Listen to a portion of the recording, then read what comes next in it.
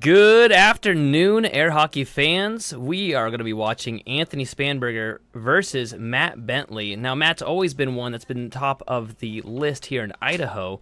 And so recently, Anthony's been rising up the ranks and has taken over Matt. So Matt is now wanting a grudge match. He's number 6 in Idaho versus number 4. In the world, Matt Bentley is ranked 102, and Anthony's ranked 83. So this is going to be a best 2 out of 3 sets with Anthony versus Matt. Starring with me today, our most amazing commentator, Caleb Buss. Caleb, how you doing today?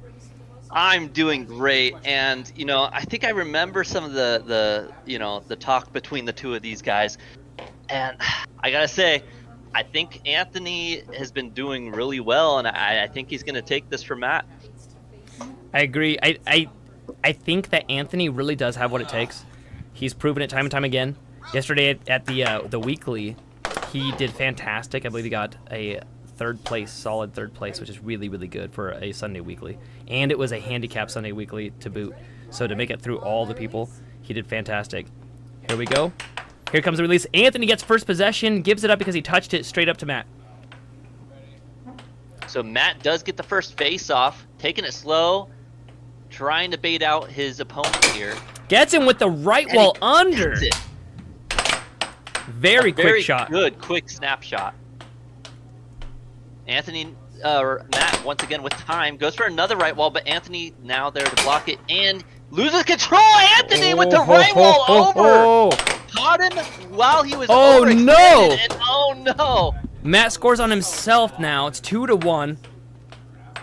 Matt, he mentioned earlier that he wasn't having a very good day. He said he wasn't feeling very great.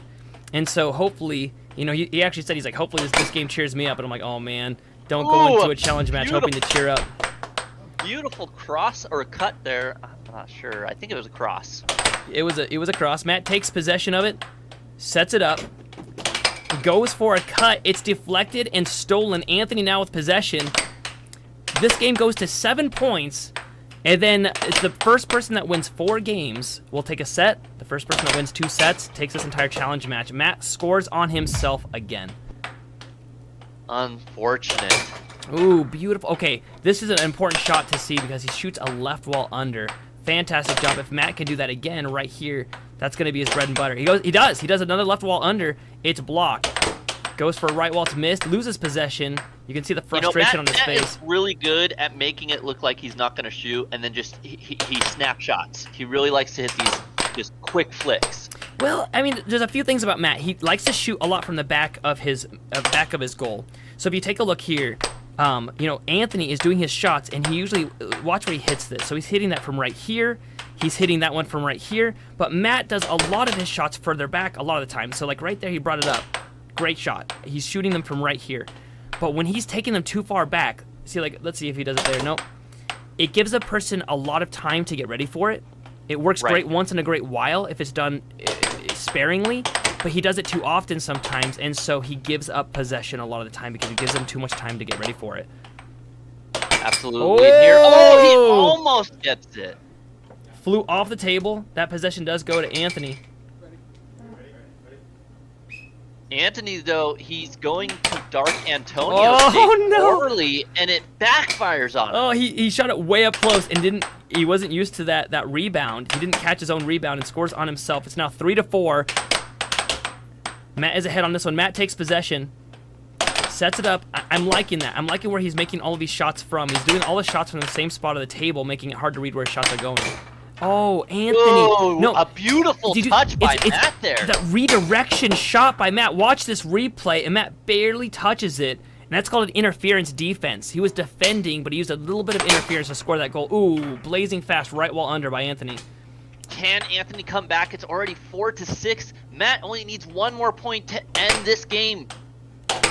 Matt scores. And he gets another. Anthony coming back now from the ashes. Can he take advantage of this lead that Matt has? And, he's been getting point after point now. Reminder. The momentum is Anthony's favor. Ooh. Anthony still with possession. Reminder to everyone, this is live. You can post in the chat right now. Also, please give us a like and subscribe. Anthony just taking his time, shot after shot here. Not letting Matt get control of it, just taking the responding to him right now. Can he tie it up here? Oh, Anthony loses Matt, possession. This is Matt's chance right now to take the first game. He goes, for a very nice off-speed over, but he missed it barely. Matt sets it up. He loses possession. Anthony can tie it up right here. Goes for a fast shot, didn't set it up. Now he's setting it up. Goes for the cut. It's deflected. Goes for another cut.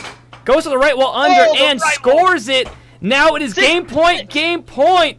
As they say in North Carolina, show me. Matt takes it, goes to the right wall under, loses possession. This is Anthony's chance right now to close this out. Will it be Matt that takes the first game, or will it be Anthony? Both these players neck to neck. This is one of those nail biters going on, just like Ruth said in the chat. What an exciting Oh, match Matt to see loses going on possession. This is an unfortunate time to lose. And then Anthony gets it there with it is. the left wall under. Watch this shot. Anthony takes it. He gets it set up. He makes it as if he's going to be doing a right wall shot and then scoops it left to that under. This part of the goal right there. Fantastic shot by Anthony to win the very first game. I can't believe how close that one got. You know, Anthony, we were expecting him to sort of have, wouldn't say a blowout game, but really hold his own. Maybe some 7-4, 7-3s in there. So to have it be a 7-6 with Anthony just barely on top is impressive that Matt was able to hold his own, even with the lack of training and experience that Anthony's been getting recently. Right. Anthony's had a lot of time, a lot of games versus a lot of different players. And, you know, at the end of the day, a lot of air hockey is experience. The more time in, the better you'll get. I'd like to introduce our newest member of the air hockey community. We've got Air Bear, the pup that you see on the screen in the studio. His name is Bear, but we renamed him Air Bear because he's now, instead of Air Bud, it's got to be Air Bear. Because Air Bud should have been playing air hockey. Air Bear, the air hockey mascot. Gotta love him. We got a ton of chat going on right this second. I appreciate everybody throwing stuff in the chat. This is the very first time that we are actually streaming in vertical as well as horizontal. So we're showing up on YouTube Shorts as well. So yesterday we got 41,000 views live, and so we're expecting about that number today. Yeah, if you're joining us now and you find this fascinating, interesting, whatever, you know, hit a like, send us a message, you know, ask questions. You know, this is we're doing some things here, you know. Enjoy the show. And if you want to be a part of the, you know, air hockey community, join us. Matt scores on himself for the second goal. You can see the frustration on his face right now. Anthony just rocking out. Anthony uses earbuds, and so he's always listening to some sort of music. It's always some sort of awful music. It's never anything good, but it works for him. Anthony got his. Right now. I'm serious. Anthony just got his new jersey in. I love it. It's like these tiger like claw marks with the American Air Hockey League logo on the corner. It looks really good. Absolutely. Both these guys are actually looking really professional here in their jerseys. Here Anthony with possession. Matt leaving his water bottle directly where every person can see it. Very nice. Nice touch there. We'll see, you know, there's no rule about hitting things outside of the table at your opponent. He's just going to randomly kick it. And with a blow of the whistle, we're back in. Anthony with possession of it. He's up 2 points to 0 right now. Matt taking his time here, has a little bit, goes for the shot. Anthony does defend, though. We got Brooke. Ooh, another good defense there. We got Brooke in chat saying, Matt, you scored the most points in that game. You just got to get them all in the opponent's goal next time. Ooh, with a double Gerber, baby, shot. Look at this. Oh. Right wall, left wall, in. Oh, bounces, double wall. I wonder if that was intentional. Usually the double walls aren't intentional. They're very hard to aim. You see there, Matt actually rams his own goal to distract the opponent when he goes to shoot. Oh, and then Anthony returns with an amazing cut. I'm loving this. Matt's trying to figure out how that got through in the first place. Nathan, who do you think is going to win this series between the two of them? I mean, with shots like that, I have to say Anthony. Anthony, I believe, okay, so this is how I rate players. First off, I think about the shots that they use, and I think about their defenses. Oh, no, Anthony scores on himself. That's unfortunate. Anthony uses a ton of straight shots. okay? And he also does some really crisp unders. Matt uses a ton of overs, okay? So Matt's shots are all going to bounce off and go to the far side of this goal right here. They're going to go to the far side. So watch this shot here. Most of his shots are aimed at the far edges of the goal, but Anthony blocks those pretty decently. So I believe that Matt's defense isn't going to work against Anthony's offense, and Matt's offense isn't going to work against Anthony's offense, if that makes sense. Right. That was a fantastic he did shot. get an That under, was though. a fantastic shot. I was telling Matt before this game started, if he doesn't get his unders, he's not going to win this game. Right. Anthony fires right back with that cross, though. So quick. Ooh, I like I think it. that was an over. Anthony now with possession. 5-on-5 point of criticality, and Anthony takes it. He's now 1 point away from taking the second game. Will Anthony take the second game, or will Matt come back? Matt's trying to use a little bit of humor to lighten Anthony up. That's one of Matt's tactics, is he'll, like, talk during the game and see, oh, nice under. And once again, that sharp right wall under. No! Oh, and then Anthony takes it with the cut. He takes it with the cut. Pulls it out of his goal. He pulls it out of his goal and just hits it. You can see where Matt is. Matt went to the left, and the puck went straight on by. I mean, it hit the bar and still went in. And, both these players doing an exceptional job, 7-6 both games, losing only by 1 point. This could still be anyone's match. Matt just needs to hone in a little bit. If you see at the top of the screen, you can see that Anthony's won 2 games now, and Matt has not won any. If Anthony gets 2 more games, he'll win the first set. All he needs is 2 sets to take this. And when I say take, I actually mean defend. Anthony's defending against Matt. Matt is in the red. Anthony is the one wearing the blue jersey. And Matt, he used to be number 3 and 4 in Idaho for a long while, but he's lost that because these new up-and-comers. And so right now, Matt's 102 in the world, and Anthony's 83. So right now, Matt is trying to take that 83 from Anthony, along with in Idaho, Anthony is rated at number 4, and Matt is rated at number 6, and so Matt's trying to take that from him as well. Now, is there a name for the person who does the face-off, the releases? It says on her shirt. Meaning, her name is Emily. Emily. I know her name is Emily. Oh, like the title? A... No, you get to make it up. I call it game starter. I call them game starters or puck girls, but that just doesn't sound as good. I don't know if we're allowed to say puck girl.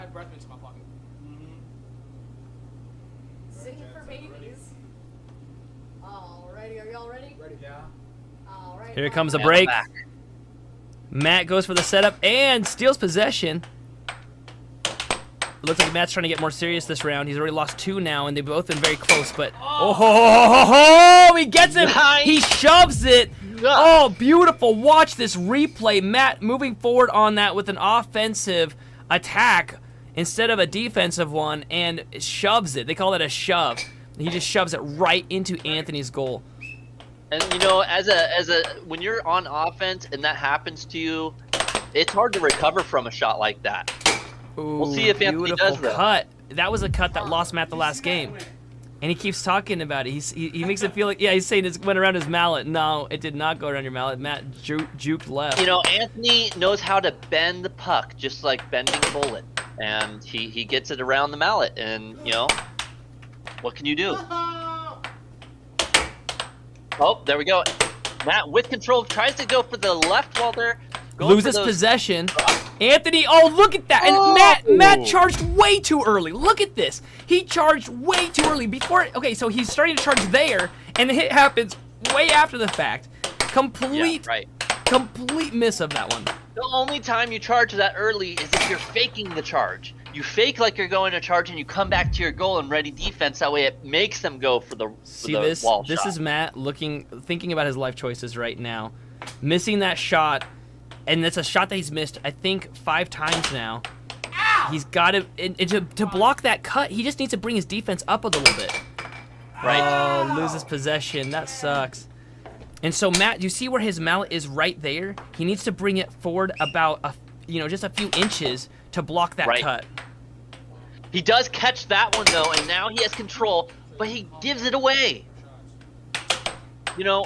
Anthony now looking at 3-1. Oh no! Maybe that was Matt's plan all along. Just give the puck to Anthony and let him score against himself. If so, well played, but I really doubt that was in his mind. Matt sets it up now. Goes for that cut. Once again, Matt is number 6 in Idaho, taking on Anthony, number 4 in Idaho. And Anthony's beautiful cut. Number 83 in the world. Matt is number 102, and so Matt is really trying to work his way up 20 ranks right now by beating Anthony in this game. Anthony with possession goes for a slow left wall and then loses possession by going too slow. It's now tied up 3-3.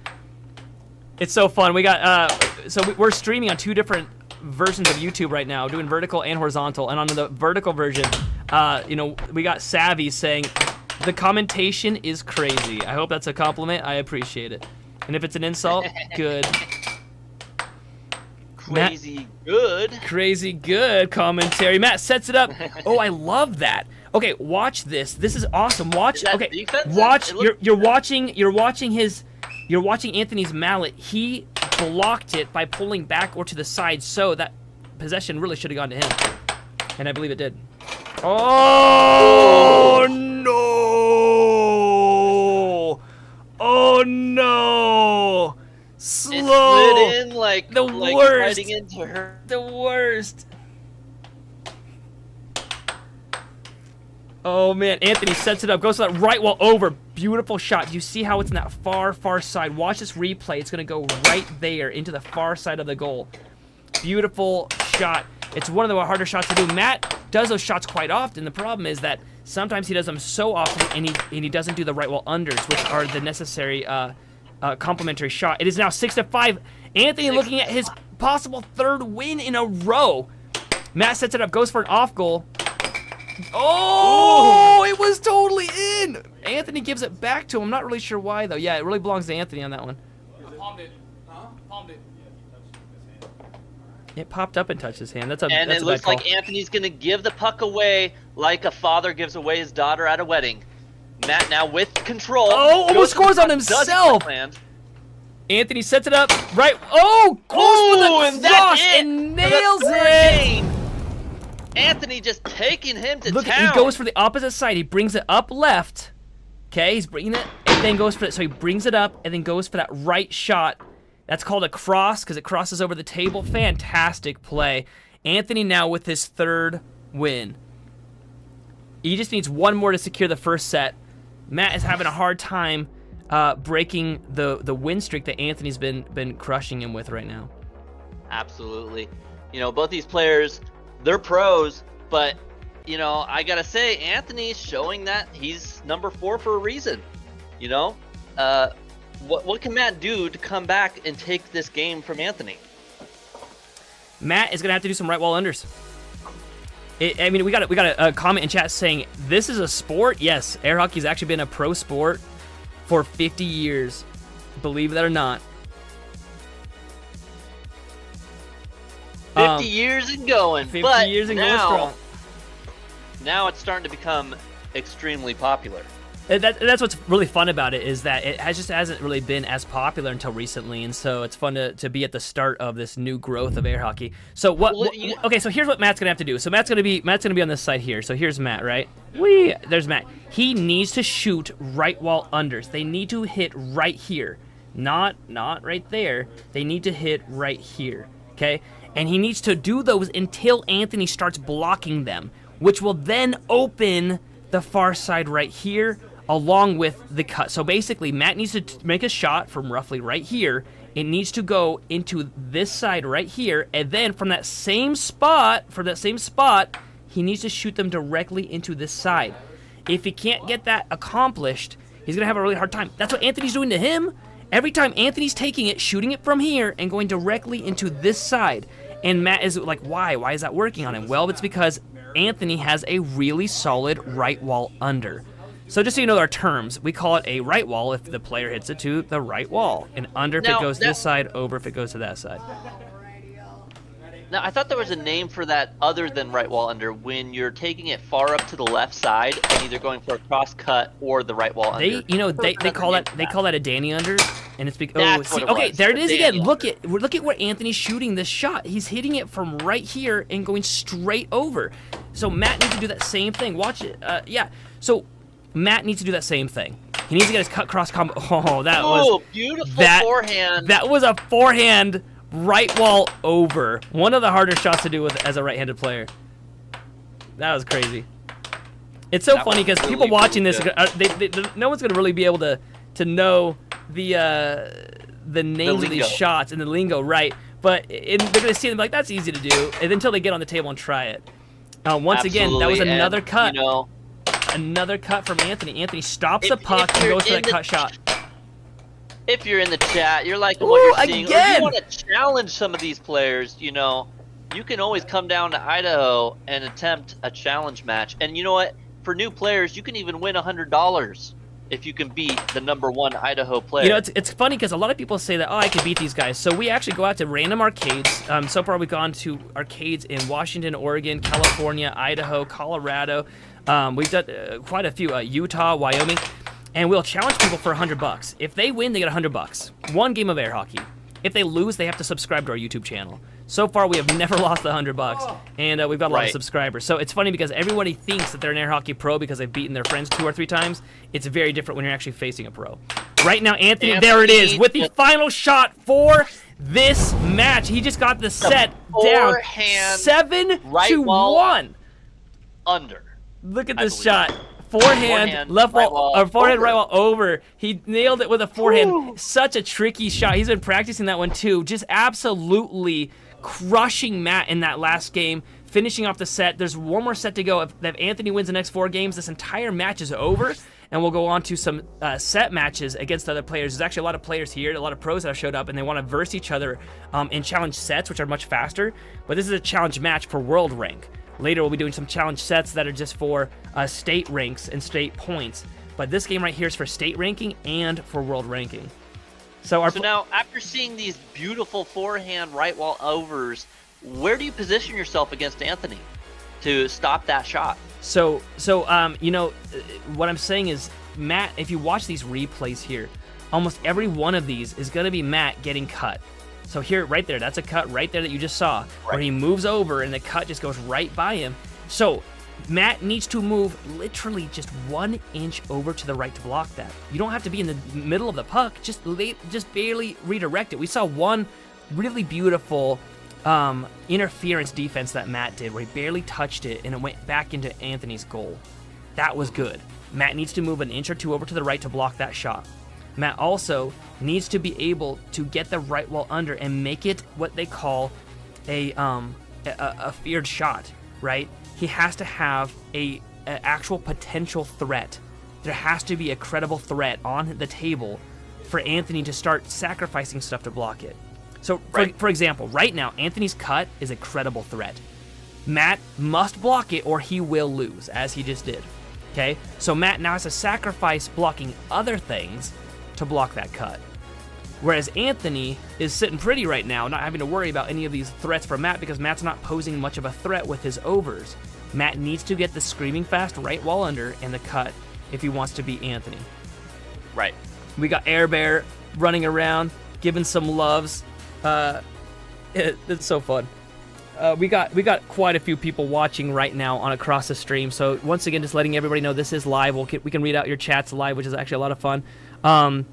We got people watching on different streams too. We're streaming all over the place. Please go ahead and give us a subscribe. We would love that. Then you can be notified on these games. They happen all the time, and you'll be notified if we happen to be in an arcade in the town that you are in, and you could actually run over and challenge one of us. It's quite fun. We got a lot of people that are up and comers and have had a lot of practice. We got Josiah in the house today. He's going to be challenging Spec after this game.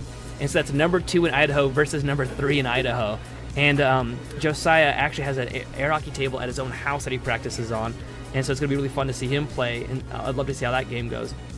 It looks like a lot of people are voting for Matt. They're like, come on, let's go, Matt. You can do this. The comeback. You got to play a little more forward, Matt. So it looks like a lot of people are rooting for you, Matt. You lost the first set, but now it's your time to shine. Come back and take him down. I think that Matt's got what it takes. He's been one of the gatekeepers in Idaho for a long time. The problem is that recently he hasn't had as much practice. Anthony's been going to the arcades. Anthony's been going to many different challenge matches. Just last week alone, Anthony defended twice. So I think the problem is that Anthony shows a bit of weakness once in a while, and so all the players around try to challenge him thinking that they can beat him because he shows signs of weakness, right?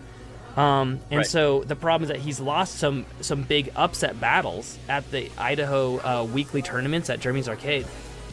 And so since he's lost some battles he really shouldn't have, people think that they can beat him in a challenge match. The thing is that people play way better in a challenge match than they do in a set. Right. Well, and in a challenge match, you got more time to burst your opponent, and so a lot of players, they set up and they learn your moves within that first game or two, and then they're a whole different player going into game 3, 4 in the second set. Right. The game's going to be starting in just a few minutes here for the second set. Matt needing to win 4 games in that and then winning the last set, because if he wins this next one, it'll go to set number 3. Anthony only 4 games away from taking, from keeping his Idaho rank and his world rank. Right now they're resting up. The players have allowed 10 minutes in between sets. It doesn't seem reasonable right now when you only have 4 games that happen, but in some games where it goes to 7 games, it's important that they get a break between. It's so funny. People like air hockey's not strenuous until they play, and they're like, oh my gosh, I'm actually sweating right now for playing air hockey. What is even wrong with me? Huge shout out, I don't know if you heard from the crowd, they gave a happy birthday to Seth Garrett. I am actually stepping in for Seth Garrett today as a commentator. Seth is an amazing commentator. He's over in North Carolina. He runs a bunch of the stuff over there and helps him out. Huge happy birthday to Seth Garrett. Seth, we love you, man. We miss you. We can't wait to see you back next week. Absolutely. Seth does a great job commentating, and he knows a lot of the shots, and he's actually quite a good player too. And so it's good. It's nice Seth having is him fantastic. Commentating with. Yeah. Yeah. I think we need to fly him out here one of these days. We need to fly you and Seth both out here. Caleb's commentating from California right now. If anybody's ever interested in commentating, let us know. It's actually a lot of fun. We love having guest commentators. Love having people pop in. It should be a lot of fun. I would love to, for the next few minutes here, just talk about Ruth Kamichek, because she is incredible. Our main sponsor for the American Air Hockey League is actually one of the players' mothers, Ruth Kamichek. She's fantastic. If you live in the Idaho area at all, give her a call, 208-965-3570. Here in the Treasure Valley. I can't go on enough about her. This is one of those things where people think that if it's a sponsor, it's because they have to say something. Ruth didn't even give me anything to say about her. I just said, hey, I'll tell them the truth about what you did for me and my family. And so she helped us relocate when our homes burned down, not in the LA fires, but in the Paradise fires that happened in 2018. She helped me. She helped my sister's family, my mother's family. She helped a bunch of my friends. She helped my neighbor, but even my neighbor wanted to move here, and she helped them move here as well. She's amazing and fantastic. So just a huge shout out to Ruth Kamichek for being an amazing sponsor. Her son's going to be playing right after this. He's number 3 in Idaho and our youngest air hockey pro that we have here. Right. All right, we're jumping back into the game. Looks like they're ready to jump back in. Looks like we're getting to it. The face-off here in just a moment. Looking for that different camera angle.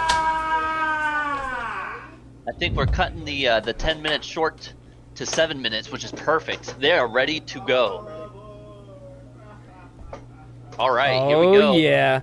All right, now this is Matt's chance. Their mallets or their hand hammers, whichever you prefer to call it. Hand hammers. Matt. I love the oh! Off the go! Okay, and then Anthony immediately serves it back. Matt explains that he almost palmed it on its way in. Matt now sets it up. It's 1-1. Oh my goodness, 2-1. This game is going very quick. It's 0 defense apparently.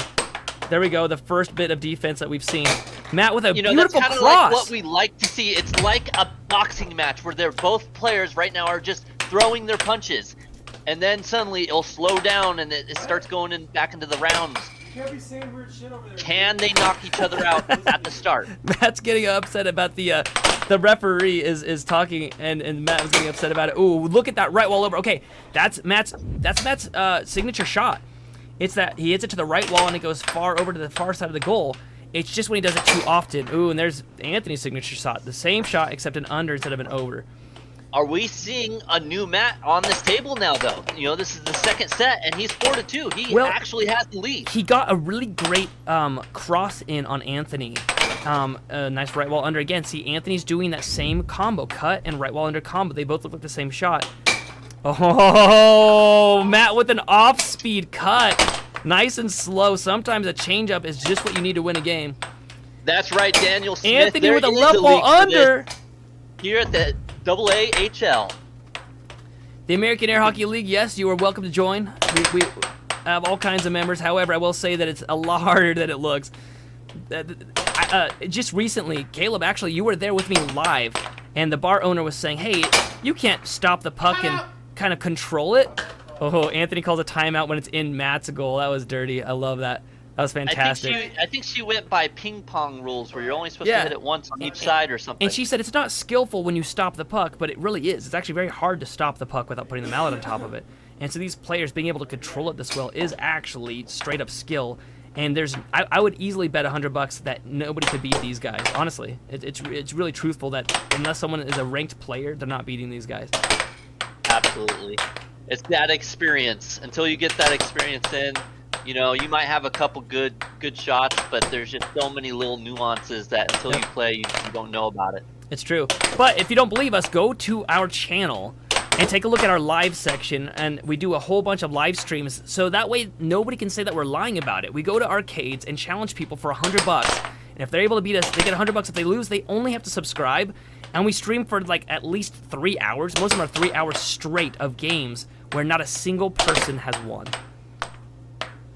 Matt now looking at what he calls a point of criticality. Oh, and he scores on himself. Anthony 1 point away from winning this now. Oh, Matt needs to get this goal right here. And he does with another great cross.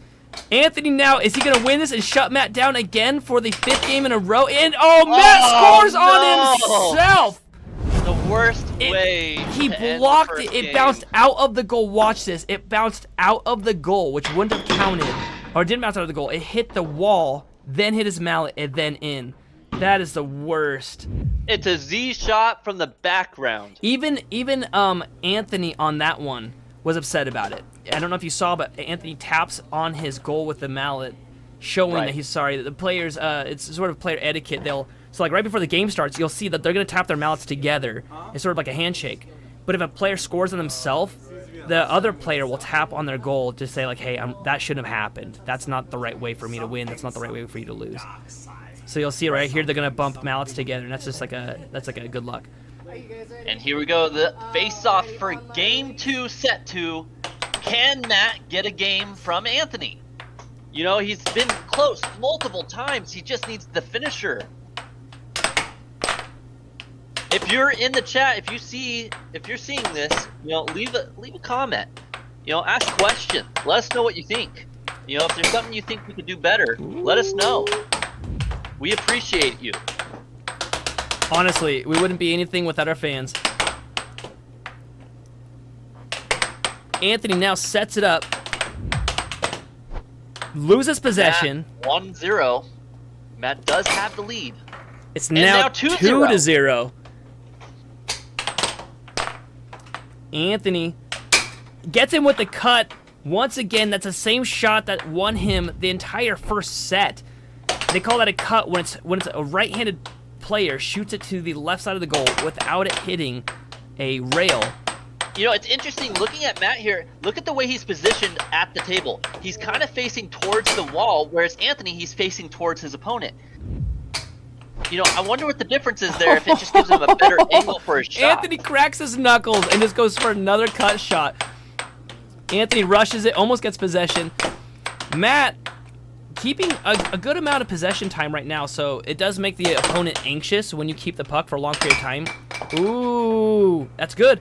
Anthony's puck. Fantastic play. Matt almost kept possession of that. Anthony's 3-2. Matt still with the lead. And Matt gets control of the puck now. Matt goes for the left wall under. He's not setting it up, though. He's just making shots like a new player. No, we need to set that up. So a setup is like when you take your time and get it in a good position and try to fool the opponent. So like right there, that was a setup by Anthony, right? Anthony's setting it up, and he goes for the shot that looks deceptive. But like noob players, like most of the people listening right now, are just gonna hit, right? They never stop it. They just try to hit as fast as they can, thinking that that's the best way to do it. But it's like a machine gun. You're not gonna have almost any accuracy. You want to stop it like Anthony just did. Take your time and aim your shot. Now Anthony is switching to left-handed. Oh my goodness, he does not play left-handed. He's just What are you doing? well, yeah, he's making Matt so mad right now because Anthony thinks that he's just won this. Great question in the chat. Celtics 2024 asks, why aren't they holding the thing in the middle? You know, it's a great question. So, and I've been telling people about this for years, and so it's hard for me to say it non-sarcastically, but that is not the way they're supposed to be held. They're supposed to be held the way that Matt is holding his right now. It gives you a better whip. It lets you hit the puck way harder than if you're holding the nub of the mallet. It lets you defend better. And lastly, it lets you reach out further. So there's actually many reasons to do it, and there's 0 reasons to hold it by the nub. It kind of makes me think of like a slingshot, you know, where you whip it around your head and then you let go and you launch your rock or whatever, and it just gives it more momentum, more speed when you're holding it that way. Matt Bentley actually dubbed it. He calls it the peasant grip. If you hold it with the nub, he calls it the peasant grip. It's usually the way to know that somebody doesn't know how to play air hockey. So if you walk up and you see somebody holding it like that, we immediately know that person's never really played competitively before at all. Right. Beautiful now, cut by Matt. That is a shot that I'm saying that he needs to get. Look at this cut. He brings it up left of the center and just goes for that straight across the table. If he's able to do that again, he could possibly win this. Anthony now with the right wall under. I have another person asking, why does it even have a nub on the top? Well, it's to brace your knuckles. No, if you can see Matt, where his hand is at right now, it's perfect for defense. A lot of people actually call it the sombrero, how the mallet's shaped. You can see that Anthony's actually using what's called a low top. It doesn't have the nub. Matt with a beautiful off-ski left wall over. Matt, Anthony gets possession and takes it again with the right wall under. Matt just always being so close right now because he keeps getting 6 to 7, and you know Anthony, you can see the smile on his face because he knows that he's in Matt's head right now. It's true, he really is. I mean, okay, but what's the definition of just losing all hope? And that's what happens when you give somebody hope and then you just crush them, and then you get them hope again, then you crush it. And Matt keeps getting this glimpse of hope every single game. And just Connor wants to bet on this. That's a good question. Maybe at some point when we can figure out the legalities on whether we can we can do betting right away. There's actually some companies that we're thinking about looking into, and that will let us place bets on their sites. And so we're actually looking into that. It'll probably be a little bit before it gets there. So up until then, I guess just do it under the table and don't let us know about it. Deal. Right. We got our game starter coming over, Emily. Man, what close games. Matt just can't quite lock it down. Oh no, Emily's making fun of Anthony now. His phalanges. I don't know if you can hear that, but she's making fun of his phalanges right now. All right, Anthony only 2 games away from closing this challenge match up, and then after this it's going to be the number 2 in Idaho versus number 3 in Idaho. Josiah versus Josiah versus Spec. Spec is number 2 in Idaho versus Josiah number 3. Ooh, I didn't even know this game was coming. I'm looking forward to that. Dude, there's a lot of challenge sets that are going to happen right after this game. We're going to see if we can maximize our time today. This match here is probably going to be closer than the next match. Even though it should still be a close match, I feel like this is a closer match. That being said, I love watching Spec and Josiah because both of them hit some really interesting shots, and so it makes for a good. Josiah's fantastic. I mean, he's fun because he's left-handed, and so he's fantastic that way. I think he's a lot of fun. Spec is absolutely the robot. His shots are perfect in every way. They're calculated. Everything is thought out. I do believe Spec is going to win that game, but I think it's going to be a fun one to watch. All right, can Matt come back? Is he done? Is he finished? Is he washed up? Or is he going to take this game and show Matt that he still has it? See that's how noobs play. I don't know why Shot after Matt shot, but teaches Anthony is not phased. Matt teaches people not to do that, so I think he's just over it and he's just getting upset and wants to end out this game. He should not be doing rapid fire like that. He might be over it, but he right-walled over that one. Goes for a double and loses possession. Anthony now slowing it down. Matt jumping out to defend Overextended again. and just leaving himself wide open. Oh, but he does catch that was the good. lacking That was there. good. Anthony actually. Oh, Matt but stopped Anthony- it with his stomach. It would have been a penalty shot, but instead he just scored on himself on purpose to show that he knows that would have been a penalty shot. That hit his stomach on the way in. Ooh, no. Anthony gets injured. Possession goes to Matt. Anthony going left-handed again because his Ooh, right he hand slows hurts. I bounced and slammed into my pinky. Anthony's now injured. Matt really needs to take advantage of this injury and just throw shot after shot at his hand. Can he take advantage of it and end Anthony's career tonight? We got somebody in the chat saying, you know, stomp it, you know, stomp the ant. Matt, you got this. So they're still rooting for Matt on this one. I love, you know, it's funny, everyone always goes for the underdog. What's fun is that Anthony was the underdog in Idaho. He's only been playing for a year. Matt's been playing for 3 years. Anthony was the underdog until a few months ago, and now he's sort of a force that, I mean, he can sit here playing left-handed disrespectfully against Matt and still be beating him. I love the question in the chat, or the statement, I should say. Maybe they need gloves. Well, you know, the thing is some people do use gloves and some people use tape. Nathan, why don't you explain a little bit about that? Matt used to use a glove, and it was by a brand called Best Shot, and it had Best Shot written on the middle finger, so he loved when people asked what his brand of glove was. He'd love to show them. Anthony with another cut right into Matt's goal. A lot of other players use tape to give them either more grip or to protect their fingers. I play, and when I whip the mallet hard enough, it actually splits my finger nail open, like right underneath my fingernail, and I'll bleed. Not from even playing anybody, but just by how hard I hit the puck. So I have to wrap my fingers, otherwise they will split the open. dragon right wall under. Look at this shot. shot He by pulls it up Anthony. nice and slow, Drags it and then forward, right wall under. Right wall under. Ooh. So clean. We got in the chat, we got Frank live saying Matt is actually cooked.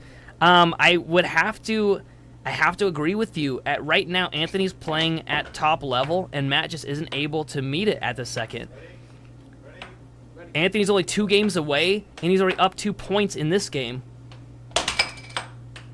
You know, it's incredible to see how good these players are, but also to understand how good the best of the best are compared to these players. We actually got a right? great question in chat from JJ Finks saying, hey, since there's a league, is there an actual strategy? Yes, there's a strategy. It's actually funny. People will laugh at me when I tell them that.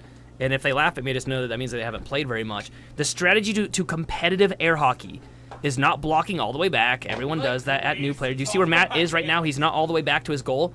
You want to hit it really hard. You want to aim your shots, stop your shots, right? You want to stop them and aim them.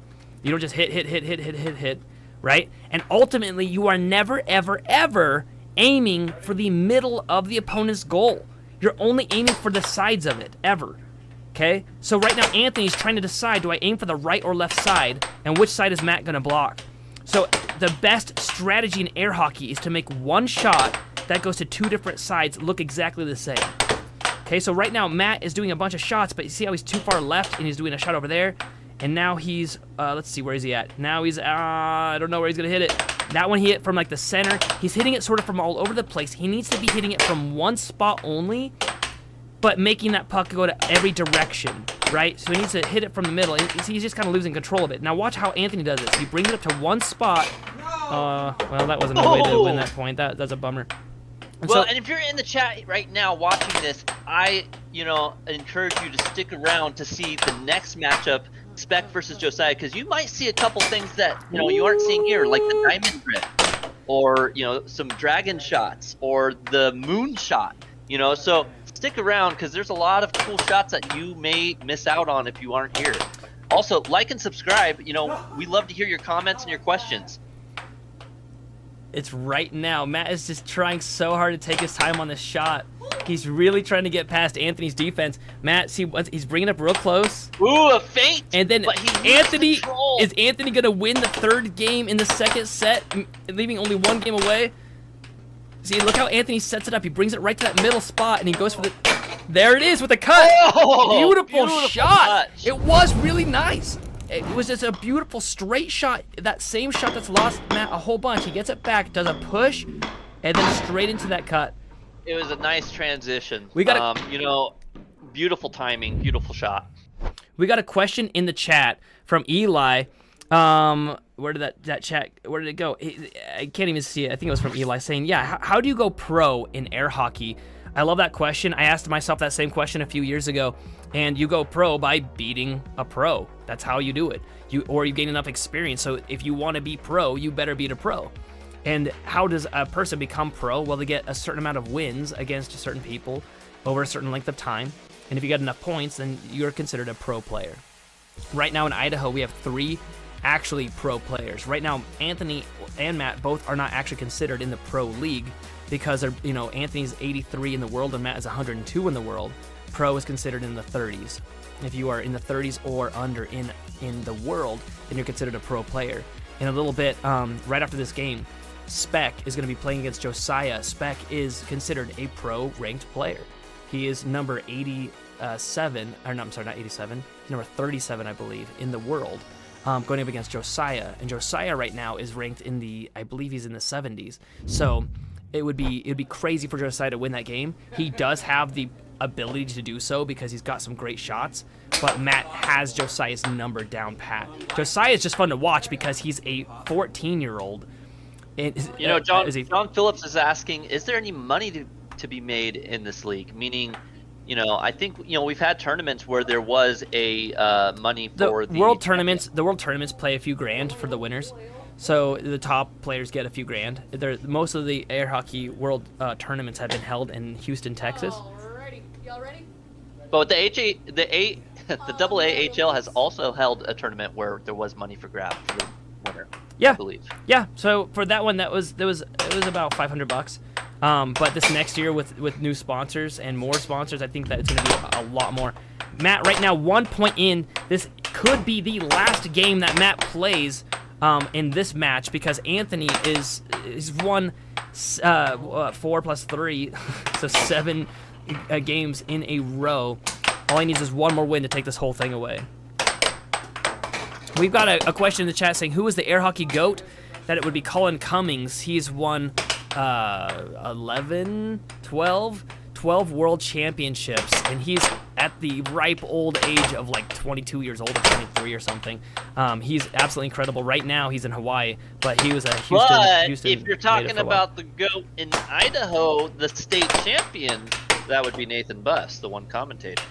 Yeah, and that Nathan Buss, he'll be playing a little bit later today. He's been challenged by Spec also, and that's going to be one of the last games we play of the night. Is going to be number 1 in Idaho versus number 2, and that's going to be a really fun game. I'm going to get pretty upset because Spec pisses me off. Oh no, shots. Matt, you have to take at least one game from Anthony. Matt, now with control of the puck, can he take a game? 2-3, he needs a little bit of help here.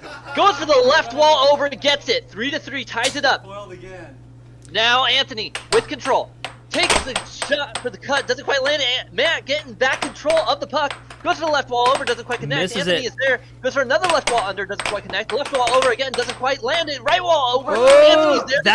that looked like it hit Anthony's shirt too. We got Eli asking if there's an age requirement. No, there's no age requirement in air hockey. You just want to be tall enough to reach the table. Oh, Anthony with a beautiful cut again. His cuts are just killing Matt. Matt gets that right wall over. Anthony immediately serving it back. Gets the right wall under again. Anthony 5-4. 2 points away from closing this match down, and then we get to move to the next game. And Matt not giving up easily. The point of criticality. Anthony with control. Can Matt land this game? Or will Anthony shut him down now 6-5? Okay, do you see how Anthony was tapping on his goal? That was showing that he was sorry. Matt goes to try to tie up this game. Can he tie it up and win this? Or is he going to give possession to Anthony and Anthony take it? Anthony only needs one more goal to end it all for Matt. Will Matt get 2 more points? Matt gets a goal. He gets one more. Anthony goes for the quick serve. Loses possession. Does Matt take his first game? Last goal. Matt taking his sweet time. He stares down his opponent and in calls the eyes. a timeout. He's like a lion staring down a gazelle. Calls Will a timeout. he take him down? Grabs a drink from behind the trophies. I love it. I love it. Great time for a timeout. Each player has a 10-second timeout per game. So his time is up right now. Then Anthony's gonna get over.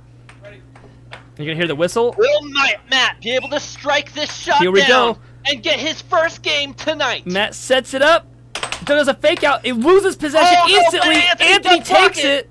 Is Anthony once again gonna destroy all hope from Matt and shut this match down? He does. He gets it with the cross and shuts it down and again. Look at his uncanny smirk Anthony made after this goal. Anthony he does a fake out, goes for the cross, and then watch Anthony's face here. He just gives him this oh, that's the worst. That's the worst. That's the worst. You know, Matt's gonna have to take this as a lesson and, put some time in now and get some more experience in because, he just let the young buck, take him down. Yeah, I mean, he got wrecked too. I mean, I know that the games were somewhat close, but 8-0, 8 games to 0. And so yes, Right. Matt came up a bunch of 6-7 games. There was a lot of games in there. Actually, we could show that for you here just 1 second. We're gonna show you the scores and show you how close these games were. There were every game in that last set was a 6-7 and 2 games in the first set. So let me just point this out. Out of 8 games, 6 of those 8 games were 6-7. Okay, so Matt was that close, but Anthony absolutely crushed it when it came to that. Anthony won every single 6-6 match. Well, and I think, like you were saying before, there's at least 3 different big problems that Matt had going into these matches. Number one is his shot, abilities, right? He doesn't have forehand shots quite on target, right? He needs more of the cuts and crosses going in and getting those right wall, left wall unders. He's got the right wall over, right? He's got that perfectly nailed, but his diversity in shots was not really there this game like it should be. And then also Anthony, he's looking really good. He's gotten a lot better in the past 2 months that he's been playing, and his shots are showing it. These forehand right wall overs, that's not something we really saw a lot of the last couple matches. Matt was having a really hard time with the okay, I'm gonna jump in the chat real quick. I'm sorry, it's really hard to follow chat. It's just blowing up. We got one question. Looks like it needs to be answered here. Is there any illegal plays in air hockey? Asked by Roderick Coles. Is there any illegal plays? Yes, there's a lot of rules in air hockey. A lot. A person can't reach past the white line. They can't hit the puck when it's past the white line. If it's touching the line, it's fair game. Even if it's barely touching the line, off to one side. If the puck is in contact with the line at all, either player can hit it. But if it's past the line and the player hits it and it goes into a goal, it does not count. The illegal plays, you can't touch the puck. An illegal play would be like interfering if you were to scream and then hit the puck or something to that effect.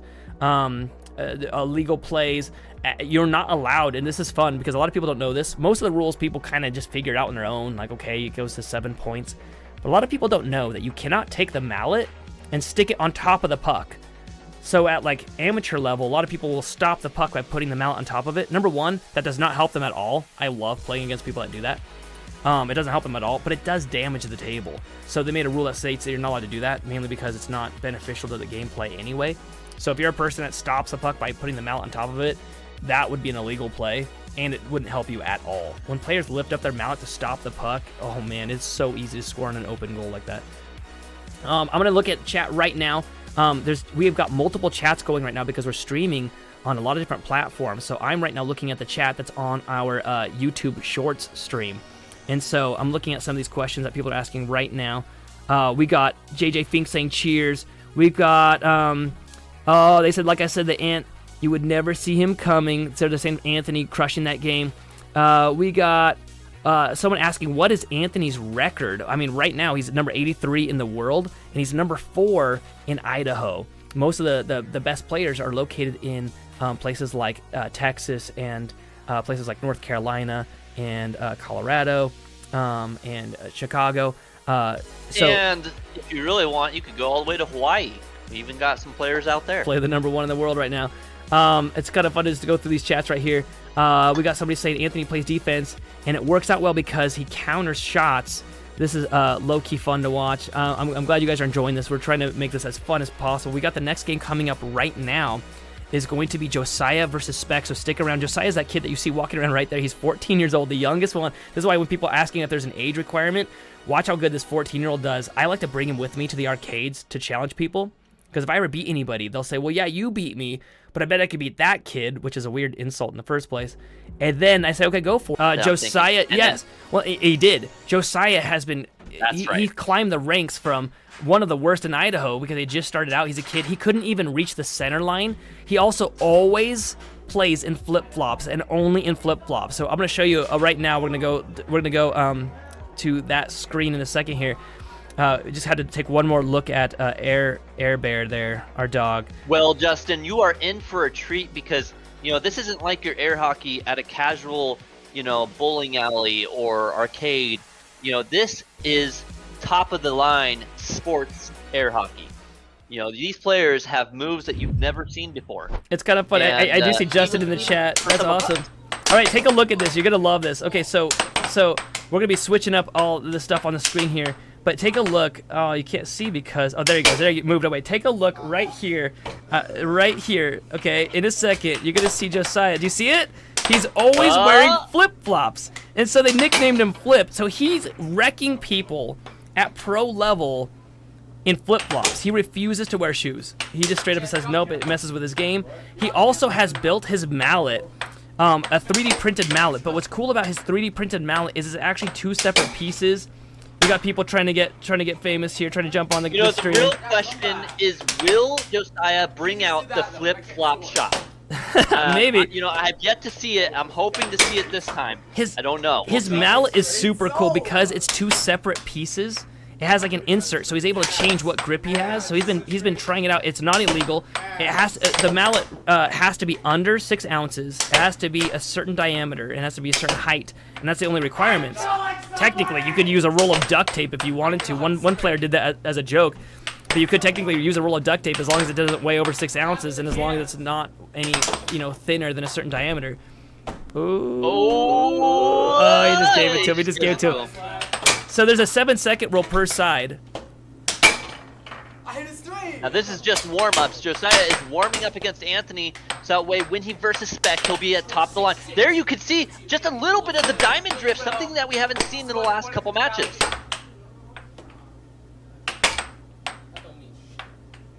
Oh, we got our possible rep standing right in all of our view.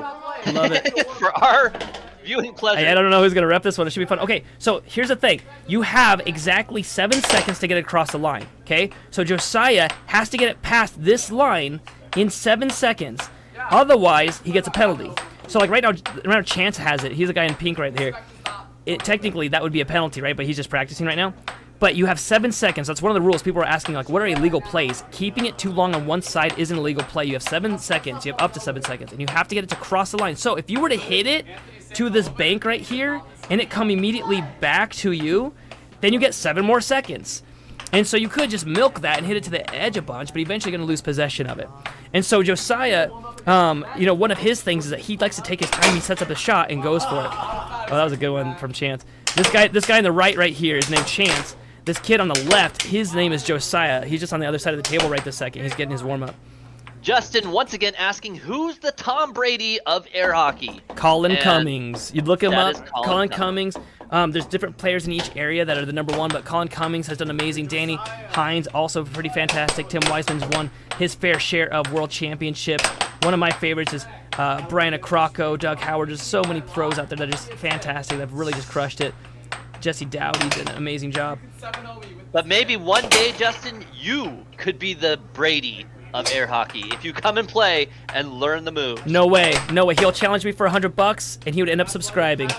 That's what we do. Check out our channel. If anybody just logged in, and it will show you. Go to our live stream channel on YouTube, and you're gonna see that we go to arcades and live stream for 3 hours straight, just challenging people. And if they win, they get $100. We even pay for the game. Well, like, hey, we'll pay for it. You got $100 if you beat us. If you lose, all you have to do is subscribe to our YouTube channel. You don't have to pay us money. And so we end up getting about, I don't know, 40 subscriptions every time we go. We play about 40 games and leave. People that always is think they're actually going to a win. good question, Justin. Is Collins the best ever? So Collins is the best currently, right? He's But won. who would be considered the best ever? The best ever would be considered Colin because he's won 12 world championships, and if you look at the old videos of the original players about 50 years ago, his style now would destroy their style. It's really evolved You know what that since means? then. You know what's incredible about that? That means right now, the top ever who has ever been is still playing, and he's still considered number one. And if you wanted to show that you are the number one, you still have that opportunity to play against him. He's not dead. He isn't like Bruce Lee, who just, defeated everyone and passed away. You could still go against the best in the world. Ooh. So this game that's happening right this second is a practice game. On the left, you have Peter Kai, also known as Spec. We're going to call him Spec for the remainder of this. He's our tech guru, and he's number 2 in Idaho. He's going to be going up against Josiah, but right now he's getting his warm-up game. Every player's allowed one warm-up game, and so he's using Chance on the right to get his warm-up game. Chance is another up-and-comer. Chance has only been playing with us for 5 or 6 months. And he's doing amazing. He's the only one that actually took a game off of me yesterday at the arcade when we did our Sunday Weekly. We know what it is. It's Chance's ability to diamond drift. It looks a lot stronger than a lot of the other players. He's really learned well on the diamond drift. Yeah, you can see him doing. He's one of the newer players that does a diamond drift. We got Liam in the chat asking if you're allowed to throw your mallet. No, you are not. It's really funny. There's a puck that's right in front of your goal, and you just leave it there, and the opponent throws their mallet across the table to hit it in. That is not allowed. Actually, you can't. You might not be allowed, but as long as they don't know you're doing it on purpose, you can get away with it at least 50% of the time. No, you cannot. Not with a ref. Actually, to be very honest, you can't let go of your mallet at all unless you call a timeout. It's only considered cheating if you get caught. You are not allowed to let go of your mallet at all. Some people call it a paddle or a striker. But if you're playing and you let go of it and then grab it again, that is considered loss of mallet, and you lose possession of the puck. And so you never want to let go. And there's only one exception to that rule. There are some players that lose a mallet a lot, and so they made an extra rule that states that they can have a leash, basically, like the little strap that you'd have on a camera to keep it attached, or the old Wiimotes, you had the little lanyard that would attach to your wrist. They have those for mallets, and so if you ever let go of your mallet, if there's a string attached to it, then the puck is still considered in play. And so your opponent has a chance to shoot on you while you're scrambling to pick your mallet back up, but that's the only exception where normally if you let go of the mallet, the puck is instantly out of play and the game is stopped. Well, you know how it is. Most people don't like strings attached, and I think that goes to show with all these players with the mallets now. All right, we got Kayla as our game starter for this game. We got Spec versus Josiah. This game's about to start. It's only one set, best 4 of 7 games. And here we go. Here's the face-off. Josiah losing possession right off the bat. Spec taking it up, going for a cut. Setting it up again, going for that cut shot again, losing possession. Josiah changing his song on his... He just doesn't seem like he has any care in the world. He's so fun to watch. He's a left-handed player, and he just really crushes it with his 3D printed mallet. You can hear the sound difference when he hits the puck. Listen to how he hits it. Listen to the sound that it makes. Man, this is such a great match, and there it is. Josiah, it does Nails get the it. first point on Spec. This might be the first time that Josiah could take down Spec. I've seen Josiah really come super far from where he started. No! Scores on 1-1. himself. You can see the smile on his face. He knows that he's now scored both points in this game. That Gets him with being a said, beautiful cut there. Spec though, I call him Mr. Universe because he has the most arsenal of shots to deal with. He shoots from every position. He has these shots that he'll just bring out a new shot that you aren't even aware that he has. He spends so much time practicing. Spec was actually one of the first of us that started challenging people for $100. He would walk around an arcade with a sign that says, "Play me for a chance to win $100." And he would just go game after game after game after game. You'll notice that, oh no, that was off of the back of Spec's mallet. That's a bummer of a shot. But watch where Spec hits it from. So, here comes the dragon he shot. just hit it right here. Spec just hit it from right there. Oh no, it dribbled off his mallet again. It's 4-1. This just happened crushing a lot it. to Spec where he loses the first game. Okay, so there he hits it from right early. here. Watch this again. All of his shots are almost in the exact same spot. Once again, right here. And that's so tricky because he's doing different shots from the same spot. Okay, that's what Matt wasn't doing properly in the last game, is that he was hitting them from different areas and giving it away. It's almost like me yelling at you, Caleb. It's like me saying, I'm gonna punch you in the head with my right arm, and I'm running at you in slow motion. You'd know what I'm about to do if I said it. In air hockey, when you move a puck to a certain side and make a certain motion, you're sort of giving away what you're about to do. So just like in anything, you have to be a little bit deceitful on your shots and make them look the same. It's like boxing. You have to sort of hide what you're about to do and keep the opponent guessing. And right now, Spec is doing that very well. And just like boxing, it's good to at least get one shot down 5-2, but make it look like multiple possible Spec shots. number 2 in Idaho is not able to hold his own right now against the 14-year-old Josiah, who is just crushing him left-handed right now, and wearing flip-flops. Once again, I don't know if you're going to see it unless he steps back, but Josiah's wearing flip-flops right now. There you go. You can see his shoes there. As Spec with a beautiful left wall over, and it's instantly turned. It's game point. 6-3. Game might take the first game. Spec almost loses possession. Starting to get into this again. Oh, and Josiah goes for the charge, almost gets it back. You're right, Caleb. Spec getting too excited, and he's starting to lose control of the puck. He's hitting it too fast. Okay, now he's slowing it back down. There he goes. He's slowing it back down again. Goes for those shots. He's going for those right walls. Josiah just and a stone wall. Landing. But he's pulling him out, and he goes for the cup, but Josiah reads it, and he blocks. A great read by Josiah there. Doesn't gain control, though. I love Justin in the chat said, this kid is cold. He's actually really, really fun and animated, but when anybody plays air hockey, they got to get real serious. 4-6. A great cross by Spec. Now Josiah, this could be for the win. Loses possession. I should be quiet so you can hear what he's saying. He's making fun of Spec right now, I bet. Something like that. Oh! Spec loses it. Almost lands one there. And gets a cut. Spec gets the transition cross. Spec bringing it back from 3 points to 5 now. It's still anyone's game. No! Josiah gets Josiah it! takes game what one. A beautiful cut! Look at where he shoots this from. It's almost at the very center of the table, right? He does it straight over. That's such a good shot. It's a cut, but he did it from left of center, which pulled Spec out of the way. I love that. That was so good. Justin, that's a good point. I've noticed that the right-hand guy never banks it off the left wall. Sometimes Spec will purposely put in a handicap for himself during the first game or two, and also to throw off his opponent, so that way when he brings it out, the opponent isn't ready for it because he hadn't used it the whole first game. Spec has some of the best left walls. However, when you're facing a left-handed opponent, the right wall shots work better. Left-handed shots, like the left wall shots, work better against a right-handed player. So Spec is playing as smart as he can, and he's keeping those shots away from Josiah. Shooting a left wall to a left-handed player is really foolish. There's only a few times you can really get away with that, and so I think Spec is saving that for a special occasion. So you're going to see that right now. There was a question from Campbell. I have another question for the commentators. Is there a penalty for taller players, like special for who can reach pretty much? No. That's why the rule is. That's why the rule is that you can't go across the line. Your mallet can't go fully across the white line. So they solved that with that. Ooh, and Josiah off the break with a left wall under. Wins the face-off and the point. Oh, and then Spec with a cut. But my point is right there. Josiah did a left wall shot against a right-handed player, and that's why it works so well. Ooh, again, did that touch his mallet? I don't believe so. It was too fast to tell. But Josiah already up again. 2-1. Like I said, Josiah really showing just a lot of competitive spirit here.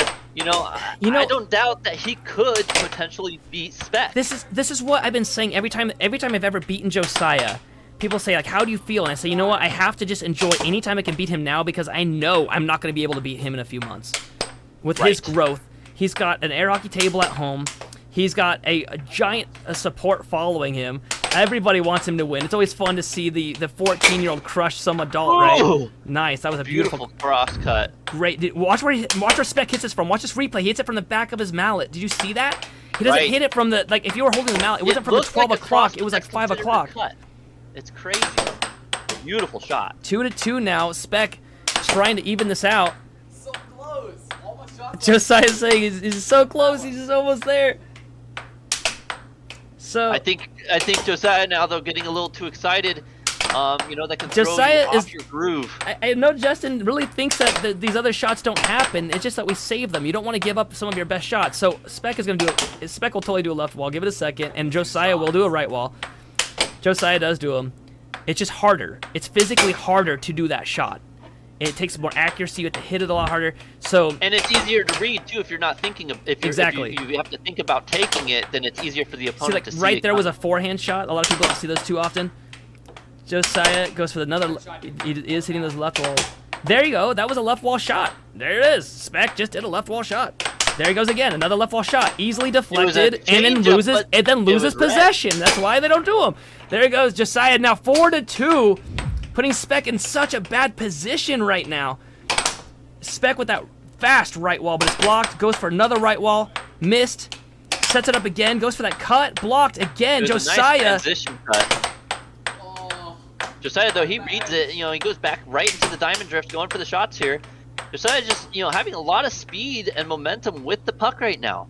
He's looking really good with control. Beautiful Tries to go shot. for a fake, and it works. He pulls him out just enough to get the shot. Spec now needing some help here. 2-5.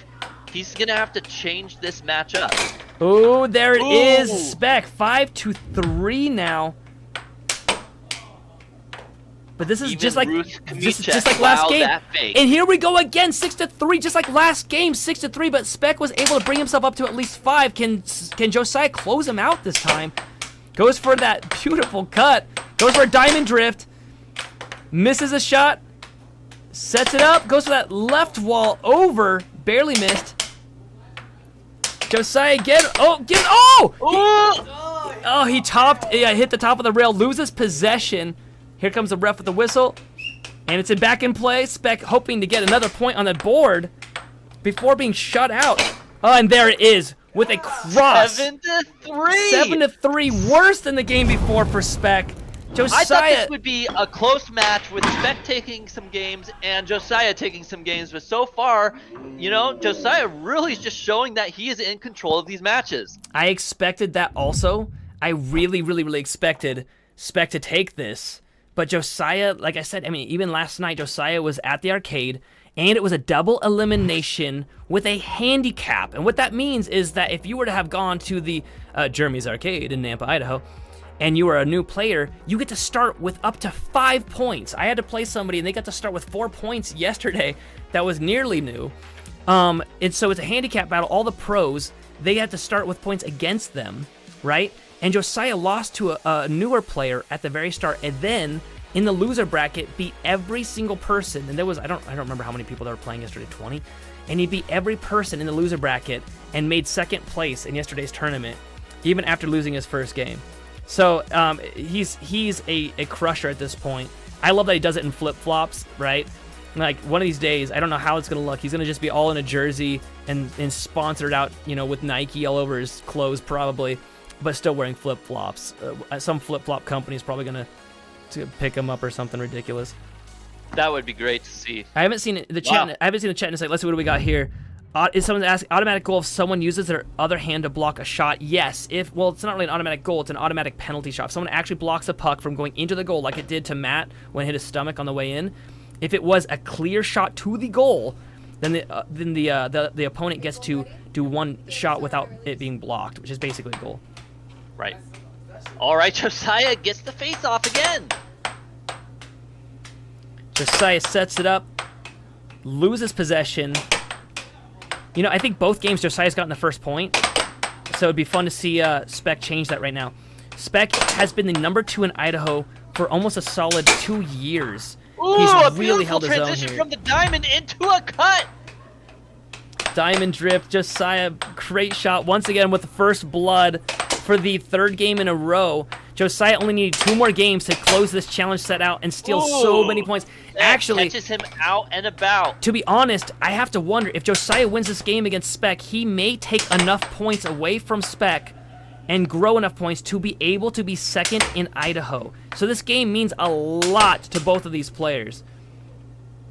Josiah taking his time. So somebody was asking earlier what the strategy is to air hockey. This is a lot of the strategy.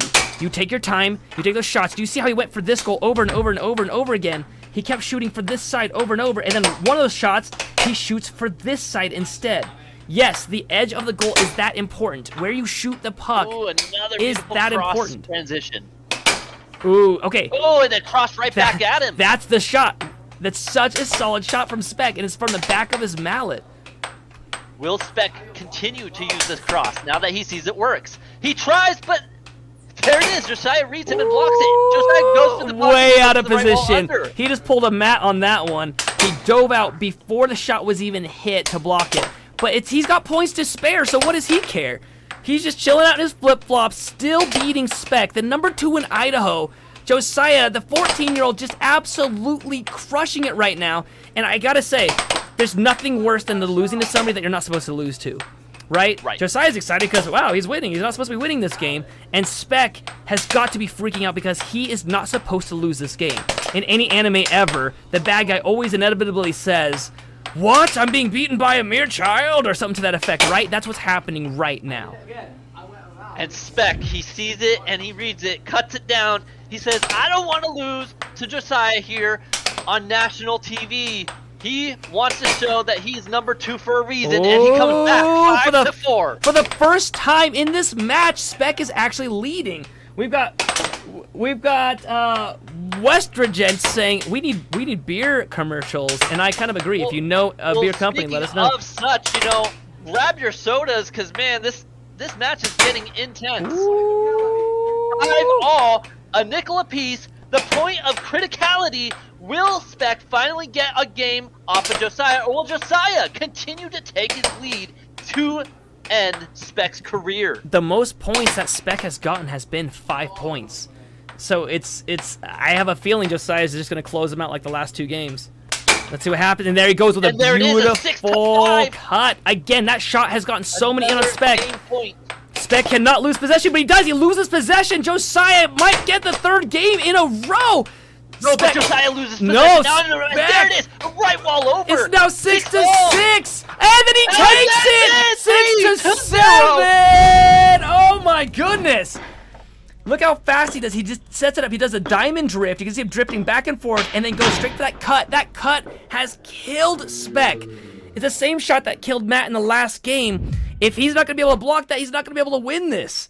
If you are joining us now, it is 7-6. The underdog story, the number 3 versus the number 2, is taking him to town. Can Josiah keep this up and take the W for set 1? Do me a favor and double click on your screen if you're watching this live right now and you're watching on the YouTube Shorts. Double click on the screen, give us a like. We would really appreciate that a ton. We'd really appreciate it if you would actually subscribe. You can actually watch all of our live stream games that we do at arcades for 3 hours, challenging people for $100 if they beat us. We've actually offered more money, and they think it's a scam. So we've actually had to decrease the amount of money so that they don't think it's a scam. We say, hey, if you win, you get $100. If you lose, you just have to subscribe to our YouTube channel.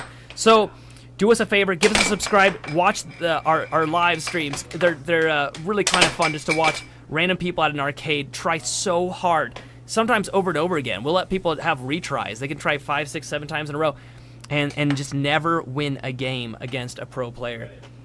Right. Josiah, we are doing this for you, for your viewing purposes.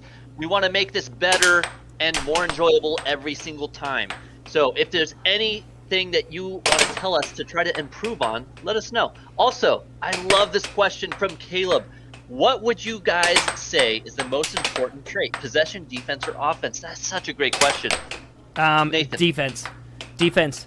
All day long. You've seen a few players score on themselves. If you're not able to score on your opponent. Okay, right there. Perfect example. Speck scores on himself right then because Josiah defended enough shots. If he hadn't blocked all those shots, that goal wouldn't have gone into Peter's slot, right? So defense is the number 1 thing. If you ask any pro, what's the best, offense or defense? What do you wish you could be better at? People are pretty content with their offense, but they're not content with their defense. Now, my personal trait, to be honest, is to not train your head, but to train your arm. It's like riding a bicycle, right? You're not really thinking about how you're riding a bicycle when you're riding it. You just do it automatically. And so when we do drills, we're not training people how to think about the game. We're doing drills with repetitive shots over and over and over again to teach their arm what to do.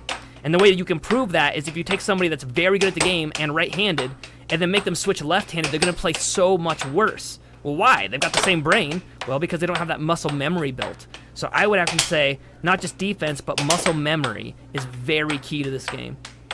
Absolutely. And caffeine, so this you can be all on your adrenaline, get your adrenaline pumping. That's what we need to be sponsored by. Look at caffeine. this though, 2-1. Josiah is still in the lead. I mean, he's been pounding on Spec today.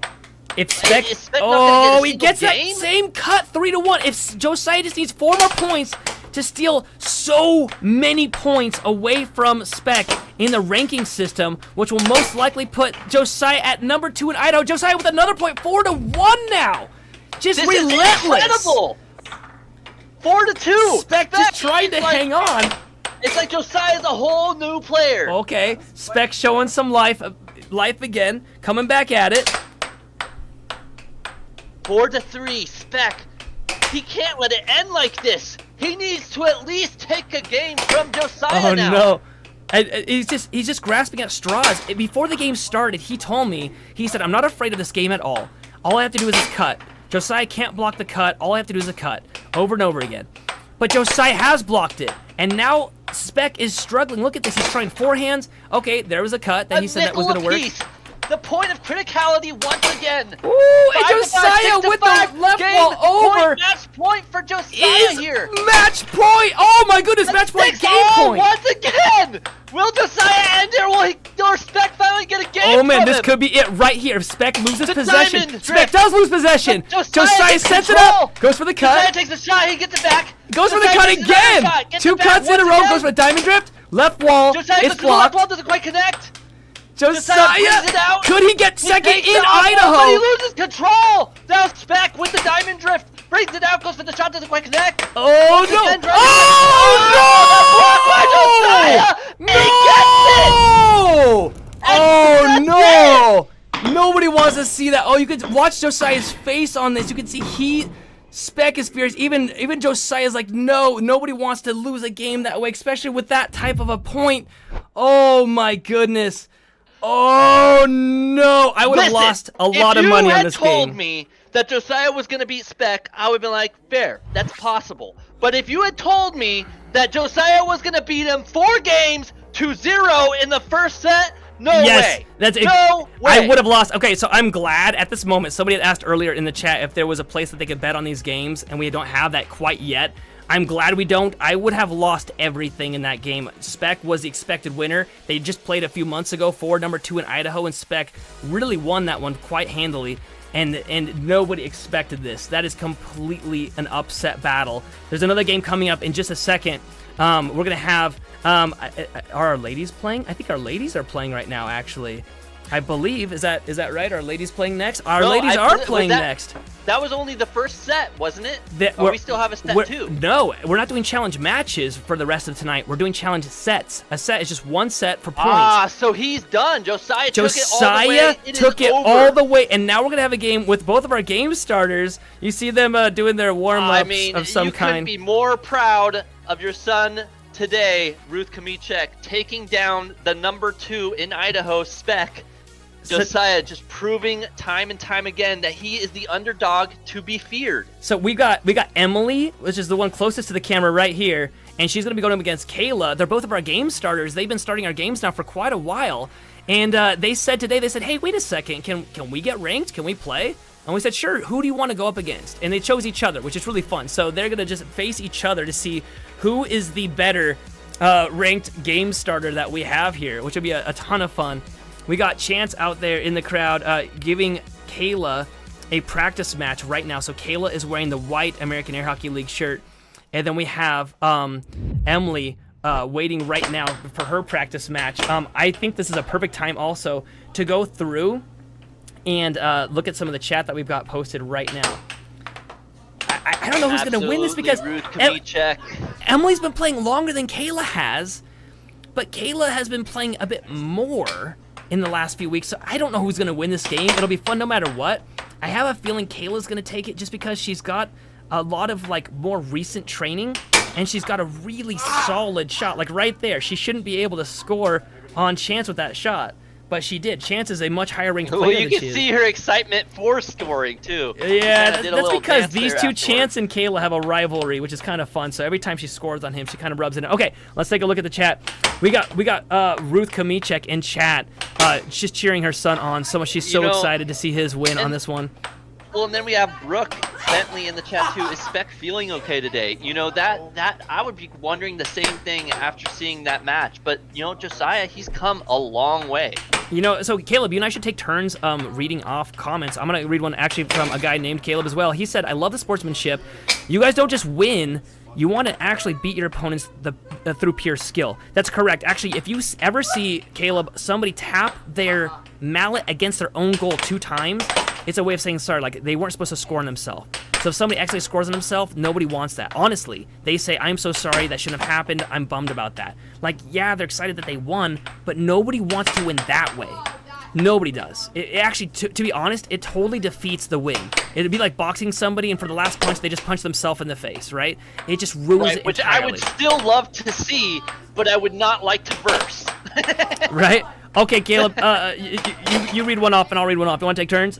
I'll read one. We said, one person said we need FanDuel sponsors. Someone says, "Where's the Underdog Sports?" That's from West Trent. I'm going to read this one. These commentators sound like expert commentators, and I love it.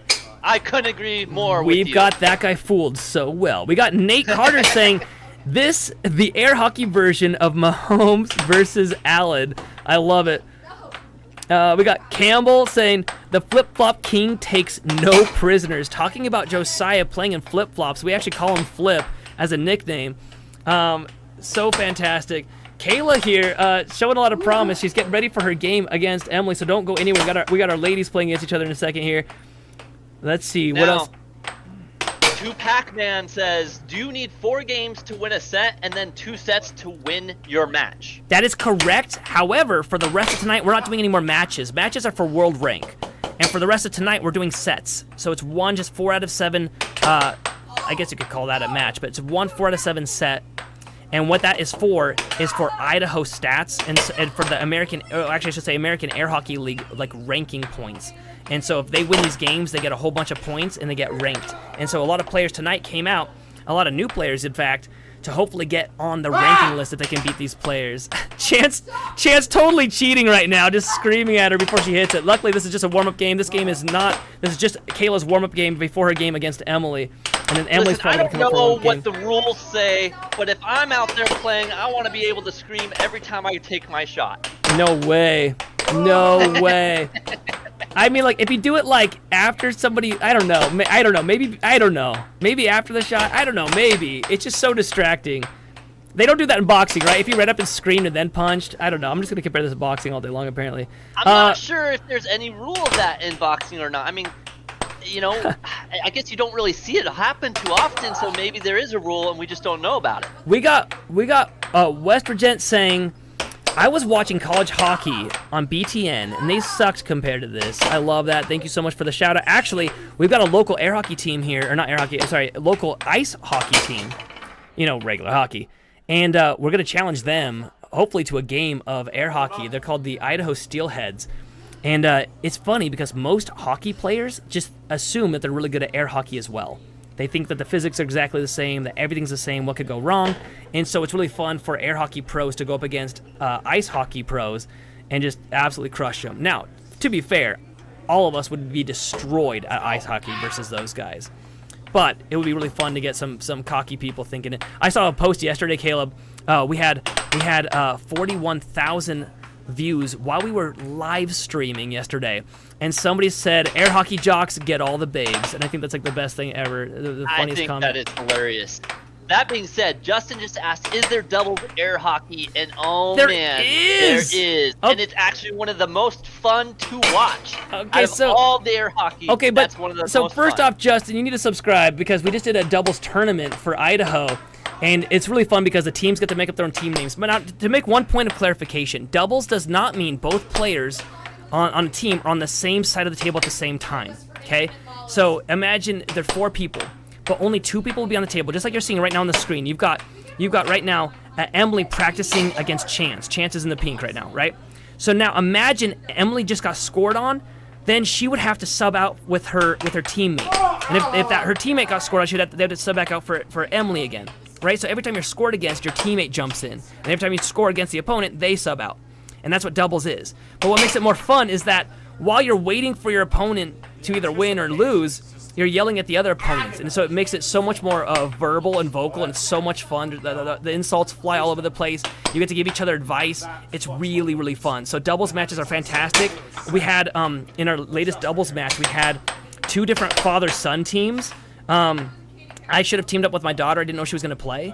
And then she ended up playing at the last second and was on a different team. So I had to play against my daughter, which was the worst. I should have teamed up with my daughter. It would have been so much fun. My last name is Bus. And my wife and I have teamed up 2 years in a row at Worlds. And we go by the team name, the Struggle Bus. And we do struggle pretty hard. We've never done quite well, but it's always really fun to try. Now, Nathan, I have an important question for you. When this match happened, so Emily versus Kayla, is their rank determined just based off of their goals and who ends up winning, or is there more to it, like depending on what shots they made? There's actually a lot more to it. It. It's not quite about the shots that they make, but what it really has to do with how many points they win by, who they've beaten. So let's just say one of them was able to beat a spec like it just happened. They would get a ridiculous amount of points. If they lose, they really don't get that many points at all. So like right there, Emily just scored herself. No. Luckily, this is a practice game. As soon as this game's over, we're going to have the real match of Emily versus Kayla. It's going to be so much fun watching these two play. But yeah, to get your rank, you basically get ranked off of who you're able to beat and who you're not. So you work your way up the ladder by beating people, and you lose and work your way down the ladder by losing to people, right?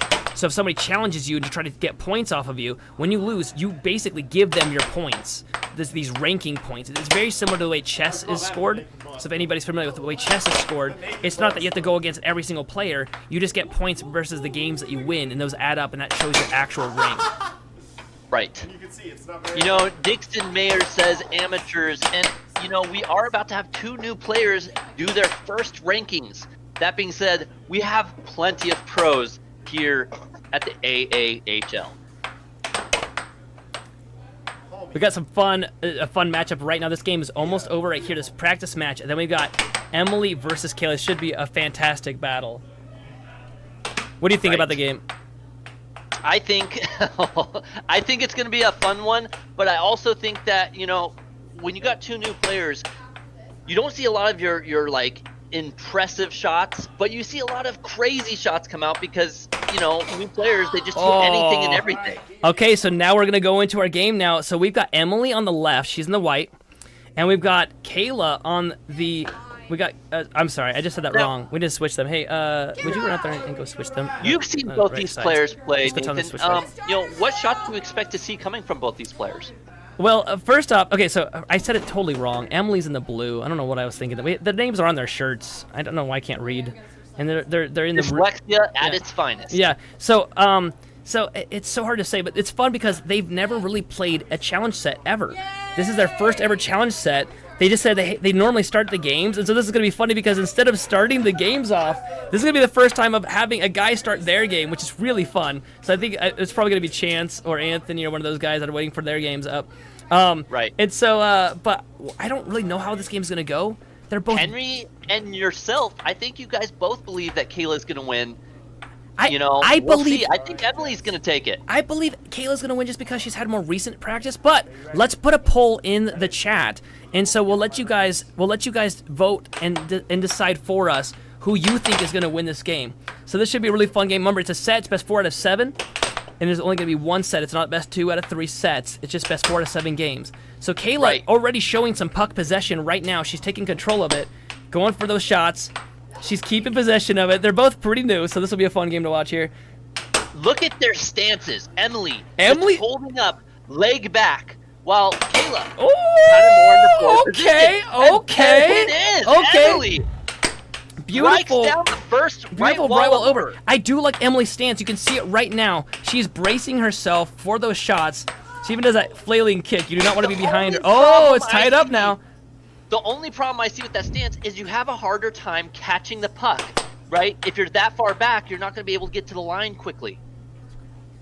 She goes for the dragon shot into a transition cut. That's fantastic. I didn't expect to see a shot like that coming out so early. We've from either got of these players. Honestly, this is incredible. we've got 1-2 Francium now. saying we've all won already. That's fun. We've got yeah. So she blocked it with her hand, but no, it shouldn't go to her. It popped up. It actually should be Emily's goal. There. It looks like our ref didn't judge that one correctly. So we got Kayla once again with possession. Emily up 2 points to 1. Oh no! Scores on herself. 3 points to 1 now. You know, I like this question, Slaw. Can they hear the announcers? Like, are you in the same room? Absolutely not. First off, one of the announcers is in the same area, but not the room. And then the other announcer, myself, I'm actually in California, a whole different state. Yeah, we normally have, our commentators are normally remote, so that way we're able to, in the sound booth, work on all the different scores and replays and all that such. However, today I'm taking a step in for Seth Garrett, who's from North Carolina. And so I'm actually on site right now. These players are playing in the studio in the other room. In the room with me right now is Spec running the stream. He's a fantastic runner of all the stream stuff. We've also got Cruz in the booth with me. Cruz, say hi. Hello. Just really taking her time with these shots. She catches it, she brings it out, and she takes her shot. Kayla taking her time. I know, see, that's what I'm saying. Kayla and Emily both have the fundamentals down. And so now what they need to work on is the power behind their shots. So like Emily, that shot right there would be considered sort of an off speed. So she's got the fundamentals down. She sets it up really good. Oh no, Kayla scores on herself again. She's not happy about that. And shot it. Kayla sets it up. You can see Emily just bouncing. She's ready for that shot. She's antsy for it.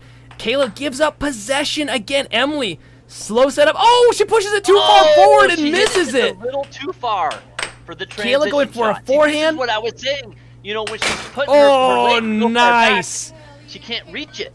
Beautiful. I don't know if you saw that, but it was straight from here and straight in. That is the cut. It's called a cut shot. The ideal cut. The ideal cut. Emily now taking her time, setting it up. Goes for that right wall. Misses. She sets it up again, though. Has possession. Oh, it's a slow cut. The slow cut. Oh, and then Kayla with a beautiful left wall. Right wall over. Yeah, that was good. That was very good. 5-3. You know, both players doing a great Oh, job. again with the cut. Dude, these players are just getting. You can see Emily's anger, and you can see that she is even showing that she just keeps moving out of the way. Out. It hits the backboard there, the bar. Beautiful but not that shot. Time. Okay, is Emily gonna do this cut again and make Kayla move out of the way? Let's see what Emily does. And win Goes the first for game. forehand, loses possession. Just catch it. Kayla now with possession. Goes for the shot here. Double wall. Goes for a double wall. Doesn't quite right land. wall. Goes for a right wall. Loses possession. Gets it back. A beautiful block by Kayla. Emily taking a nice shot there. And with the cross. 6-5 now. Emily, this is her chance. This is her chance to close out this whole game. No, Kayla brings it up to game point. Show me, as the North Carolinians say. Emily sets it up again. It goes for it. It's blocked. Is Kayla going to shut this game down after being in such a deficit?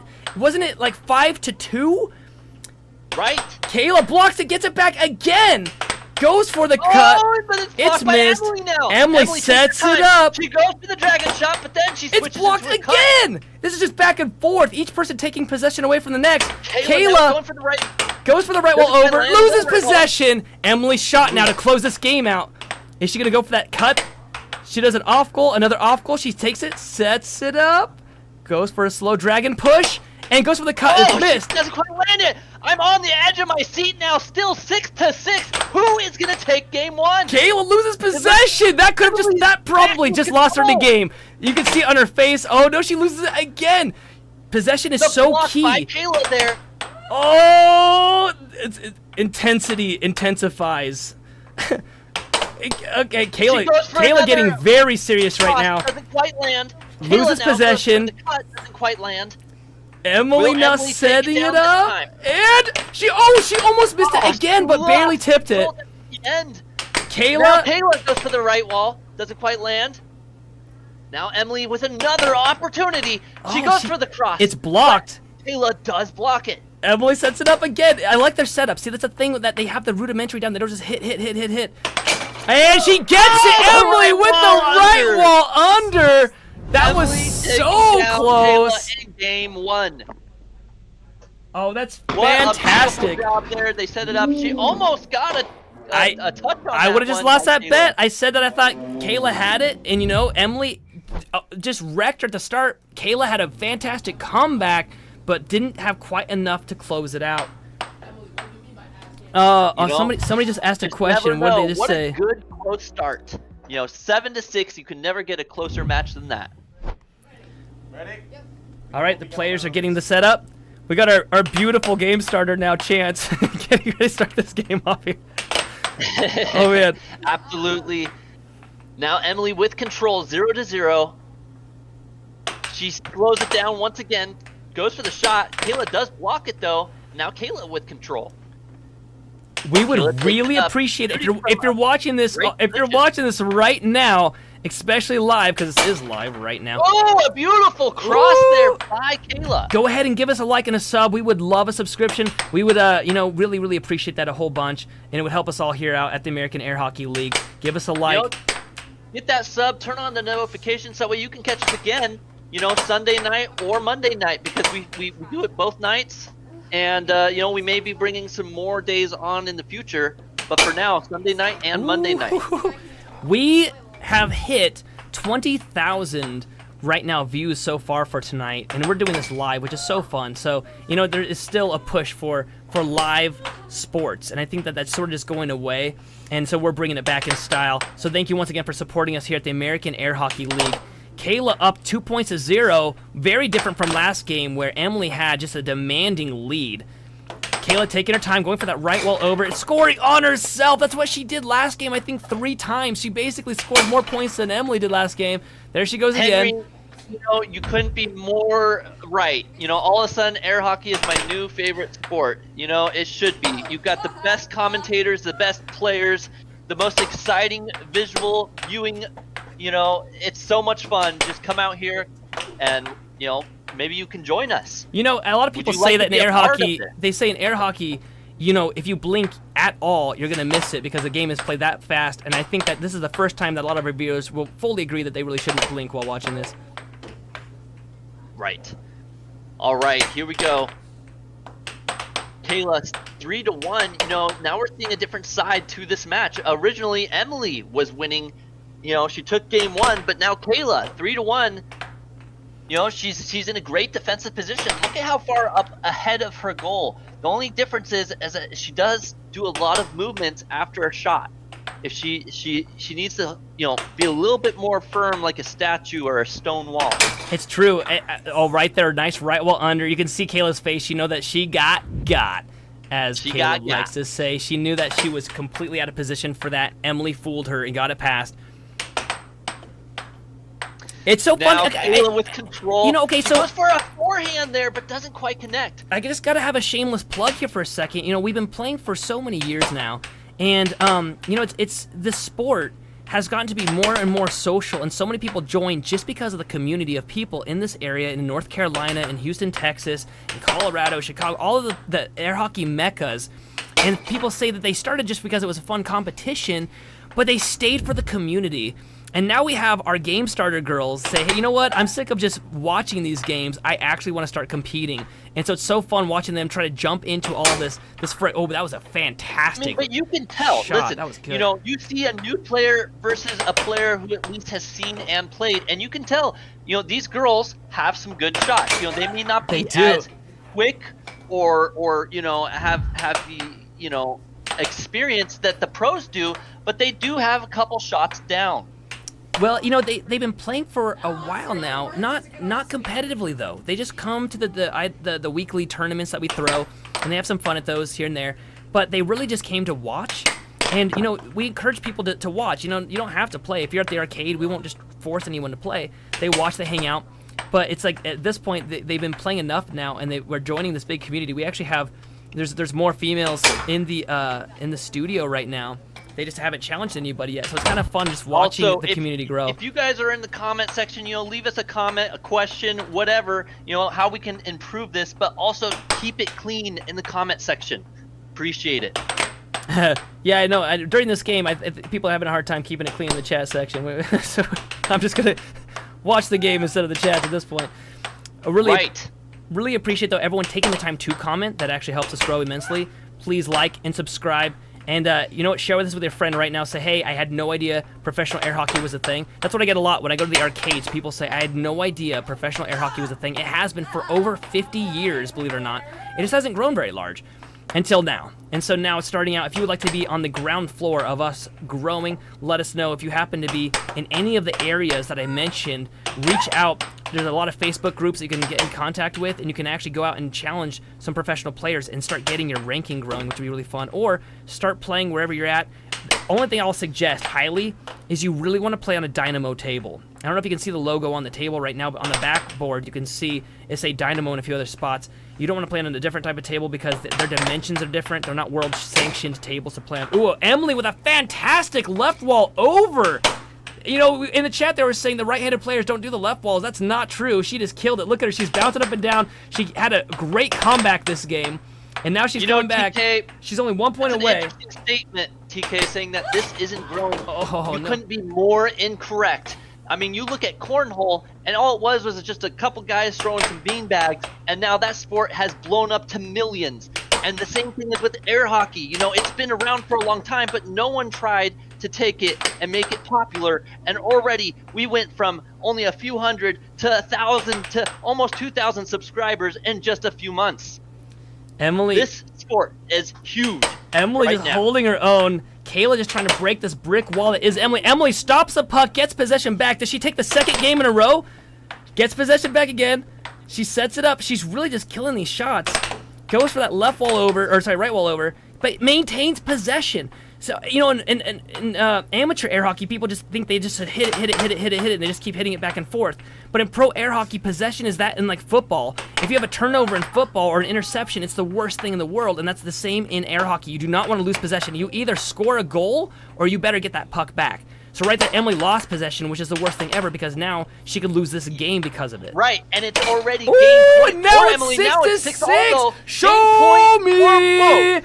Emily, hoping to close this out and not let Kayla get one Oh, more but point. the block She, puck oh, and from she Emily. gets it with the right wall And then under. she takes Oh! game 2. Oh, This game is way closer than what we expected. Kayla was in the lead. Emily had a fantastic comeback, became in the lead, and then Emily takes it and takes the first game away from Emily. It's and now you can 1 to see 1. after getting that win, her happy dance comes out. Here comes now 1 game to 1 game. Here comes Chance to explain why all those cuts are working. So Chance he's doing quite well in Idaho right now.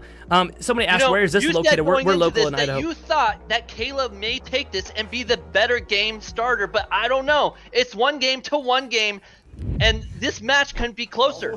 We Will have- Emily prove to be the better game starter, or will Kayla? We have Logan in the chat saying, no, Kayla, you just lost me $60. Dang you, Kayla. It's fantastic. Well, bro, you never know. You never know. I've seen some crazy games. Yesterday, I was down in a match 4-0, and I somehow was able to pull that game off and win that game.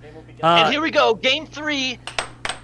There's the face-off. Kayla does get the first touch, and it goes back into her control. Kayla now taking a right off wall, and now Oh, Emily. no.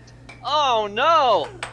Hate to see it, but that's okay. She now has control of the puck.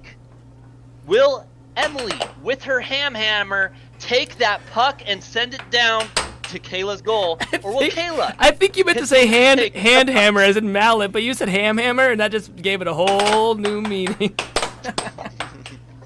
Listen, when we say ham, we mean hard as a. Hammer? Well, you know. No, it would be mother, but you know. Oh, We okay, keep got it it. clean here on the channel. We do try to keep it clean. Oh no, Emily scores on herself. Oh no, you see that? It got stalled in the goal. And so whenever the puck gets stalled in the goal, where it gets like stuck in the goal for a second, the opponent usually says, let that sink in. Okay, 1-2 now. 1-2 now. I don't know where anyone's money is at right now, but Kayla is up 2-1. Kayla lost somebody $60 a second ago, so let's see if Kayla can be a heartbreaker any more than she already is. You know what's interesting? I want to say Kayla seems to have the better defense, but Emily has the better shots. Oh no! I mean, there you go. You're right. Emily does score herself quite often, so her defense isn't where it needs to be, but her offense is good. So both of them have had a lot of games with the pro guys here. So you already saw Chance was out there showing Kayla how to block that one shot that Kayla's just been wrecking her on, or Emily's been wrecking her on. Kayla's just doing a little hop. She's getting really excited about scoring that goal. It's now 4-1. You know, Emily won the first game, but oh no! Emily scores it herself. Wait, you can see it right there. Kayla tapped on her goal to say like, "Hey, I'm sorry, that shouldn't have happened." There we go. Emily coming back now. With a big cross. We got so many people in chat right now, right this second. This is live. We got Daniel saying LOL, OMG, WTF. We got Jay saying imagine men's air hockey, which is really funny because that happened just a few seconds ago. Just rewind. If you guys think you could take on these ladies, you know, then come to Idaho. Oh, give it a shot. You'll be surprised at how good they actually are. It's funny because they person. really don't get beat against new players. They actually played yesterday at the Sunday Weekly, and people did not beat them that weren't already pro players. So it's funny because they make it look easy, but they are actually quite hard to beat. Absolutely, Kayla, and Emily has caught back up now, 4-5. You know, I'm gonna have to ask what our next game is gonna be after this match because we got another fun game coming up. This is the only girl battle that we got today, but it's quite fun. The first time that we've ever had this, actually, as far as a full-on challenge set between our game starters. My wife has played in a game versus Kai a while ago for a challenge match, but never for a challenge set. And for our game starters. Triple dinger danger, and she lands it in. I haven't seen a triple dinger danger since ever. Kayla sets it up. She could win this right now. Emily just posing so hard to beat. She's just really bringing up her defense. Kayla loses possession. You can see that she's a little upset about that. Emily with that killer cut, but once again, Kayla blocks it like Chance showed her how to do. Then Emily goes for the cross. 1 more point to take this game. Game 3, 1-1 in game. Will she take this game and make it 2-1? All right, Emily is just firing this cut cross combo. She's going for this side and that side at the same time. You can see, watch how she does this. It's actually a great combo to have. So, right wall over, 5-6 now. Kayla takes it with the cross. On the fly. Oh, she takes it. It's now 2-1. How many dollars did Kayla just lose you this time? I have to know by winning. Oh man, Emily, you can see Emily's face, just total disappointment. She's like, no. Oh man. This game's getting heated up right now. Another game, Chance, 2-1 now. Chance just wanting to play so bad. I believe Chance has already challenged somebody. Actually, I think Chance's game might be next. There's a Chance just having to watch from the sidelines. It's got to be rough. And he's just wanting to play so bad right now. I'm actually looking forward to Chance's match. Okay. You know, he has a really good diamond drift. And I wonder who he's going to be versing. We got some more in chat. Let's see. I got to catch up. There's so many things in chat right now. No, bro, come on. Another 50 gone. Dude, Logan, you need to be better at your betting, bro. Henry saying, let's go. We got the sports saying Emily just sold her lead. We got CM saying come to Idaho. You know, in the Jeremy's Arcade, find out. We got C-Wag saying, never mind. We got Smitty saying, I like that they switch sides. Yes, it's actually really important. There's just like in baseball, there's a lot of superstition, and people believe one side of the table is better than the other. I think people that believe that are weak sauce. Actually, I'm one of those people also. I think that the left side of the table, the red side right now, I think that is a better side of the table to play on. So they made a rule that states that you have to switch after every single game, so there's no one person complaining about not getting the quote-unquote good side of the table. Oh, and the right wall under does come in. Kayla taking the first goal. If you're watching this live right now, tap the screen twice, would you? Give us a like, give us a subscribe. There's actually a ton of other games like this. If you're liking what you're seeing, please give us a subscribe. We'd really appreciate it a ton. I hate begging, but I will say that that helps YouTubers way more than I ever thought it did. I always wondered why they ask for that, but it helps our channel grow. We would love to get monetized, and we are at the cusp of that. So if you could help us, that would be so great. Just give us a subscription. Ooh, she slows it down and sends it in with the cross. Kayla up 2 points now. You know, Emily had such a strong start to this whole match, but Kayla is just coming back with all of these wins. Oh, well, there she goes again with the cut. You know, it's like you said before, Nathan. What is the best thing to prioritize? Offense, control, or defense? And Kayla is showing it now that defense is key. She has the better defense, and because of that, even though Emily has these beautiful shots, Kayla is still winning because of her defense. It's true. We've got right this second. It's kind of fun to see how fast we're growing. So a few weeks ago, we only had a few hundred people watching live, and right this second, we've got 29,000. Yesterday, we were live streaming, and we had 41,000. So I suspect in a few, in a maybe 20, 30 minutes, we should already be breaking that. Share those with your friends. It's a ton of fun. We'd love to read out your comments live. There's a lot of comments, though. It's a little bit more for us to handle, so we're just trying to handpick the best comments to read out. So another beautiful cross by Emily. Emily really has her crosses down. Ooh, what do we do here? It's halfway in, halfway out. She's just gonna pass it. And that's the rule. So they have 7 seconds. She hit that she hit that too fast. It goes back to her actually because the game was not in play. But they have 7 seconds to get back across the table, and they can't put the mallet on the puck. So they either have to try to wiggle it out of their goal, or they can wait the 7 seconds and give it to the other opponent, or just give it to the other opponent. Oh no! Oh no! Emily's coming back, wondering where the puck went. Love it. We got somebody saying, "Dang, Kayla." Okay, we got a lot of things in chat here. I'm trying to keep up. We got the sports bros saying, "I have 1.83 thousand subs." Man, we would love to talk with you, buddy. Connect with us, man. We'd love to share. We got somebody saying Emily's defense went to shambles. What happened? It's Lucky Longboat that said that one. We got Greg saying, whatever. Never mind. I can't read. There's a lot of these I can't read. We got Logan saying 4-0 is what he was hoping for. Game point already for Kayla once again. Emily needing a little bit of help here, but oh, she shoots a beautiful cross, but Kayla is there to defend. Now Kayla goes for the right wall, doesn't quite connect. It goes to Emily. Emily in control of this puck. Emily goes for the shot, doesn't quite land it, and there it is, 7-3. She's shocking herself on this one. Oh man, take a look at this. Emily couldn't stop the puck. She lost control of it, and Kayla with the right wall under. We got Smitty saying hammer, my new favorite word. Thanks, Caleb. You just ruined us for life. The hammer. Oh man, we got Campbell in chat saying Emily has a better arsenal of shots and plays, but due to her hyper focus, she tends to tunnel vision. Kayla has better defense, but a deadly slap shot. She gets that puck moving. I have to agree with that one.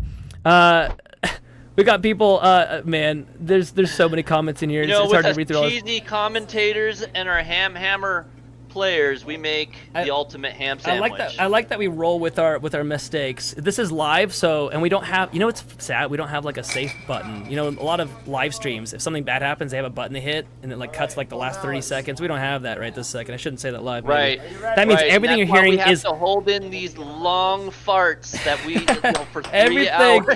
Everything that we have to do is we have to say it and just be careful that we don't say the wrong thing at all. Right. All right, Emily sets it up.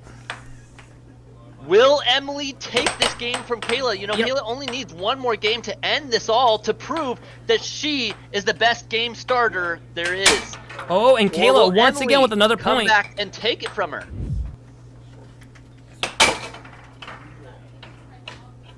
Emily now 1-1. Kayla with control of the puck. Kayla goes for an off goal, tries to pull Emily away from her defense. She slowly brings it up, goes for a cut, doesn't quite land. I will say at the start of this, I did think Kayla was going to win. I called it, and then somebody bet against me. That's all I'm saying. That is true. That is why I didn't put money where my mouth was on this one. I only knew so much about both these players. That being said, Emily still could come back and take it from Kayla. She really could. And Emily's got the fortitude for it. She has the mental determination for it. I love her stance right now. You can see her stance. That is something that you can see in Emily. She is not to be, trifled with. She doesn't let go. A lot of players, even myself, if I was playing a really long game and I lost like the first 3 games, I might just, call it done, walk away, right? Not Emily. Emily will play it to the last moment. She won't let up no matter what. Even if it's a lost cause, she will take you down. We got Mick Bits in chat saying, "Come on, Kayla, pull the W." We got Love Love the Zool saying, "I'm calling into Sports Center. This should go on top 10." Do it. We've had quite a few of our clips go viral, which is kind of fun. There's a clip of me actually calling a timeout. and it got 40 something million apparently on one of those streaming sites. We got Kayla now 3-1, absolutely crushing it right now with 3 games to 1 as well. She only needs she only needs now 3 more points to shut this game over, and then we're gonna go to the next set of games here. Emily though with a beautiful dragon setup into the cut. Love it. Kayla losing possession. Emily setting it up. Going for that right wall under, losing possession almost instantly. Nope, she gets it back. Yeah, Kayla, she saw her set it up for it, and she was there to block. And then again, there to block again. Kayla, her defense is doing fantastic.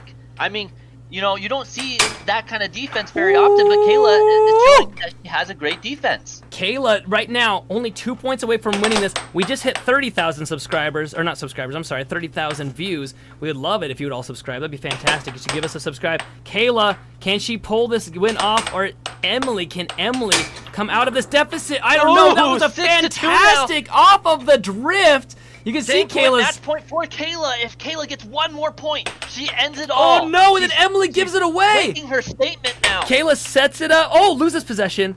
Emily, now with her chance for a comeback of a lifetime, will she take it? She pulls back, goes on a right wall. Oh, a beautiful right wall over. Screaming fast right wall under. I couldn't even track that. Kayla tries to catch her unready, but no, Emily can is she ready. do it again? Come on, right wall under. Oh, and then she goes back again. 4-6. I have to say, at this point, oh no! 5-6 now. Kayla scores on herself. Take it back. If Kayla loses possession one more time, this game could be tied up. Looks like we're sounding like we're speechless because we are. This moment is insane to see her come back like this. Kayla loses. Back. Okay.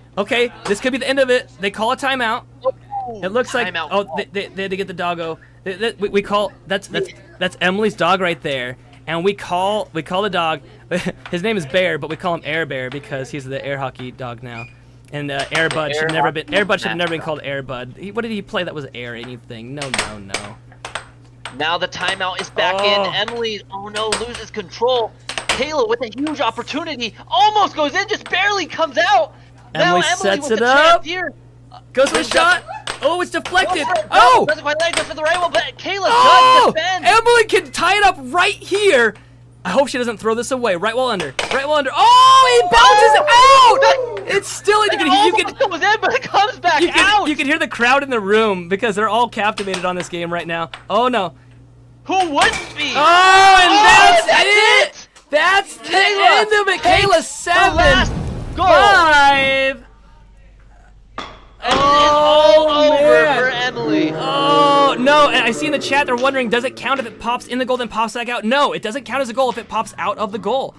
And so the score is 5-7. Kayla wins that. Kayla's dreams to move on. She makes it and goes while Emily's dreams crumble and fall. Oh, man. What will we see going forward with these two players? But now, Chance, gearing up, wanting to play. Who is he going to verse here in the next match? I'm going to run out over there real quick. I'll even wave to the camera. And then I'm going to look at the next game that's going to happen because I really want to know who's up next. So give me 1 second. And Caleb. Absolutely. We'll go to the chat here and see what's going on. How are you feeling, chat, about these matches? We've got some great players out here trying their hand to take on each other. We've got me and my mates play better than this when we're drunk. We'd love to see that. Why don't you come out here and, show us up? I would love to see you try. Now, Ruth Kamichek, good games, ladies. Absolutely, both of these ladies. Oh man, okay. So it's gonna be Javi versus Chance. Javier versus Chance. Javier's over there in the green, and Chance is that dude in the pink and black. And this is going to be a crazy game. I do believe Chance is going to absolutely wreck Javier. Javier's very new. He's extremely new. Chance has been practicing like crazy. Chance, I believe, is going to absolutely wreck. So if you're wanting to see an absolute wreck fest, stay on for just an extra second here. But I just walked out there and talked to the girls, and I said, girls, I just yelled out. Oh, I was supposed to wave at the camera, wasn't I? I forgot to wave. Great. Real quick, he says he wished he had a girlfriend. If you want a girlfriend, become an air hockey pro. They get all the ladies. It's true. You haven't heard. It's true. Okay, so I went out there, and I just told the ladies, I said, hey, girls, awesome game. Please do not not read any of the chat ever. Actually, I will tell you guys this live, and I shouldn't maybe. In that studio, there's a TV on the wall, and it has all the chats, so people can see what people are saying about them. And usually it's just for like family members to like shout out, like, you know, and give them ideas and stuff. But it's sort of now just become a fun thing where they just see all the chats that are coming in. So if you want the players to watch the chats, go ahead and post a chat in there. They can see it. I'm gonna go out there and wave to the camera so you know this is absolutely live. We could also read a few more chats. We got Javier practicing right now against Anthony. Anthony had his game earlier today, so there's gonna be another set coming up right now. Javier versus Chance. I have a gut feeling. So if anybody's still watching this from the last game and you're a betting person, you should bet on Chance. And this is my best opinion, is that Chance is going to absolutely wreck this game. However, Javier is doing this to get practice. It's really smart. He's got nothing to lose. Challenging up, he's got nothing to lose, and this is how you get better, is to face people that are better than you. But I do think that you're going to watch an absolute wreck of a game that's about to come up. Right. In this kind of matchup, I would say if Javier can even get 4 points, that will be a win for Javier, because that's how difficult the player gap is when you go against a pro. Someone who has some experience but not much. Javier has only played a little bit casually. He hasn't had a chance to really practice and play pro yet. So you'll get to see, ladies and gentlemen, when you see Javier play against Chance, that will be kind of your telltale sign. Javier is a little bit better than a casual, but he doesn't have that much experience. So if you're watching, pretend you are Javier, because that's about what would happen to you against a pro. All right, I'm back. Sorry about that, Caleb. I had to wave. I had to go and do the wave. Also, I would too, but I don't have a camera here since I'm remote in California. But I'm hoping to eventually get that set up. that'd be fun. I do think that would be something we should do in the future to improve a little bit. Every once in a while have another way to bring up our faces, right? I noticed that actually was mentioned in the chat a couple times. People love to see who they're hearing. There's a lot of people in chat. There's a lot of people in chat right now saying that they need player stats right now. We do have stats. Absolutely, that would be awesome. The problem is some stats are really hard to come by. For example, Javier has been playing for a grand total of like 3 weeks, I think. He just started. We just invited him into the league because he came to the arcade and started playing a bunch and got really interested, and so he's very new. So his stats would be 0. He has beaten nobody in a challenge set or challenge match yet. He's only won a very few games against some random players. He's got an awesome heart. He plays really hard and really well, and he's very smart about how he plays. But he's got a long way to go before he's going to be able to win these games here. There he is. He's practicing against his girlfriend, and so you can see how his shots are. He doesn't have a whole bunch of control. He's going up against Chance. Chance is the dude in the pink. Chance is going to absolutely obliterate him, and that's all right. Now, Chance's stats, we also don't have many of, but that's only because he's only been playing for like a few months. He's been new and up and coming. He has won some pretty big upset battles. Yesterday, he won a few good upset battles in the Sunday Weekly, but the stats are a little bit more difficult in air hockey. It's more like, what is their shot percentage, their shot accuracy, right? Their preferred shot, the type of mallet they use. That's the type of stats that we keep track of. But a good question I would have is, what type of stats are you looking for? So let us know in the chat. Double click on the screen, give us a like, give us a subscribe. Last I checked, honestly, we were at 30,000 views. Even myself as a co-host here, what stats I would like to see, but would be difficult to capture, right? Would be what percentage of right wall unders, right wall overs, crosses, and cuts have they landed against certain opponents. It's funny because everybody thinks that would be awesome. So this is a fun thing. This is a fun thing to talk about. So when I am actually, I'll show you right here on the screen. That's my daughter playing. She's just starting out. She might be doing a match a little bit later today as well. She just shot it right down on Chance. She just started playing. She's got like rubber coating really in her mallet to give her like a better grip. She just started a little bit ago as well. Yeah, Chance is gonna do awesome. So Chance is the guy on the left right now. He's just doing a practice match. But one thing that I wanted to mention is that she's doing good. I'm liking how Ayla's doing right now. She's been playing, but she is a little too far forward, I would say. But she's good at coming back. What I do when I'm training brand new players. So for those of you that don't know, currently I'm rated number 1 in Idaho, and I'm rated at number 36 in the world, I believe, right this second. But one of the things that I do when I'm training somebody is I will take like a pen okay, and just stick it like right here on the table, let's just say. And I'll say, okay, all you have to do is hit the puck from right here or whatever, and just hit that pen. And you can hit it as slow as you want, okay? And you get 10 shots. And every time you hit it, that's a higher percentage that you have, right, out of 10. And every player that I've done this to at the very start, they think their accuracy, like right now if I asked everybody in the chat, hey, how accurate are you in air hockey? People really do actually say 80%, 90%, 95%. I could almost hit it everywhere I want to. But in reality, when I try that with new players, they maybe hit it 2 times, maybe, which would be 20% accuracy. So these players have no accuracy, and so even the best in the world, his accuracy is at 60%. The best player in the world is at 60% accuracy. Right.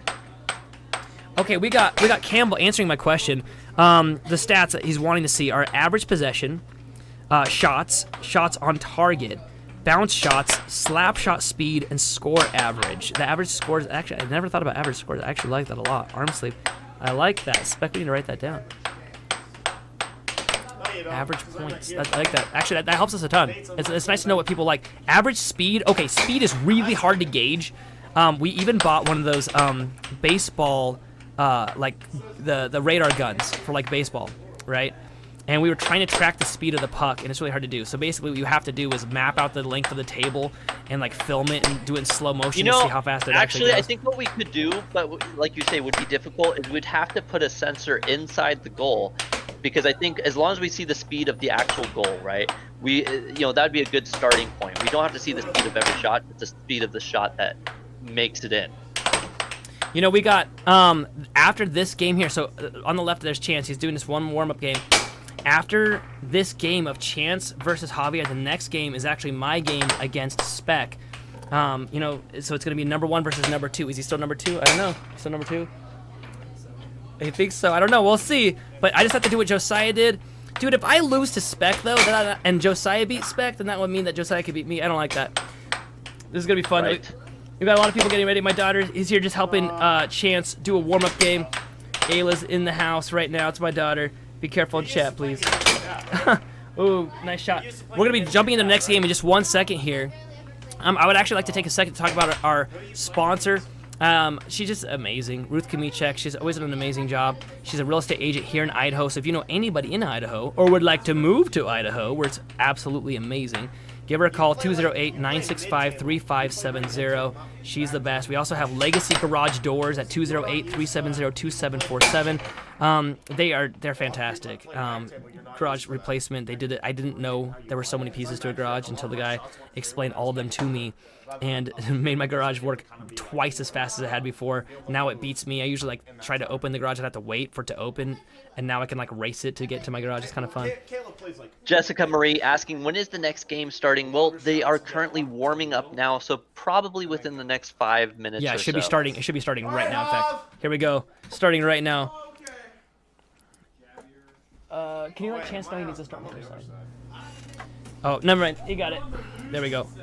There we go. All right. So Javier upset everyone and take a game. There's no way.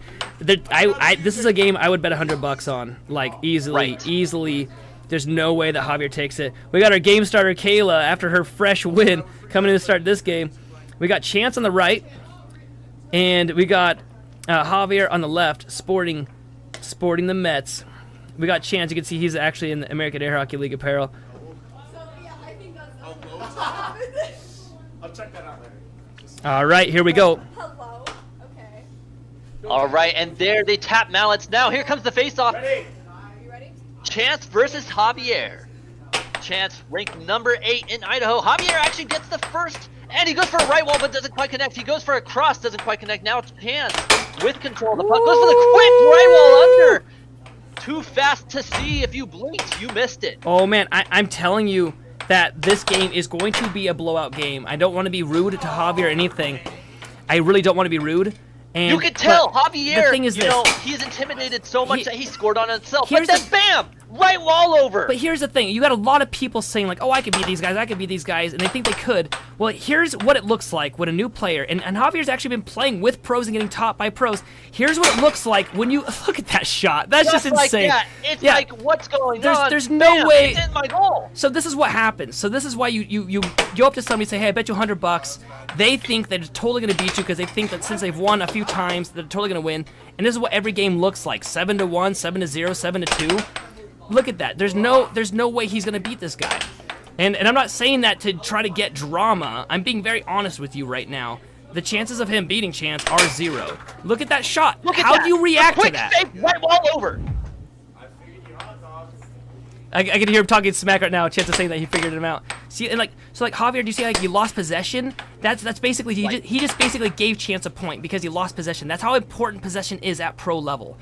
So you can right now basically see what it looks like when you have a new player going up against a pro. Now, Javier's awesome. Like I said, he's got a great heart. I love that. I think that he will be good. Ooh, that was actually pretty solid. Beautiful shot there. Oh, and then immediately served back. Quickie. Just instantly, just like no time to think about that one. The snap shot, and that's what happened.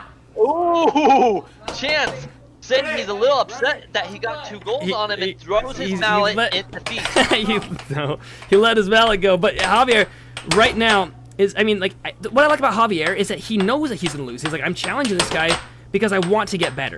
And how do you get better? By going against people that are equal to you? No, you get better by going against people that are much greater than you are, so you learn.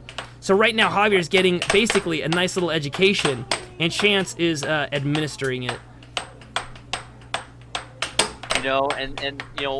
What better lesson to learn than through failure, right? That's what they say. Failure is the greatest way to learn. They say sometimes you win and sometimes you learn. And this is going to be one of those learning experiences for him. Chance, oh no, okay, so this is a good example. He let go of his mallet, therefore he loses possession. Possession automatically goes to Javier. You'll hear the whistle, and now the game's in.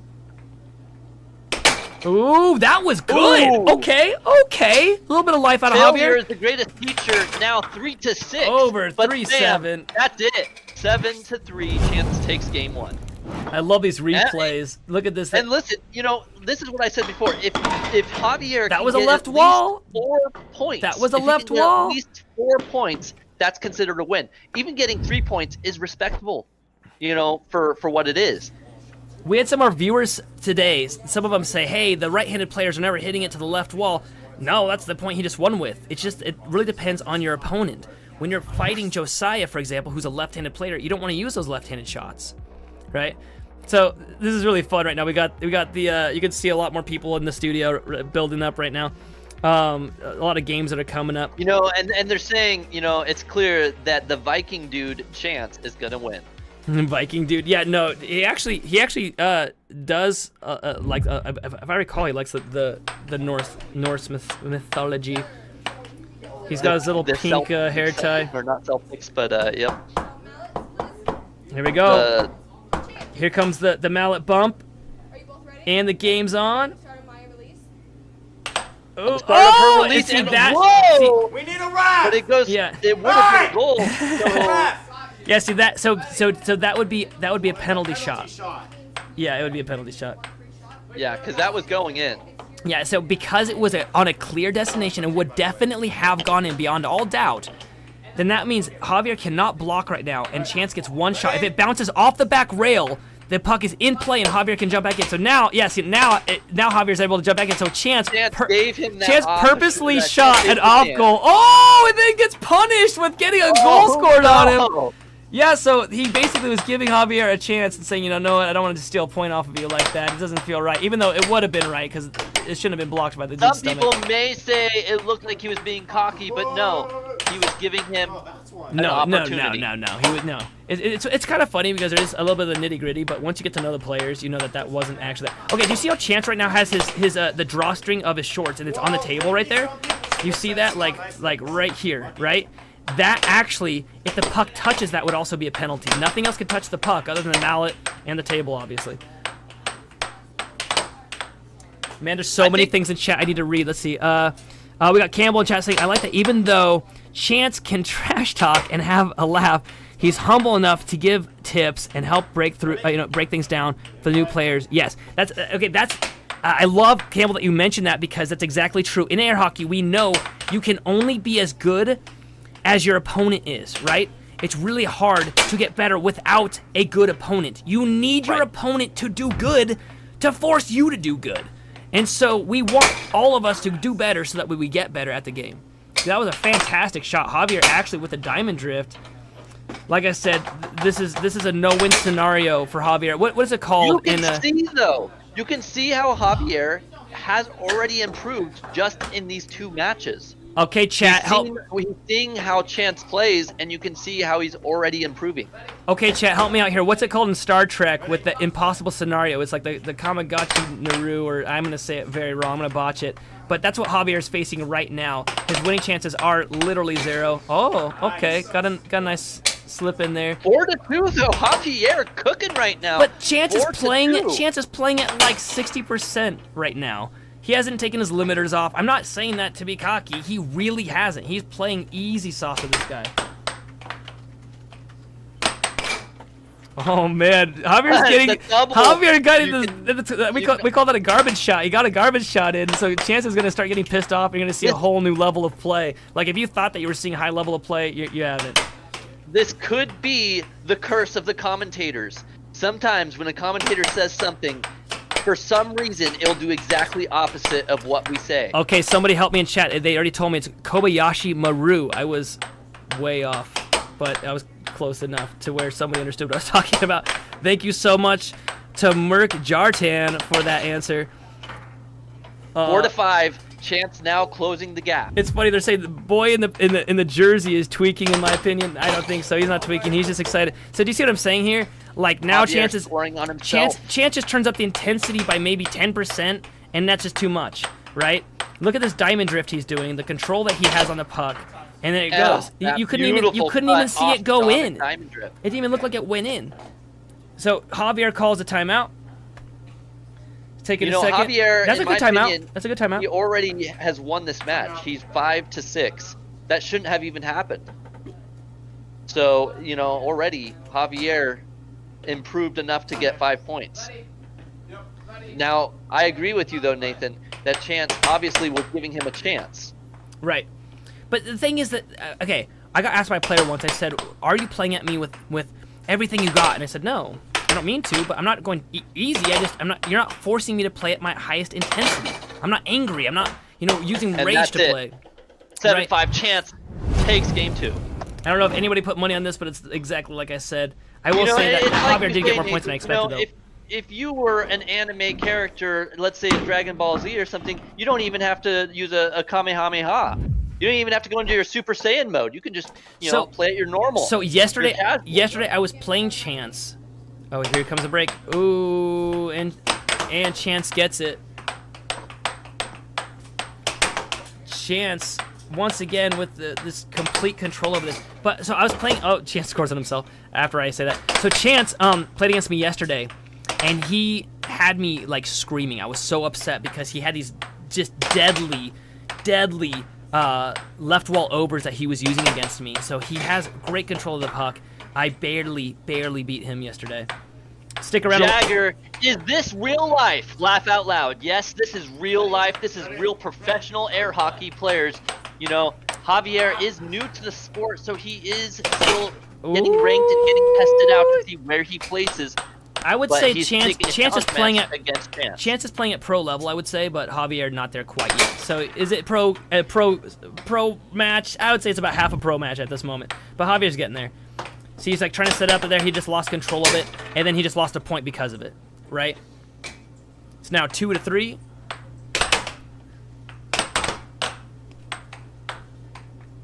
Javier setting it up. Oh, he almost scored himself. Oh, okay.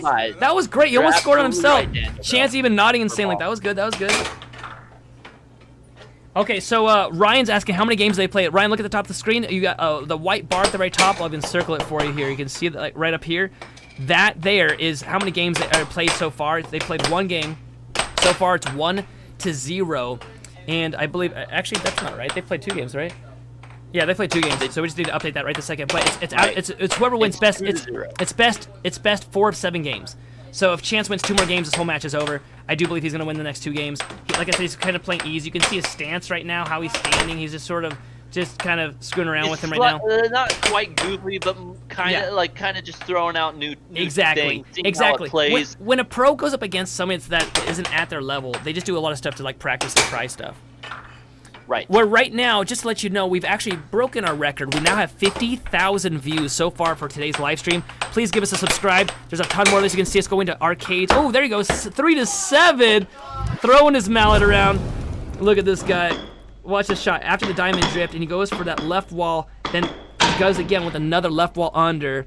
And does a little dance. Throws his mallet like a butt. Okay, yeah, give us a subscribe. You can see we do some absolute definition of despair, hopelessness. Bad banter, throwing the mallet at Javier, saying, "You can't take this." I see Ryan in chat saying all my homies hate Chance. we've got people. Okay, if you want to see this, like I said, subscribe and check out our live channel. Because we have pro games that we do every single Monday. So, guys, next Monday we're doing the same exact thing, and we're doing different challenge matches, and so people get ranked up. But on different days of the week, we'll go out and do live streams at random arcades across the U.S. and play people for money because everyone says, "Oh, I could beat these guys. I could beat these guys." So check out our live stream. You'll see that it's actually a lot harder than it looks. This is an exact example of what it looks like when a less trained amateur goes up against a pro, basically. And here's what's crazy. Chance has only been playing for a few months. I think he's at the 6-month mark. After this game, you can watch me against Spec, and that's going to be a really heated battle. I'm going to get pretty upset. So if you don't want to see me get upset, then you should just quit before watching that one. And just remember, guys, if you have any questions for us, anything you want to add, ask, any way we could make this better for your viewing pleasure, let us know in the comment section and leave us a like and a subscribe. It helps us grow. That way more people can see this. There's a lot of people that love this. I mean, listen, you guys have been here for a while because it's such a great show. So get in here. In the chat, join us. Someone asked, what's the rules for the free penalty shot? The rules are that if you block your goal with like your hand or your arm or something, when it was actually going into the goal, then the opponent gets a free penalty shot. And a free penalty shot means you cannot block, and they get 1 shot. If it hits a back rail or the goal and pops back out, it's then back in play. It's almost like missing in basketball, and then the other player can jump back in. Chance sets it up, taking his time. Remember, he's got 7 seconds per side. He does an off goal on purpose, another off goal. Sometimes players will do that on purpose just to get somebody out of the way. He goes for another off goal. Now, what he's doing right now, we like to call duck, duck, duck, and then goose. That's true. And he's trying. It's true. He's setting it up. He's doing the ducks, and soon he's gonna goose it in. So every time he shoots that off goal, when he's shooting it over to this side over here, he's getting those. He's getting more time. You have 7 seconds to get it to cross the line. But if you get it to cross the line, the puck, and then you get it back like that happened right there, you get 7 more seconds. And so Javier is really just trying to get the puck possession back. Oh no, Chance scores on himself. The sports bro, I actually love this comment. Imagine if Chance cut his hair mid-game. What if he also bring like blue paint and like put it across his face, like in the middle of a match? That would be awesome. Okay, I agree that would mess my game up. If I was playing him and losing, and then he just pulls out some like hatchet, puts his hair on a wood block and cuts it off, and then goes to play, I wouldn't know what to do with myself. It's like, we need to have some of this like post-game, interaction where, like they do with the wrestling content where they're like, the face-off, right, and they're talking smack. It's 4-4 now. Javier got pretty close in one of the games, but I think Chance is done, and I think Chance is about to shut this down. So like, watch this. He's just he's very done. Nope. I don't know what smack he's talking. B, maybe he's I fight Chance? Now, are you saying fight Chance on the air hockey table? Because if that's the case, you could. You just have to come all the way down to Idaho. I didn't know we would make Chance into the bad guy. He's actually pretty awesome in real life. However, we're always looking for that villain character. So you know what? If he wants to be the villain character, Anthony, but here we are. I know Anthony throws his mallet and stuff and all his junk afterwards. You're not supposed to throw the mallet. I will say Chance has been throwing his mallet quite a bit at Javier. We need to ref to call that. Oh, okay, here comes the game-ending shot right here. I bet you anything. 6-4. Yeah, He it's dug the over. diamond It's into over. across the- Javier actually reads it and blocks Oh, it. gets Javier position now back. taking his chance here. But Chance, once again, Oh no! Javier, Oh, though, does Javier a almost trick shot on himself. Almost scores on himself plants there. it. Javier now throwing everything he can at Chance for his chance at taking him down. But this is it. It's 3-0. Like I said before, the chances were so impossible for Javier. However, if he keeps up with this practice playing higher ranked people, he will be in the top 10 in Idaho easily. 7-4. And that the is it. end of that match. The next up, I'm going to be playing now. So you're going to see a few And practice here's our games. ruthless replay. I'm going to be doing a few Boom. practice and games. it was ruthless. It was pretty good. A fantastic shot, a cut shot straight into the goal there. I'm going to go get ready for my game. I'm gonna do a few practice game or a practice game. I'm gonna be subbing out, I believe, for Matt Bentley. Caleb, you know more about my game than most people do. So, what do you think is gonna happen with this game of Spec versus Who are me? you against? Spec. Yep. All right, I believe that's next, right? Yeah. That's the next game. I So, believe. all right. Absolutely. I believe that Nathan Buss will take down Spec. Now, I only say that because Spec, he lost to Josiah, and Josiah was, ranked number 3, and now he's considered, I don't know if he's considered ranked number 2 now because he beat number 2, but he's definitely there. I mean, it was an underdog story. Awesome for everyone here who witnessed it. So Nathan against the number 2, Nathan being the number 1, our commentator coming out to play on the table. Anyone here who's been watching and has been here for the whole event, this is something fun to see. He's said a lot of things. He's talked about the difference in pro play. This is your opportunity, your chance to actually see the best player in Idaho up against the second best in Idaho. This is what you guys have been waiting for. This is what you've been wondering. You're like, hey, is there really any difference between a pro and a casual player? This is it. This is your chance to witness Jacked. You aren't wrong. I would say it takes a few months to really see the improvement. You see the first couple games where they play against a pro, and then suddenly, bam, you see that improvement instantly. And then it takes a while though to actually play against the top 5 in Idaho, right? I totally agree. Is this Matt? Are you there with us? I am here. Matt, it's like I'm saying, you have a new player like Javier, and I want to say it takes at least 3 or 4 months before they can really play against the top 5. Yeah, what do you think? It takes a while. You got to get that good muscle memory. You have to find those angles that work. You have to get out of bad habits. And then once you can do that, some people do it in a few months. Some people it takes a few years. It just depends on the player. Everybody's different. Right. I appreciate all the shout outs. As someone, I think it was Caleb in the chat was saying, thanks to Caleb in California. Yes, I am here in California doing commentary, and with Matt Bentley now, who is there in Idaho, who was at this event. How did you feel about that game? Game 1. The Anthony game? Yes. I felt We finally get to hear your perspective. pretty stressed out the whole entire game. A lot of the games, most of the games were 7-6, 7-6, 7-6. I just It was close. I mean, it was a couldn't solid find the, 7-6, like you say. couldn't find that thing to get over that win barrier, and I go down 4-0 in straight sets. So Right. I found that I think the key is I just need to be younger, I need to be faster, and I need to have better strategy. Next time I'm gonna get them. Gotcha. All right, well, here we go. There was the face-off. It is now still 0-1 or 0-0. I'm not exactly sure what the score is. There is no score right now. Nathan is warming up. He's the kind of guy that can't go in cold or he's going to lose his first game. Gotcha. And, it makes sense. I used to always try to fight him one-on-one on the table. Within the first 2 games, I usually would take one from him. That is the trick against Nathan. He has to warm up. But once he's warm, also my strategy. and good luck.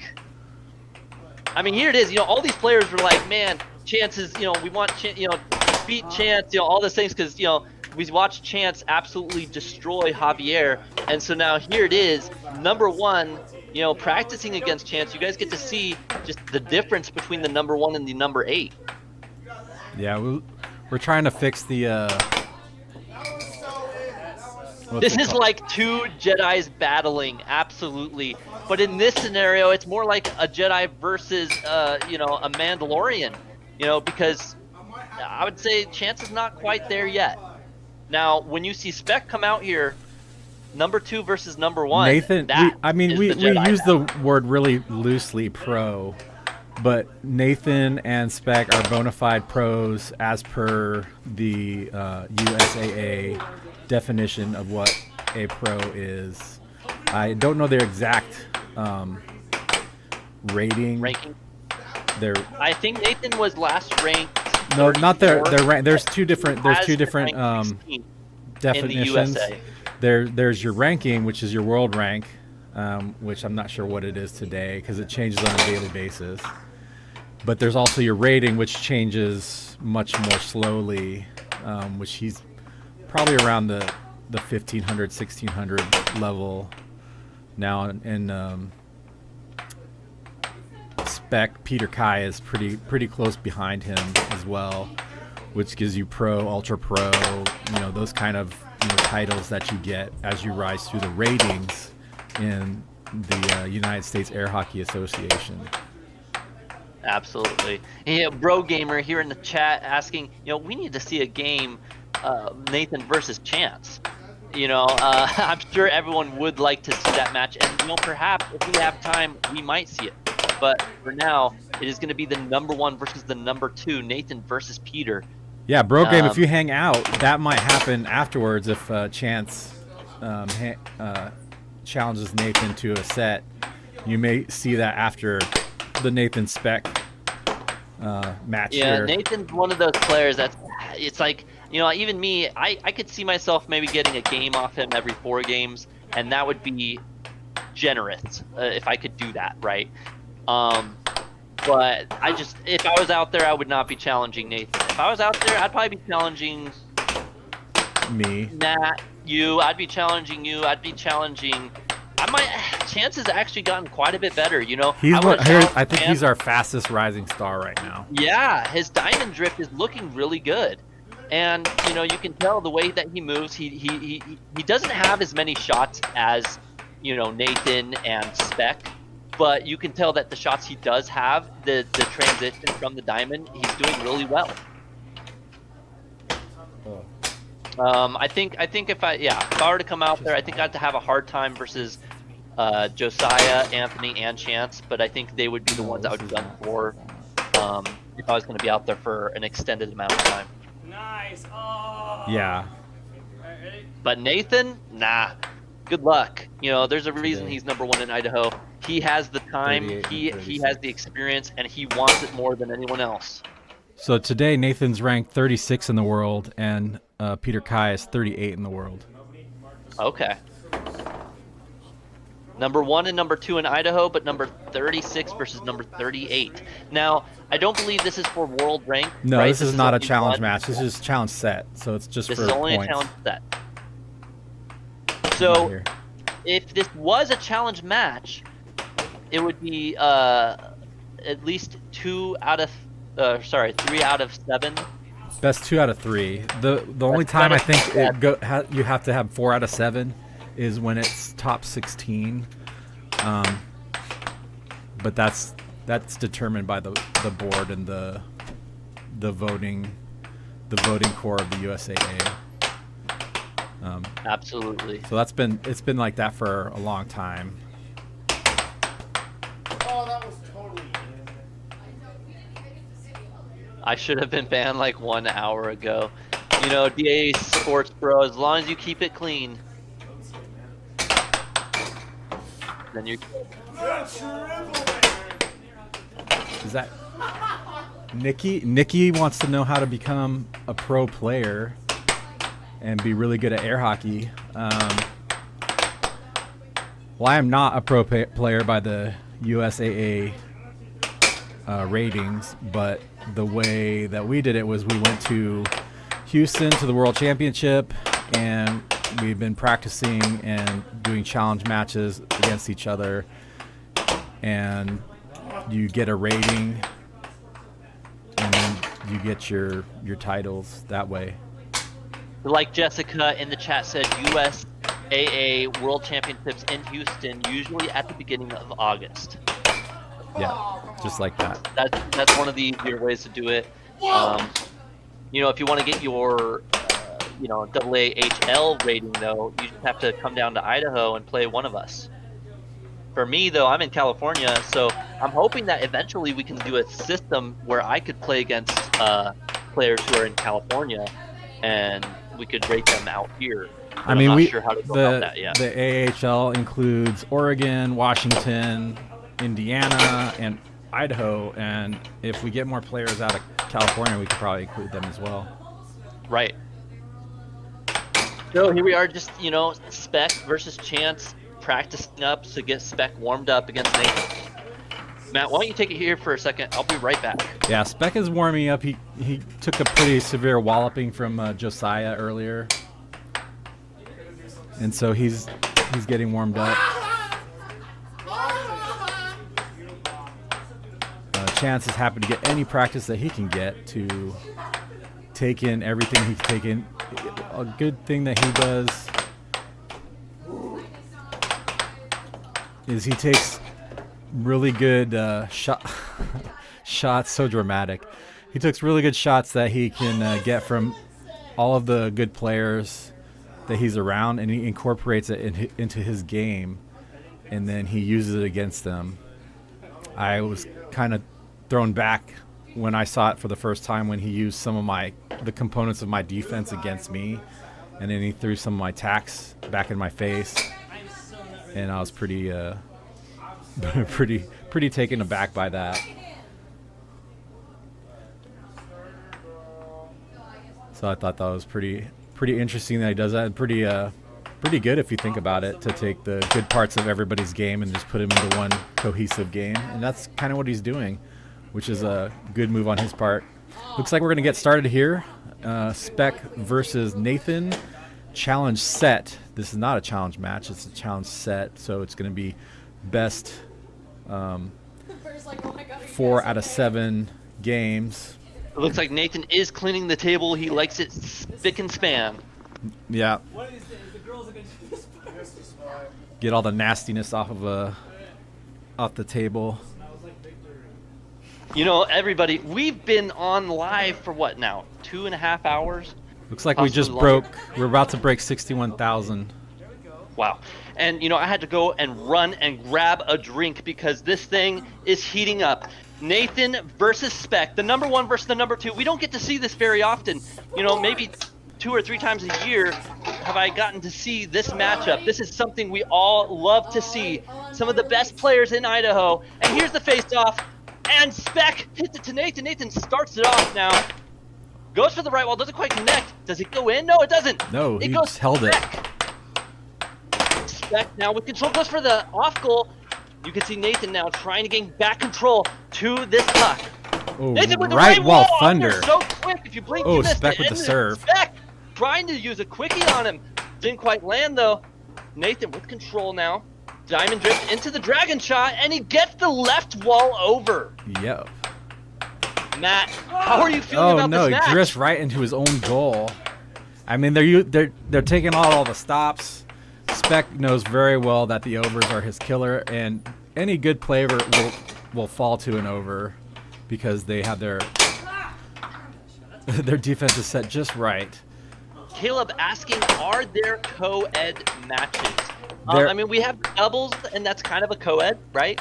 Typically not in the singles, but there are the doubles division, and you can have a teammate that is of opposite sex. And the struggle bus, which is Nathan and his wife, they do pretty well. Right. Nathan With the cut. Dragon shot cut. Beautiful shot by him. Now, Spec tries to get him with another quick shot. Nathan, though, he ain't letting it happen. Nathan is warmed up, goes for the the diamond drift shot or the infinity shot, whatever you'd like to call Another over by He Nathan, and takes it Spec again. falls down to 5-3. I don't feel a lot of power from Spec right now. But he hits him with in that fact, he might be doing off-speed it on left purpose wall. with the slow changeup.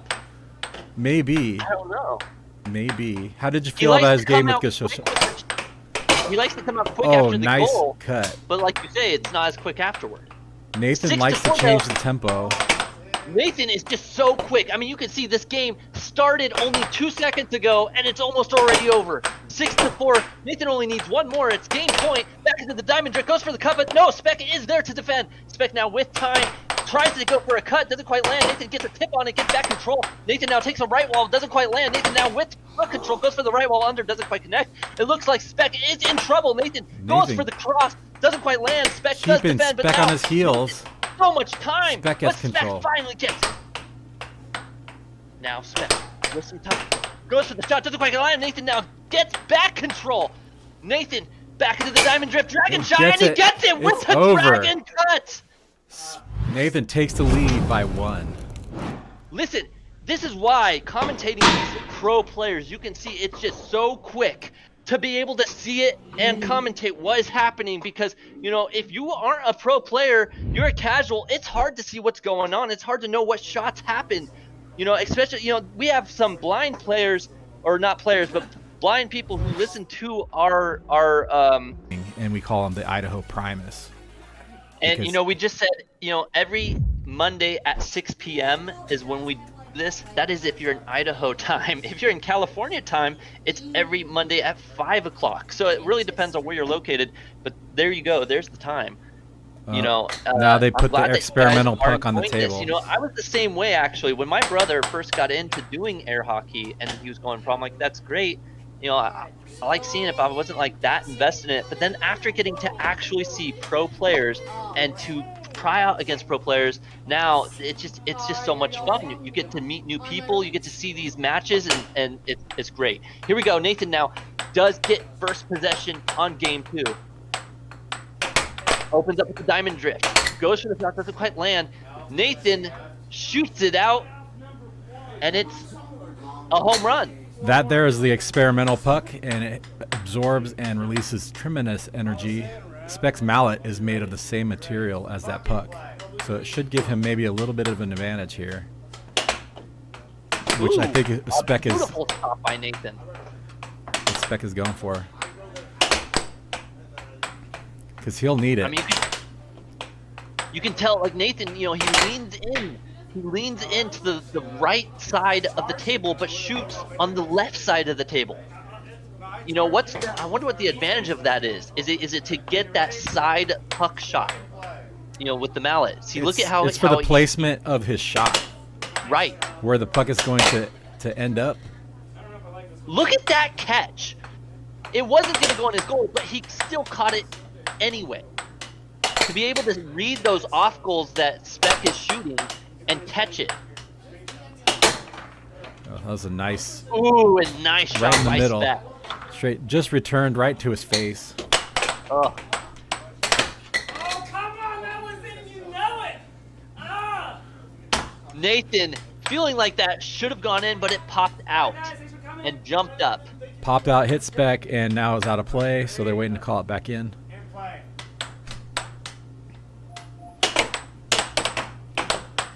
Ooh, Nathan barely loses Oh. control, and it's now in his goal. Spec is cutting 2-1. Nathan up now with the new puck. Oh, a right wall under. Oh, another great shot by Spec with the right wall under, but Nathan fires right back with the cut. Or a cross, excuse me. Oh, Ooh, Nathan blocks it, reads flies the right wall away, block. and Nathan gets possession. That was pretty hard hit. These are hard shots they're hitting now. All right, going back over to the comment section. That's a good idea. I will see if Nathan is up for it by Jessica. You guys seem like some chill guys. You know, there's a lot of us that are chill, and then there's some that aren't chill. But it's all fun and games here at the AAHL. Here we go. Nathan now with control. Goes for the shot. A beautiful cross. Doesn't quite land though because Speck is there to defend. Speck now getting control. block. Nathan tried to go for a changeup. Oh, he misses. lost He it. flubbed Now the he gets it shot. back.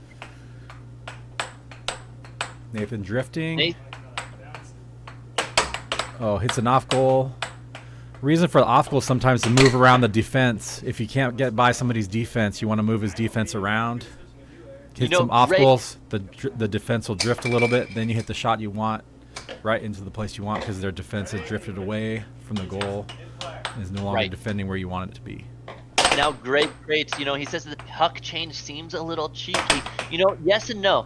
We like to try out different materials and different pucks to see what works and what doesn't. So we test these things out every now and then. And, after seeing the way it was played, it didn't feel quite right. So we're going back to the other puck. Yeah, there's 2 different sanctioned pucks by the USAA, the United States Air Hockey Association, which is a red puck with the white tape on top and then a yellow puck with the white tape on top. Everything else is not. We try to be innovative in the sport to try new things and see what could be better and work better for the sport. And that's why we had that white puck before, but it kept flying off the table. So back to the drawing board. Mark asks, what state is this in? This is in Idaho currently. However, I am in California doing a remote commentary, so it's technically in both Idaho and California as we speak.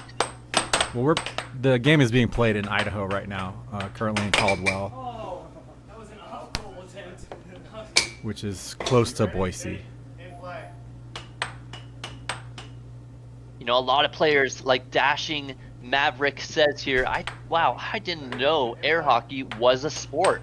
Absolutely. I think the reason why you didn't know it was a sport is because it hasn't really been live broadcasted very often or very much. But here we are bringing it out into the light. Yeah, for definitely all not like of this. our viewing pleasure. And if you would like to come join us in Idaho to try out for becoming a pro air hockey player, you're more than welcome. There's several big areas of air hockey right now. There's North Carolina, there's Houston, and San Antonio, different hotbeds of air hockey happening right now. Several countries also do air hockey, but I think the U.S. is the leading in the sport as far as right now. All right, Nathan now still 6-5. It's game point for Nathan. He only needs one more goal. Yeah! And there it is. Peter Kai ties it up 6-6. This could be epic. Now Nathan goes for the shot, but Speck does catch it. Now Speck with an opportunity goes for a dragon cut. Doesn't quite land. Nathan does get control of it now into the diamond drift. Brings it out, goes for a cross, doesn't quite land. Speck does get a touch on it. Now Nathan still with control, goes for another left wall. Doesn't quite land it though. Nathan goes for a left wall over and does land it. Speck is not quick enough to block the final shot. Look at this shot. The diamond drift, the touch, back into the fourth setting. There it is. The left wall over, even hits the rail there, but still goes in. Nathan doing the turkey dance. He is now 2-0 against Peter Kai. Doing a little hoppy dance So the there. Dutchman, to answer your question, the Olympics has to be popular. The sport has to be popular in at least 40 countries, which we're not quite there yet. So that's why you see sports like foosball being accepted into the Olympics. Here you are. You could be at home, you could be at work, wherever. You're on your phone, you're on your computer. You stumble upon our video, and you're like, "What's going on here?" Go ahead, ask the questions. What is this? What's going on? We'll tell you. Are y'all ready? Yeah. Are you sure? Trump. And here we go. Game 3. Here's the face-off. Emily to release. And there it is. It is released. Nathan does get first possession. Goes back into his diamond drift. Goes for the shot. Doesn't quite land. It's a off goal there. But he does get the right wall under quick and clean. Speck now with control. Loses control though. Nathan now back with control. Goes for the right wall. Doesn't quite connect. Goes for the cut. Speck is there to block it. And Nathan. then he shoots on himself. Scores on himself. Now Speck having a little bit of time here. Ooh, goes for the cut nice and gets it. The cut. beautiful dragon cut. Why is it a Look dragon at this cut? replay. Well, because when he catches it and he brings it back to his goal, and he drags it out to the front. See, he drags it out like that. See how he drags it out? That is the dragon shot. dragon- Now, if he lands, Oh, that was a it's total dragon cut. garbage If he shot right lands there. cross, Nathan it's a knows dragon it. cross. Now Nathan Nathan leading with 3-2. And Ooh! Brings it back and quick shoots a right quick wall. right wall under. 4-2 now. Speck goes for a cut. Nathan tries to contest him there. Now Nathan getting control of it. Speck losing control. Unfortunate. Now Nathan has time. Goes for the left wall under, but Speck does read it and blocks. Nathan goes for a cross, and Speck is there again. Beautiful defense by cut. Speck, and now Speck with a great cut. Nathan taking his time, doesn't quite land. Brings it up, brings it back. Can't quite land it though. But this time he cross. does, even with what sounded like a touch on Speck's mallet. Ooh, and Nathan goes for the contest. He does get it and does do another right wall under. Now 6-3. Nathan only needs one more point. Ooh, another great cut by Speck though. Nathan has a hard time blocking these cuts. Speck now 4 for 4 on his cuts against Nathan. I'd say that's one of his biggest weaknesses Nathan is that does cut. end it with the cross. But he wins it anyways. 7-4.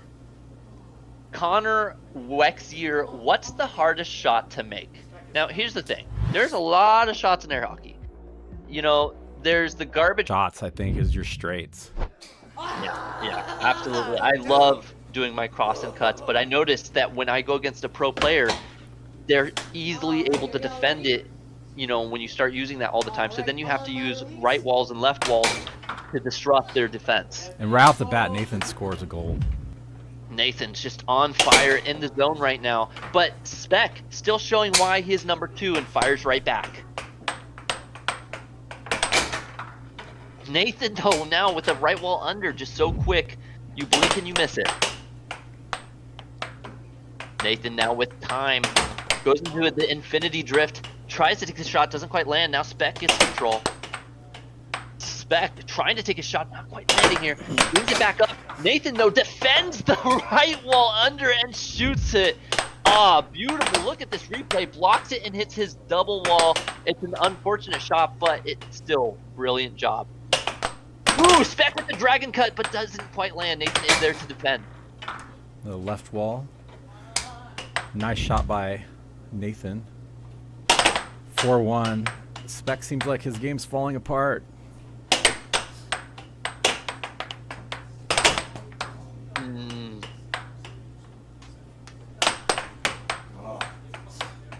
Loses control. Nathan now with control goes for the shot. Speck gets it back. Speck gets control. Great job by Speck capturing that puck.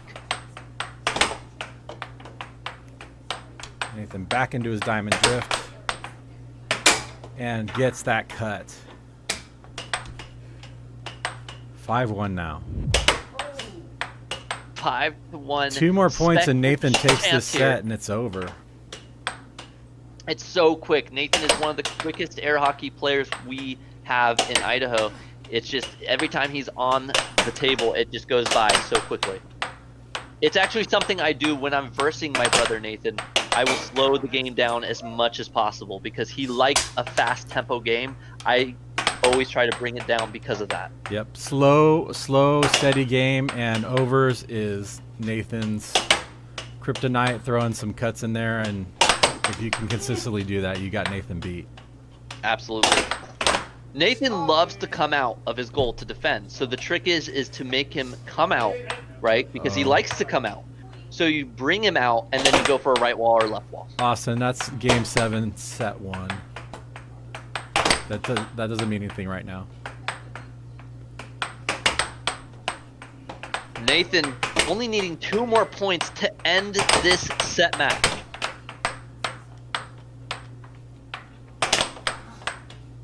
Speck now with control. Goes for a cross, doesn't quite land, it turns into an off goal. Ooh, he tries to go for a fake, but doesn't quite land. Nathan now doing a little bit of exercising there. You can see he's getting excited. Can he catch? And there it is. Nathan does get control. Goes for the shot and lands it. Now, 6-2, game point, match point for Nathan. Speck goes for a shot, doesn't quite land. Nathan is there to defend. Speck now bring it back, goes for the left wall over, and it lands. Nathan tried to go for a quick double wall. It puttered out, land. didn't it?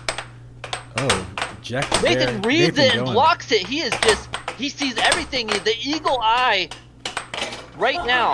Missing everything is for but nothing. not that time. Watch it. Right in that goal.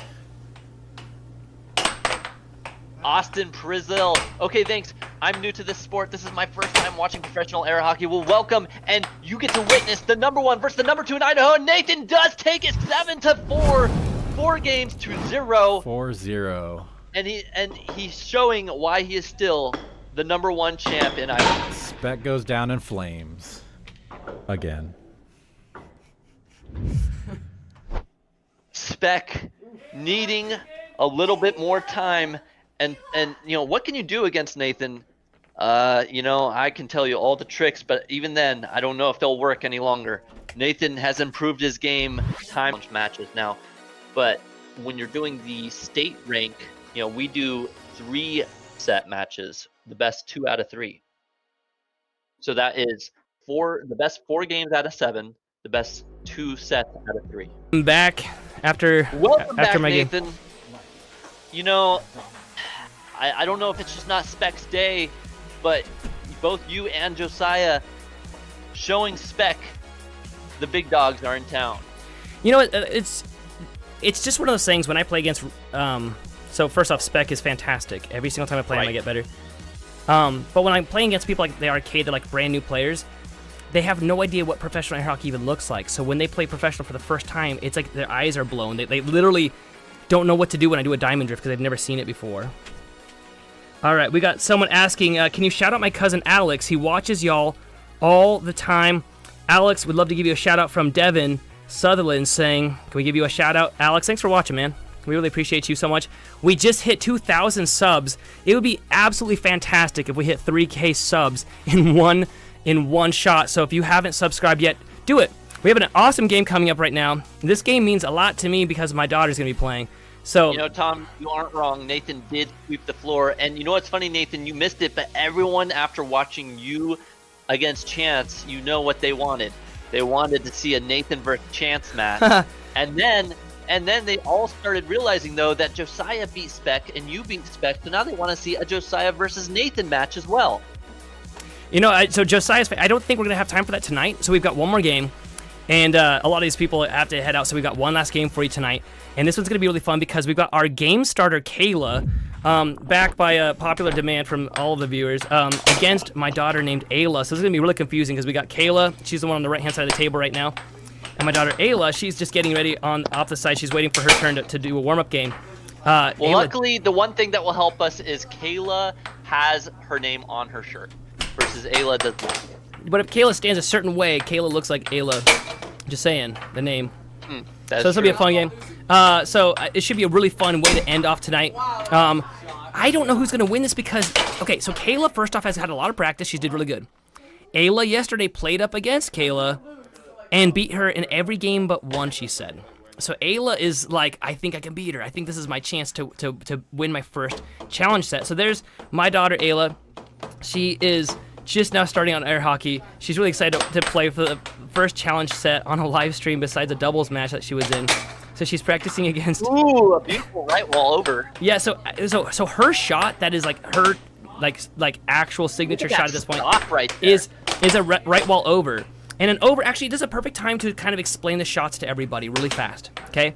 So if Ayla hits it, right, and she starts off hitting it right here, we'll just say, let's see if I can do that again. If she hits it to this is called a right wall shot. Oh, give me 1 second, Spec. Okay, so if she hits it to this side, that's a right wall. And if she hits it to this side right here, that's an under, okay? If it's right, that's an under. If she hits it and instead it goes to this side, that's considered an over, okay? That's important. I know everyone's like, why does that matter? It matters everything in professional air hockey. Players block the middle of the goal, so you're either aiming for this side or this side right here, okay? What that means is Ayla's overshots, they really could crush Kayla, because Kayla she'll be blocking here, she'll move out of the way, and then the shot's going to come into the side and wreck her. So it's, I actually think Ayla is going to win this game. However, Kayla played a bunch today already and is already pretty warmed up, so I have no idea. It's going to be close no matter what. It'll be a fun way to end off the game. So everyone give a shout out to my daughter Ayla, who's jumping into the American Air Hockey League as the youngest female player that we have. Actually, she is younger than Josiah, so she would be the youngest ranked player that we have in the American Air Hockey League. Special shout out to one of my best friends out there, Sarah Wiseman, is the current female world champion in air hockey. And she is just fantastic. And so she holds the women's title for female champion. And then also, I believe this last year, when she wasn't able to play, right up against her score is also Angie DeMauro, and she won the next round. So it's kind of a tie between Angie DeMauro and Sarah Wiseman right now for female champions in the world. Yeah, Croft saying she's doing the infinity dribble thing or the diamond drift. This is going to be a close game. That's so fun. I wonder what people would call that. So, like, it's called the diamond drift, but really, it'd be fun to see what people call it naturally without us telling them that. So Chance does it really well when he gets the puck back and forth on the side of the table. It's called drifting, and drifting is basically setting up the puck. So right here. Oh no, he didn't do it. It's setting up the puck in a way that you would have a good shot lined up for yourself. Bad air hockey players, if the puck is right here on the table, they'll just hit it from right there. Or if it's right here, they're just going to hit it from right there, right? But what they really should do is they should get that puck to the middle of their table, right in the center, like here, and then shoot it from there. And that's how they get their best shots. I don't know if anybody watched my game. If you did, I really appreciate you guys for giving me a shout out on there. That was a lot of fun. It's there's a huge variance in the amount of skill you can use in air hockey, and people don't understand that. So when I play against a random person at an arcade, for example, for $100, they're challenging me. If they win, they get $100. If they lose, they have to subscribe to the YouTube channel, right? And I'll start by playing really badly at the start, and then I switch to suddenly doing the diamond drip like what Chance is doing right now, and it just blows their mind because they've never seen that. It's right. The one now, random sport quick, that everybody thinks they're good at. Not to interrupt you, Nathan, but Los Presidentes says, that's a dude. Yes, she is practicing against Chance right now, but it will be Ayla versus Kayla. They just I know Chance with the long shots. hair and the pink shirt. He really throws everybody off that way. But he said, you know what? He said, I want a jersey that has pink in it, and I'm like, how about this one that has a lot of black in it as well? And he said that's good enough. So Chance is he had a game early. If you didn't watch his game, you should rewind this a bit. He played one of his games. He's fantastic. Right now, he's helping Ayla warm up. He is not actually going to be playing this match. It's going to be Ayla versus one of our game starters named Kayla. And so he's just, every player gets one game to warm up before their match. So what you're watching right now is a practice game. That's why Chance is taking it easy, basically just handing it back to her a bunch so that she gets to practice her shots. Ooh, that slow cut. The slow burn. Oh yeah. Mm-hmm. So I got to read some chats here because I haven't done that in a minute. Also, we hit our all-time highest amount we've ever had ever. 78,000 views. So please subscribe. Subscribe while you can right now. Give us a like. Put a heart on there. Share this with your friends. This is just going to get bigger from here on out. Yesterday we hit 41,000. Today we hit 78. Every Monday we do this live stream. And on Sundays, we try to do a live stream, but the Sunday ones are way less professional. We're walking around just with a cell phone at some arcade. We pick random arcades to go through, and we do some challenge matches and see what happens with a amateur bracket versus random people. But on Mondays, we do the professional matches. I'm sorry, the double wall goes in. He didn't even mean to do it. It just happened. Oh, boy. Okay, awesome. It looks like so we are gearing up. We got Thoughtful Rebellion saying, is there a Canadian league? No. How old is the league? Somebody's asking. We started 1 year ago, the American Air Hockey League. However, on the background, you're going to see a lot of other leagues on there. The USAA is a great example. They've been around for 50 years now. And so if you live anywhere near Houston, Texas, Austin, Texas, Colorado, we got North Carolina players, a lot in North Carolina. North Carolina actually has the largest player base right now. Chicago. What the most common air hockey injury? I would say the fingers, but some players, like if you go to pro status players, it might be the knee. Actually, it's on your right thigh. The right-handed players, they call it the kiss of the table. You'll play a bunch, and then afterwards you have this giant bruise on your right thigh. Then we got our buddy there. This is Air Bear. He's been hanging out. Air Bear, the mascot. So he is Emily's dog. And so when Emily comes, once in a while she brings Air Bear with her. And so when she goes over to start the game, everybody, her pup likes to follow her on. Okay, this game's about to start. We got Kayla on the left. We got Ayla on the right. It's going to get kind of confusing with the names. Ayla is ranked at number 29. Kayla is not ranked yet. However, now, she's got one I ranked. hate to ask. Already with a point.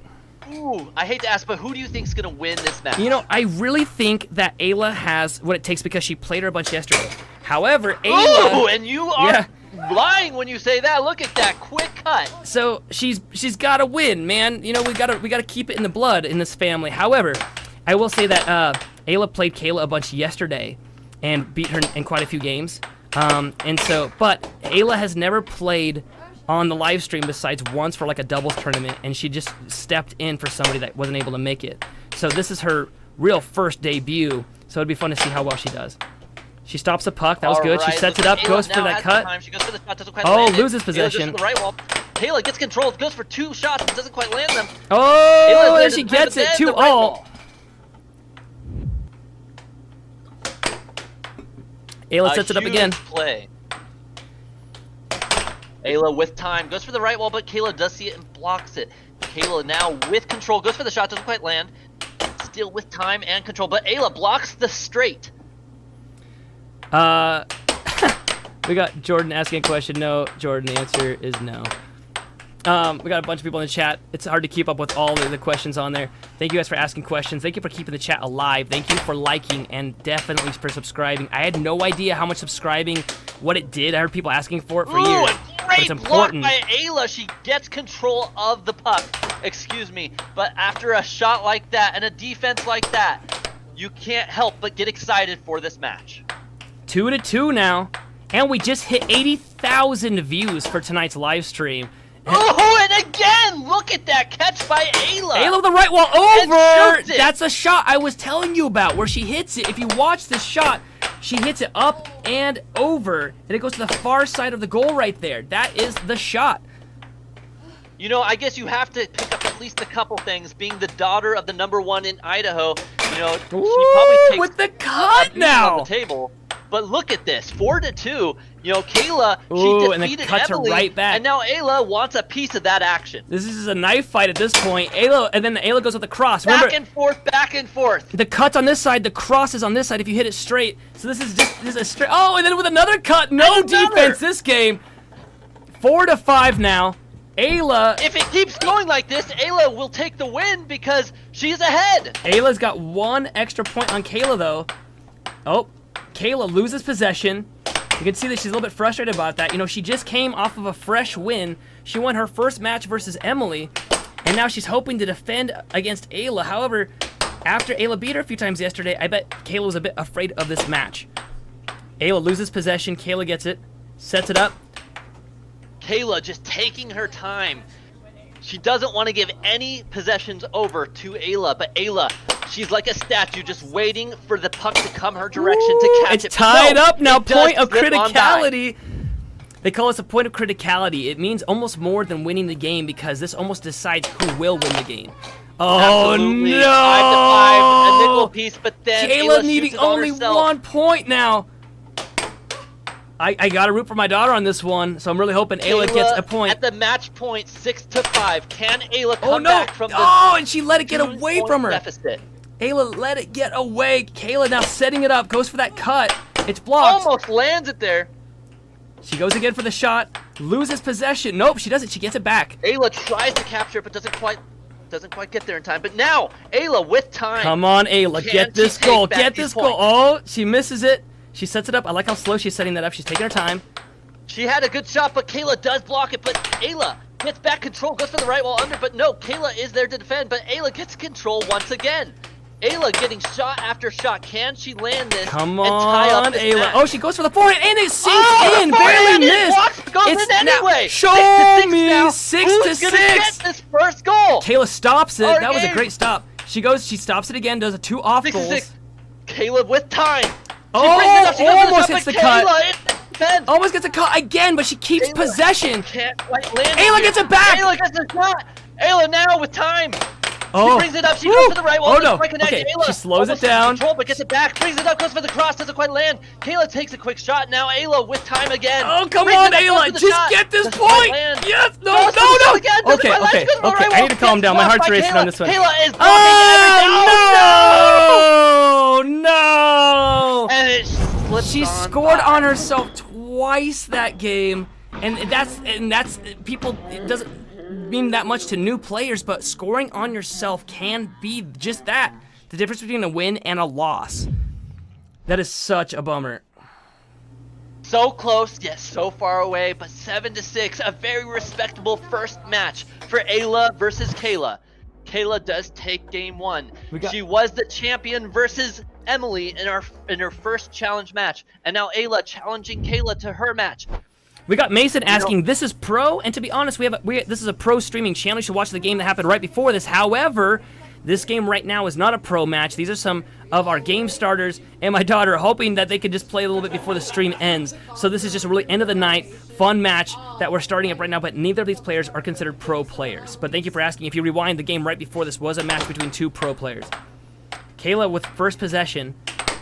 She goes for these shots. She loses possession right away. Ayla also loses it. If you want to see a pro match, just rewind about literally, I don't know, 20 minutes and you're going to see a pro match. Maybe 15 minutes and you're going to see a pro match. Absolutely. All right, Ayla with time, but look at that defense by Kayla actually getting that block there. That was a quick reaction time. You know, Ayla now though goes for the cross, doesn't quite land. I think Ayla would have landed it if she had hit. Oh, okay, like that's that. a beautiful Just cross. Like that. Nice cross from Ayla. She read her opponent really well. She saw that Kayla was puppy guarding the cut side, so Ayla went with the cross side and got it. Oh, look at that stop. Absolutely, the stops that Ayla pulls out. You know, this is something that you know, with a little more time, her stops are awesome, right? This is something you don't actually see a lot of newer players doing, and she is able to catch these shots. You know, I don't know what you know, in her situation, what shot should she be going for? She should be going for crosses, cuts, wall shots. So based off of where Kayla is blocking. Oh, do you see that right wall over? And Kayla moved right out of the way. The right wall over and the right wall under are Ayla's bread and butter. So I think that if she just stuck to that, she could win this because Kayla's blocking really high up, and Kayla's not expecting Ayla to do so many right wall under shots.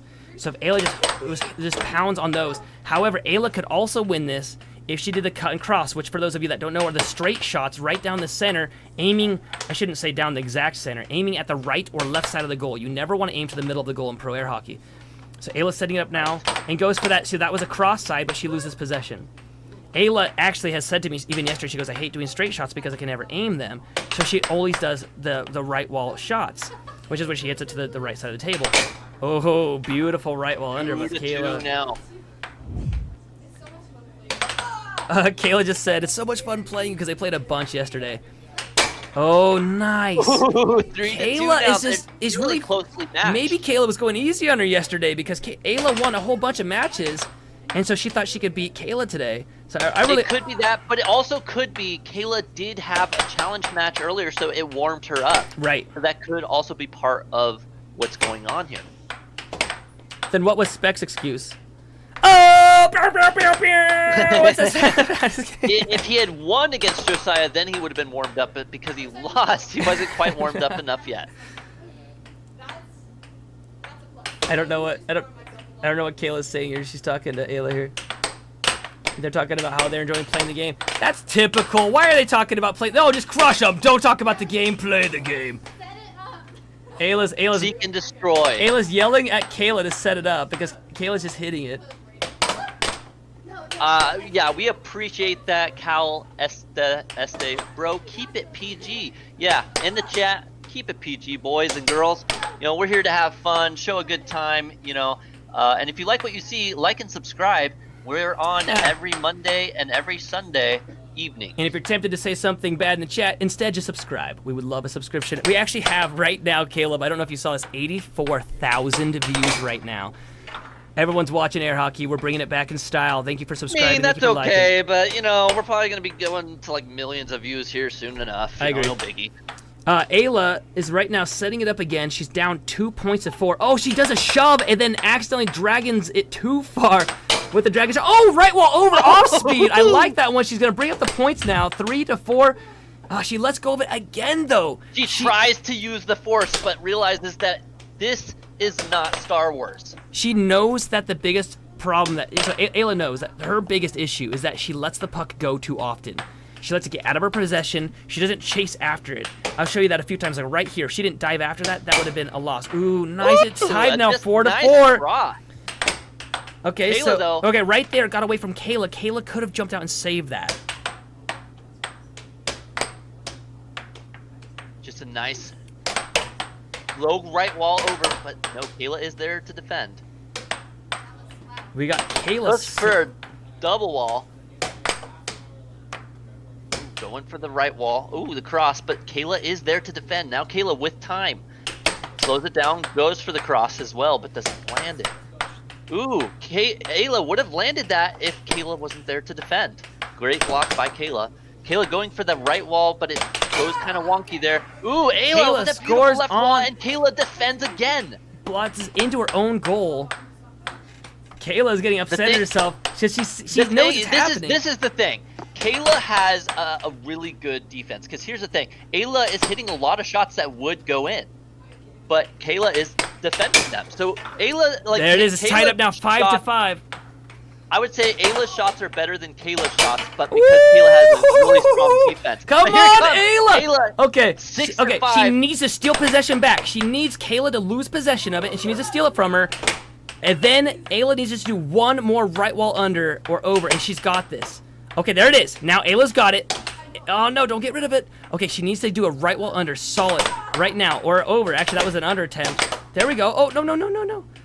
Man, I'm too invested in this game right now. I need, you know, as a commentator, you're supposed to be a little bit unbiased. That is impossible for me this game. I'm definitely going for my daughter on this one. Come on, Ayla. Okay, set it up and do oh, it's okay. That was a great cross attempt, but she missed it. She sets it up again, goes for a slow left wall. She needs to hit that thing harder. Goes for a cross and loses possession. No. 6-5. Ayla only needs one more point to tie up game to game. I don't want Kayla to score on herself, but I do want Ayla to get Kayla possession. with Here we go. Here we time go. and the option. Come on, Ayla. Ayla brings it down, goes for a dragon.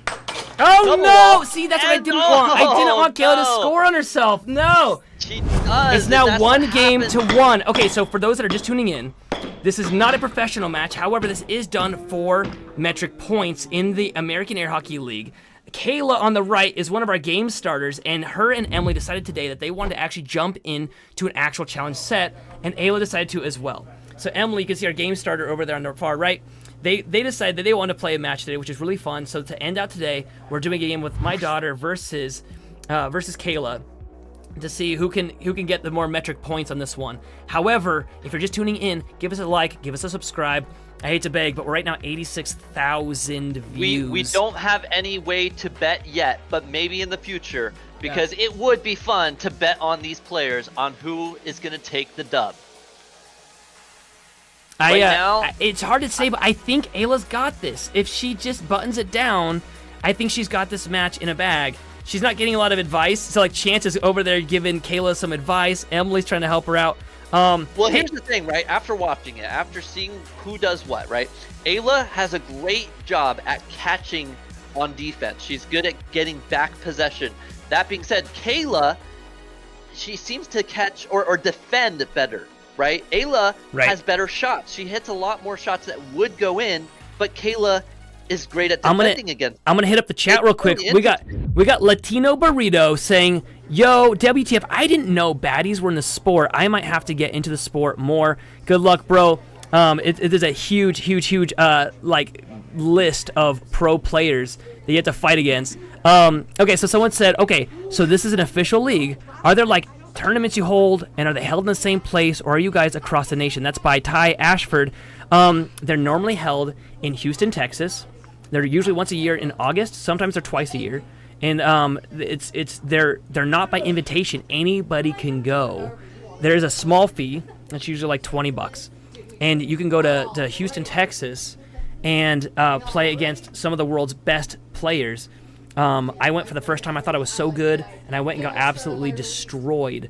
And since then, I've been practicing every year and just getting better and better and better as I go. So yes, there are tournaments. Ooh, Ayla, awesome score. If you want to play with our specific league, you'd have to meet us up in Idaho. We're locally found in Nampa, Idaho. Right. Ayla sets it up, loses possession. Kayla already with a point. Kayla with a great cut attempt, and then right wall under. That's the best combo. Watch this combo in replay. So she's going to go for both sides of the goal, right? The first shot was to this cut side, and then the second shot was to the other side of the goal. That is the best way to do it because then the opponent has no idea where to block. It's the 1-2 combo. Nice. And, you know, Ayla ordered the combo meal because she got it. Oh, Ayla with her first point on the board now. Kayla with a nice lead, though. Ayla setting it up. This is the last game of tonight, so if you want to say with a something, beautiful dragon shot, but Kayla does defend. if you want to say something in chat, now's the time to do it. Nice cut. Ayla just taking her time now. 3-1. Ayla goes for the right wall, but Kayla reads it and is there to defend. Kayla sets it up. She goes for the shot. And fake out. She goes for the pump fake. off goal. Kayla smiling. Oh after no! How did that because even she happen? knows How did that? She got. Look at, she did a forward shot and scores on herself. And now Ayla. And with Kayla's saying that goes she keeps. for the cross, but Kayla does defend. Kayla's saying that she keeps jinxing herself. Kayla going for the shot here. Goes for the right wall. Doesn't quite land it. Goes for a double wall, but Ayla is there to defend. Now Ayla with time Ooh, goes the for the right wall, and wall lands it. 3-3, over. That's ties her the game. best shot when she hits it to the far side of the goal. Such Look a at that fantastic defense. shot. Oh, she blocks it, gets control. gets it Look again. at that again. Come Blocks on, it Ayla. again. Come Gets on. control. Ayla pulls it That's up, where goes for the Ayla straight, shines. and she gets it back. Her ability to capitalize on taking the puck control. Meanwhile, Kayla now with time. They both laugh out in joy in an unexpected twist of events. Kayla taking Okay, we the puck. got Caleb in chat asking, please let us know about the serving rules. He's confused. The way that the puck is served is basically you have 10 seconds. When somebody scores on you and it's in your goal, you have 10 seconds to get it out of your goal and place it on the table. And you can place it wherever you want to on your side of the table, and you can hit it out of your hand or let go of it. But once you've let go of it, it's now in play, and if you touch it again with your hand, it's now a foul for touching the puck. So you can place it wherever you want on the table. You can hold it with your hand and hit it out of your hand with the mallet if you want to. Double wall. So like I said, Ayla just takes it out, she puts it on the table, and then she goes for the score. Oh, a nice over again. 4-4 now. Great question though from the chat. This is live. This is not this is not a recording. You can prove that by asking a chat. Oh man, there's a huge one in chat right there.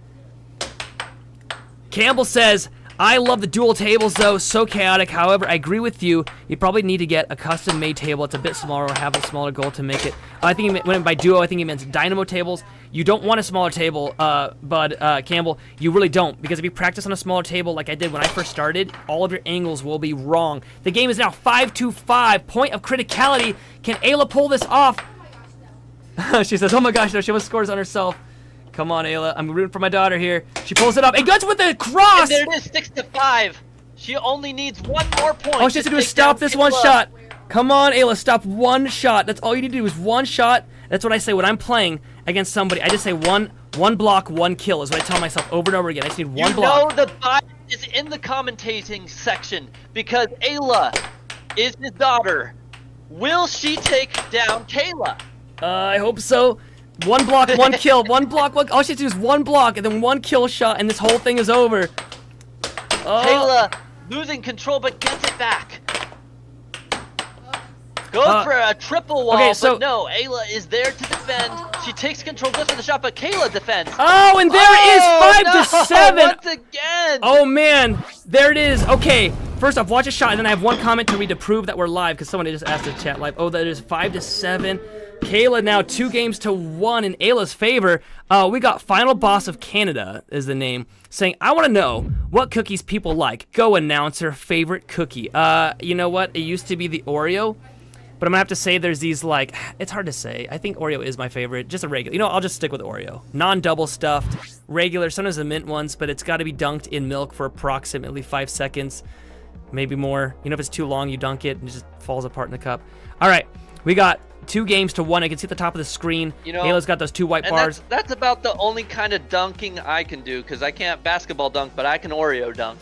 Oh, I'm sure a lot of yeah. people in the chat feel the same Okay, way. but my second fave, I don't remember what that's called, so the chat's gonna have to help me out. The Girl Scout cookies, or the tag-alongs, the ones that are like covered in chocolate, mostly chocolate. It's basically just like chocolate-ness. I don't know. But the tag-alongs, are those the coconut ones? Whatever those bad boys are, those are delish. Absolutely. But I mean, if I had to pick You know- like absolute favorite, not store bought, is just like homemade chocolate chip. There's nothing that can beat that, fresh out of the oven. This might be the closest game we see tonight, because here's the thing, right? The games that we saw, a lot of them were 4 games to 0, and this game, it may end up coming down to the very last game.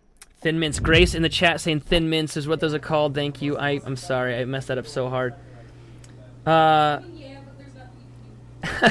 People are asking about ages of the players. Ayla is the ripe old age of 13. Kayla, on the other hand, is 18 years old. Right. Kayla's getting ready. I like the stance. She's like, let's do this. Kayla's got to win Nathan, 2 more how games. long have we been live for now? I think it's been over 5 or 3.5 hours. We've been since 6 o'clock my time, so it's 3.5 hours, just about 4 hours, and we right now have 90,000 views. And this is the last match. It's the last match of the night. I'm hoping my daughter wins this one. Emily, gonna take it one all? of our 2 puck starters, our game starters, she's setting it up. Kayla on the right, Ayla on the left. Triple. And there it is. Kayla takes the first shot, but Ayla gets control, but then loses it. Ooh. And now Kayla with control. Come on, Ayla. Just 2 more games. Bring it home. You know what's really fun, though? I ref a lot of games, and it was this father-son battle. Ooh, and a beautiful cross by Kayla. I was yelling at the dad. Every time the dad would get a shot, I'd yell at the kid and be like, he brought you in this world, and he can destroy you. Look at that. Ayla with a nice cut shot.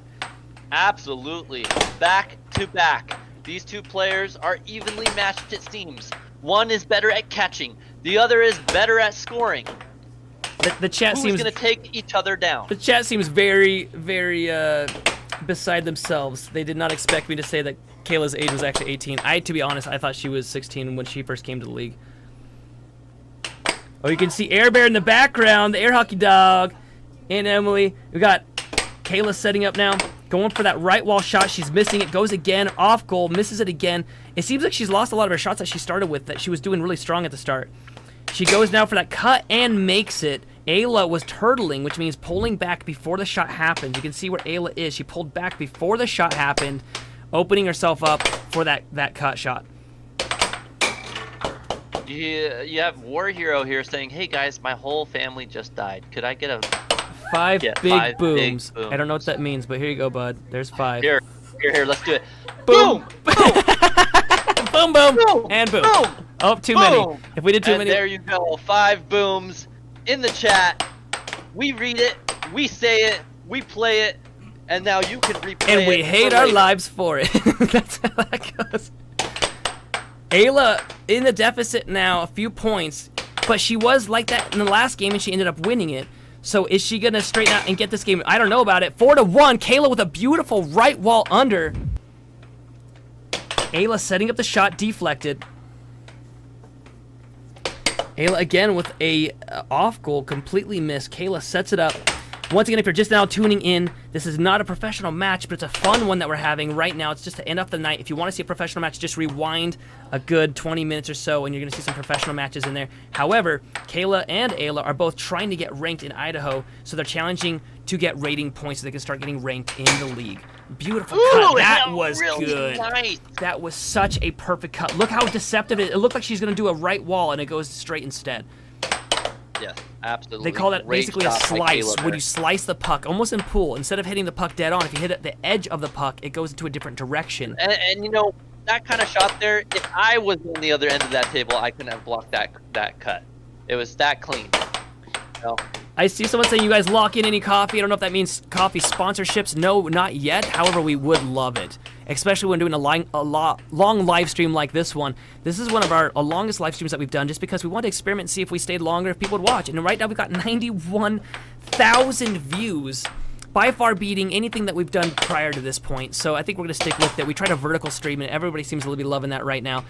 If you are watching vertical and you would like to see this in slow motion replays with the horizontal view and different camera angles, switch on over to our other stream, subscribe, and go look at our stream. We actually are live streaming on a double right now. We're live streaming horizontal and vertical so people on their cell phones can see it. But if you want to see this in a much more professional and like 4K, 1080p, I believe, go ahead and switch over to our other live stream that's going on right this second on the American Air Hockey League YouTube channel. Don32 asked, who are the sponsors? But real quick, before we get to that, 6-1, Kayla may take this game from Ayla this round. She is really showing some dominance. No way, Ayla's going to win this right now. I can feel it in my bones. There it is, right Oh, she does over. come back, 2-6. Will she make the biggest comeback in history? Come on, Kayla Ayla. throws it out there quickly. She doesn't. She wants to end this now. Comeback Kayla's City. saying, Here we go. watch Oh, this. barely missed. Come on, Ayla. Aim the shot. Hit it in the middle. Oh, no, she gave it away.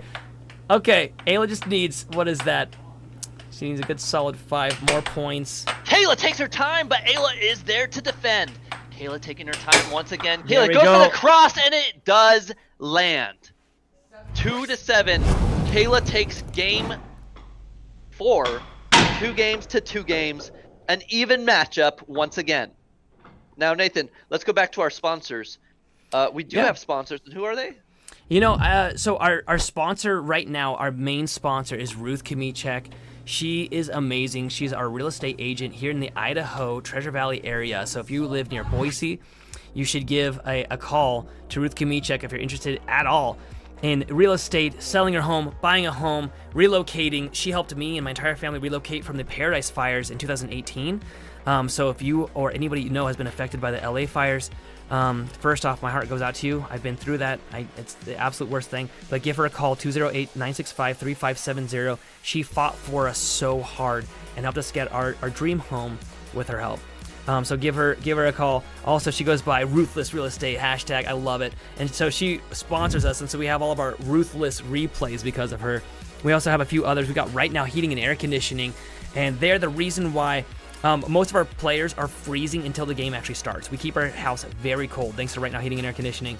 And so only the players are content. They're the only people in the whole entire studio that aren't freezing their butts off, because when they're playing they get really hot, but we keep the studio at like a balmy, I don't know, sometimes 64 degrees thanks to Right Now Heating and Air Conditioning. Give them a call, 208-585-5868. Lastly, we got Legacy Garage Doors. They're fantastic. I can speak more on them in a second. This game's about to hit on. And you know, it's 2 games to 2 games. This could go either way. Both players showing that they are in.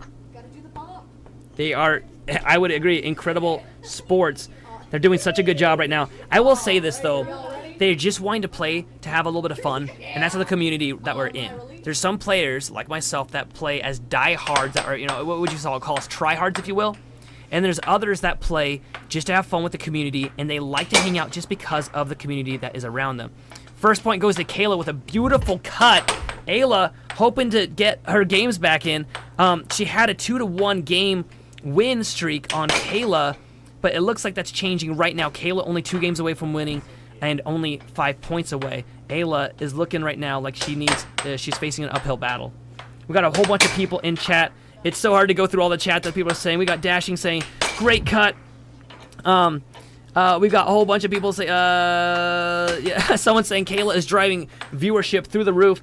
I would agree, except we've also had some pro games happen earlier where Kayla wasn't involved in those, and our stream was up too. So it's if you're wanting to see pro air hockey, give it a rewind. If you're wanting to watch Kayla, I guess this is where you go. Now 4-2, Kayla is in the lead.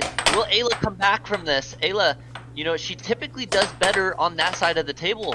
So, you know, I would expect that she will catch back up here.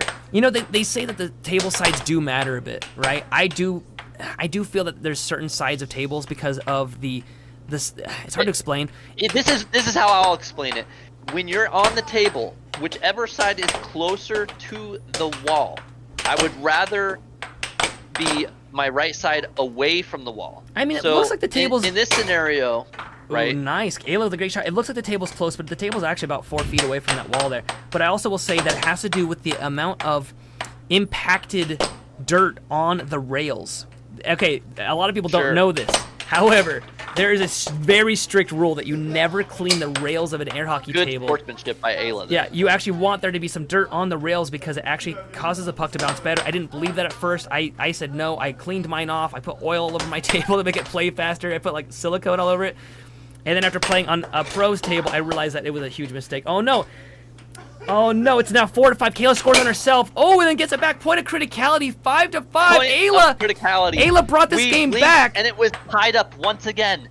These players just back and forth, back and forth.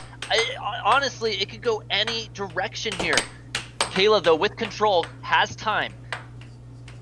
She goes for the right wall. Then No, she sets it up. Oh no, she scores him again. She's basically handing this win to Ayla right now on a silver platter. She needs this point right now to win this game.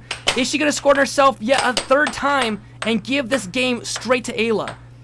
This is so important. Whoever wins this game will only be one game away from taking this entire match and closing out our night. Ayla gets possession, goes for the cut. It was a push. She needs to hit it harder. There she goes. Goes for a right blocked. wall, but Kayla does read it. Goes for a cross, doesn't quite land. Ayla's there to defend. Oh! Come on, Ayla, come on! No, I'm rooting for Ayla so hard on this one right now. Come on, Ayla. Come on. I went over. Oh, Kayla calls herself on being over. So they wait for the whistle. It's now back in play. Ayla goes to the right wall over. It's missed. Goes for a jungle shot. Miss again. And then she gets a cross and takes it 5-7. 7-5. Kayla now looking at only one game away from losing this match. Ayla takes the lead. Now, I believe Kayla took the first game. Ayla took the second game. Kayla took the third game. And Ayla took now... Yes, I believe that you're right. It's like each side of the table. It's Okay. been...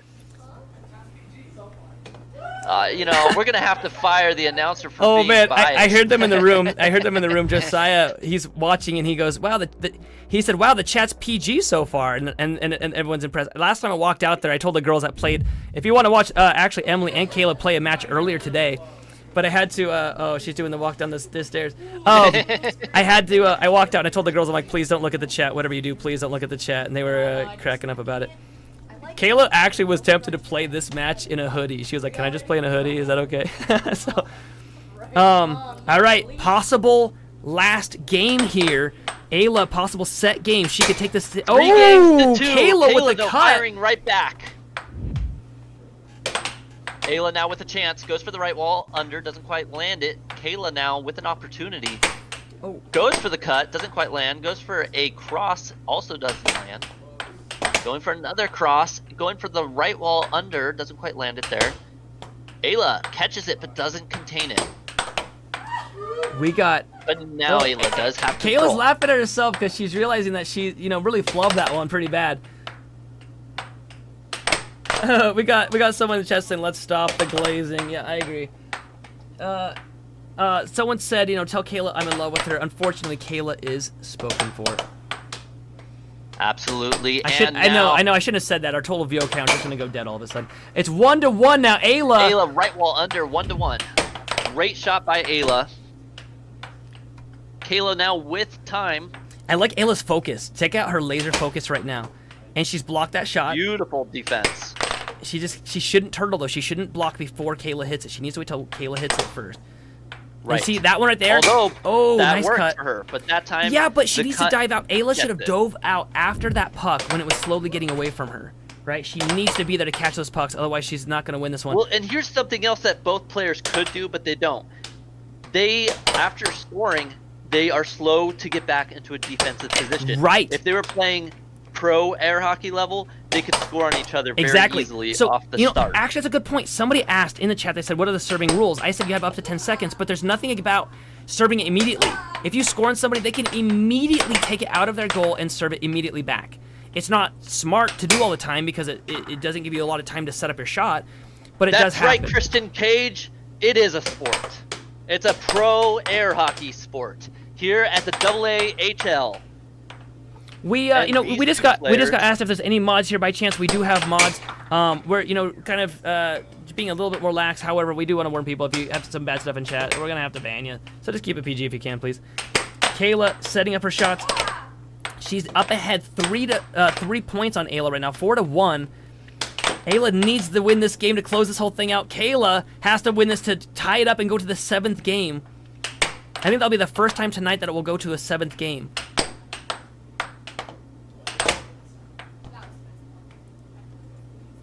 I hear Kayla complimenting Ayla, saying, hey, that was a good stop. That's what's fun in this sport, is that, like, you really want to beat your opponent, but you usually really appreciate your opponent. And that's what's fun about the sport, is that there's a lot of camaraderie. We don't just play because it's fun. We play because the community is awesome. If you guys are looking for an awesome community to join, I highly suggest you join an air hockey community in a town near you. We're located in Nampa, Idaho. That's where we meet up, and it's a whole lot of fun. Listen, Kayla bringing the ringer down on Ayla right now, 5-1. She did that last time that she was on that side of the table, though. That's exactly what I'm saying. That other side of the table is what does the player justice right now. And there it is, 6-1. Kayla only needing one more point. I'm hoping my daughter brings us back right now. Kayla did that on that side of the table also, though. So maybe the curse of the side of the table is real. It must be. I think it's a claustrophobic. Oh, there's 7-1. What is that? When you're closed in. What's that called? Claustrophobia? Or something? Yeah, claustrophobia. Yeah, it's when you're in tight spaces. I think the fear of that's what tight happens spaces. at air hockey tables. You know, you kind of feel when you're on a certain side that the walls are closer to you or something, and it does. I think it has a little bit to play. This is the first game 7. Emily's celebrating because you don't see this as often. You know, usually it's a blowout game, but this is the first time it's going to a 7th game today. Everyone's jumping around. We got our ref Chance. He's getting ready. Everyone's ready to go home too because it's been such a long. The final game. Kayla, we are at 96,000 views so far. This might be our first chance to break the 100,000 views in one sitting. I would really appreciate it if you guys would like this, subscribe, throw a chat. If you haven't chatted in yet, chat. It helps us grow. Give us a subscribe, comment, ask questions, tell us what we can do to improve and what you would like to see, what kind of matches you would be involved in, if you'd like to also join us as well and play against pros yourself. Yeah, I see a lot of people. Here we go. The final game. A lot of people in the commentary are asking who's the best in Idaho. Currently, it is me. I'm Nathan Buss. However, everybody here in Idaho is pushing me to that limit. I did start it here, so I had an unfair advantage, if you will. However, the players here are getting extremely good, especially Chance right now is killing it. Looking like he could eventually take number 1. Josiah as well. So, like, there's some players that are just killing it. Oh, and Kayla fires the first goal. Come on, Ayla. Come on. Kill her. Get the shot in. Right, well, over. Oh, Kayla blocks it that time. Ayla with the cut. It's too slow. It's blocked. Kayla now sets it up. I want my daughter to win this so bad. Oh, Kayla though with the cross, one. now 2-0. Maybe she's gonna break the curse of the wrong side of the table. Can Ayla take back this game? She's super far up in defense. Kayla goes for the cut. It's blocked. Bounces back to Kayla. Retains possession. Kayla loses possession. Ayla's chance to get a point. Does Ayla get on the board? The right wall doesn't quite land. She does get on the board. Right wall under, and it does land. Now 2-1. Oh, and then Kayla immediately with a cross back. Come on, Ayla. Come on. At least put up a fighting chance. I want to see Ayla win this so bad. Mainly because Kayla take this win? This is Ayla's first actual challenge set, and so I would love to see her winner challenge set so that way she doesn't get, you know, some players when they play and if they lose, they get a little discouraged and they want to stop playing. Oh no, Kayla scores on herself. Javier played earlier today with a second challenge set, and even though he lost, he had such a good attitude about it, and I could tell he wants to keep playing. Oh, nice! Check out Kayla bounces it on the left wall, and then she goes for that cut shot. Fantastic. I love how she did that. Kayla gets possession back again and goes for another cut. Oh, and scores on herself! Oh, she does the own goal. Now 4-3. She has scored. And Ayla having another shot at this. There is some spark. Kayla has scored a total of 6 points this game, 7 points this game. Beautiful cross by Kayla coming out now, 5-3. We got everyone rooting for Ayla right now in the chats. I can tell. If you want Ayla to win, give us a subscribe. If you want Kayla to win, give us a like. For a lot of right walls. Kayla now, though, going for a lot of crosses. Look at this. She sets it up. She goes for the cut. Such a good cross. She sets it up. She goes for the cross. She's actually being really accurate. In the last few games, she wasn't as accurate, but right now she's on point. And that is the scare. Can Ayla continue to defend? This is sort of an unstoppable force, meaning an unmovable object, with Kayla just on the assault and Ayla just on the constant defense, but being a brick wall right now. Kayla is not quite hitting those shots on target at the moment. She keeps hitting them just barely off to the right side. If she starts getting it just a bit... Oh, she scores on herself! No, she scores on herself again! For the third time, Ayla has only scored 1 point this game. And If Ayla Kayla has scores here, scored all the it'll be back others. to the point of criticality. Will she get it? Ooh, Goes come for on, the Ayla. right wall Come over. on, Doesn't Ayla. quite land. Goes for another Come right on, wall. Ayla. No, see, She she loses let control. it get away, and that could have Will been the whole Kayla game right score there. on herself, or will she score on Ayla? Which? At this point, who knows? Oh no, Ayla just gave it back to her. Ayla Why did she gave it do to that? Kayla because Ayla Okay. knows that Kayla scores more on herself than on her. That's fantastic.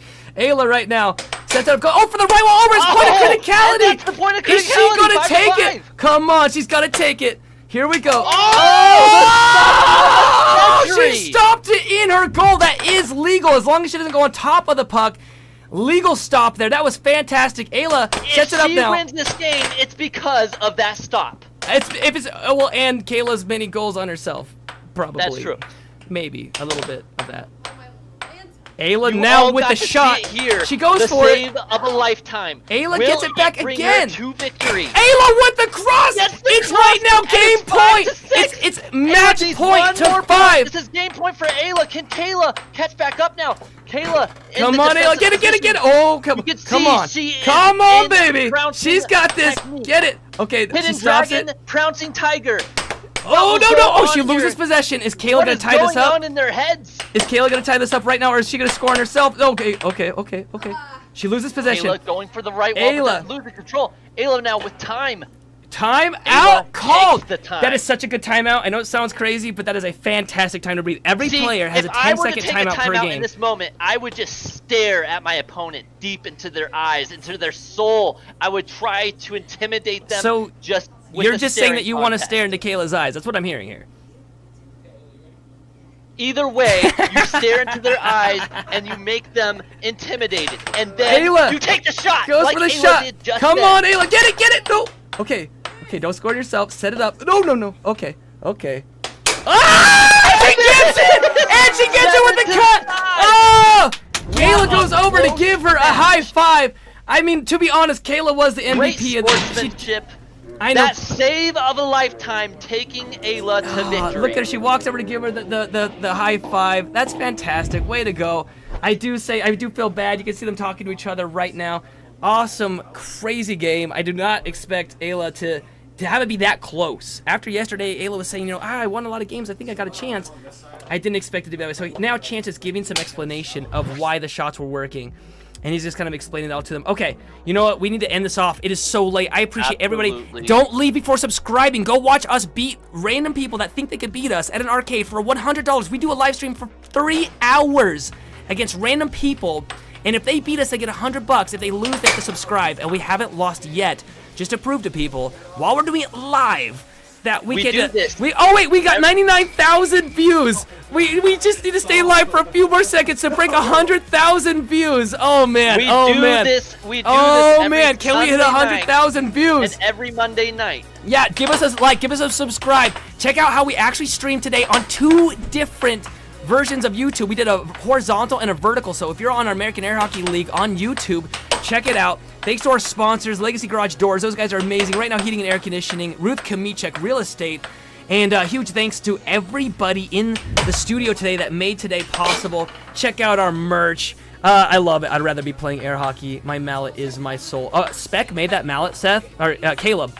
Spec made that shirt that said my mallet is my soul. And he also made his mallet.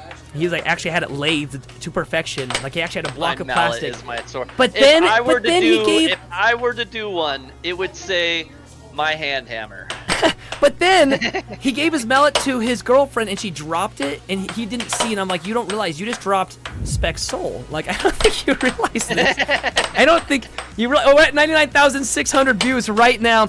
A huge shout out to everybody who made this happen. Once again, I just want to say thanks to we have so many people in the studio right now. We got Spec that ran the entire Is stream there and played multiple any matches. We got questions Cruz that did an from awesome job. the comment Oh yeah, let's section? read the chats. I think we got You know, one right here. is there any questions for us here at the AAHL, the American Air Hockey League? You know, we've got a lot of players here. We've got a lot of, ideas and things we want to do to continue to bring this better and for your viewing pleasure. And if you guys want to join us, maybe you want to try out your hand at air See, hockey. okay, so and we got- becoming a professional. We got B in chat saying I'd beat Chance. There's 0 zero way. B, unless you happen to be one of the top like 100 rated players in the world, there's not a possibility that you'd be able to beat Chance. Oh man, we're at 99,970. I want a weekly AAHL update posted on like Wednesdays. Just, dude, all you gotta do is subscribe. We post a whole bunch of content. There's one where a bar owner recently called me out on YouTube. She posted on the YouTube channel afterwards. She goes, "I double dog dare you to come and play against me." And so I showed up and played against her, and it was pretty bad. You know, listen, Caleb Privet, you know. We did it! Wait, Caleb, we hit 100,000, 112 views! We broke the 100K Oh, view mark! yeah! Congratulations, everybody! Woo! Okay, all right. all I'm the not going to keep viewers, anybody a the second longer than players. that. I really appreciate everybody. From all of us at the American Air Hockey League, we'd like to say thank you to everybody for watching tonight. We'll be back next week. Thank you for liking. Thank you for subscribing. Have a great night, everybody. We love you all. Bye, guys. Until next time.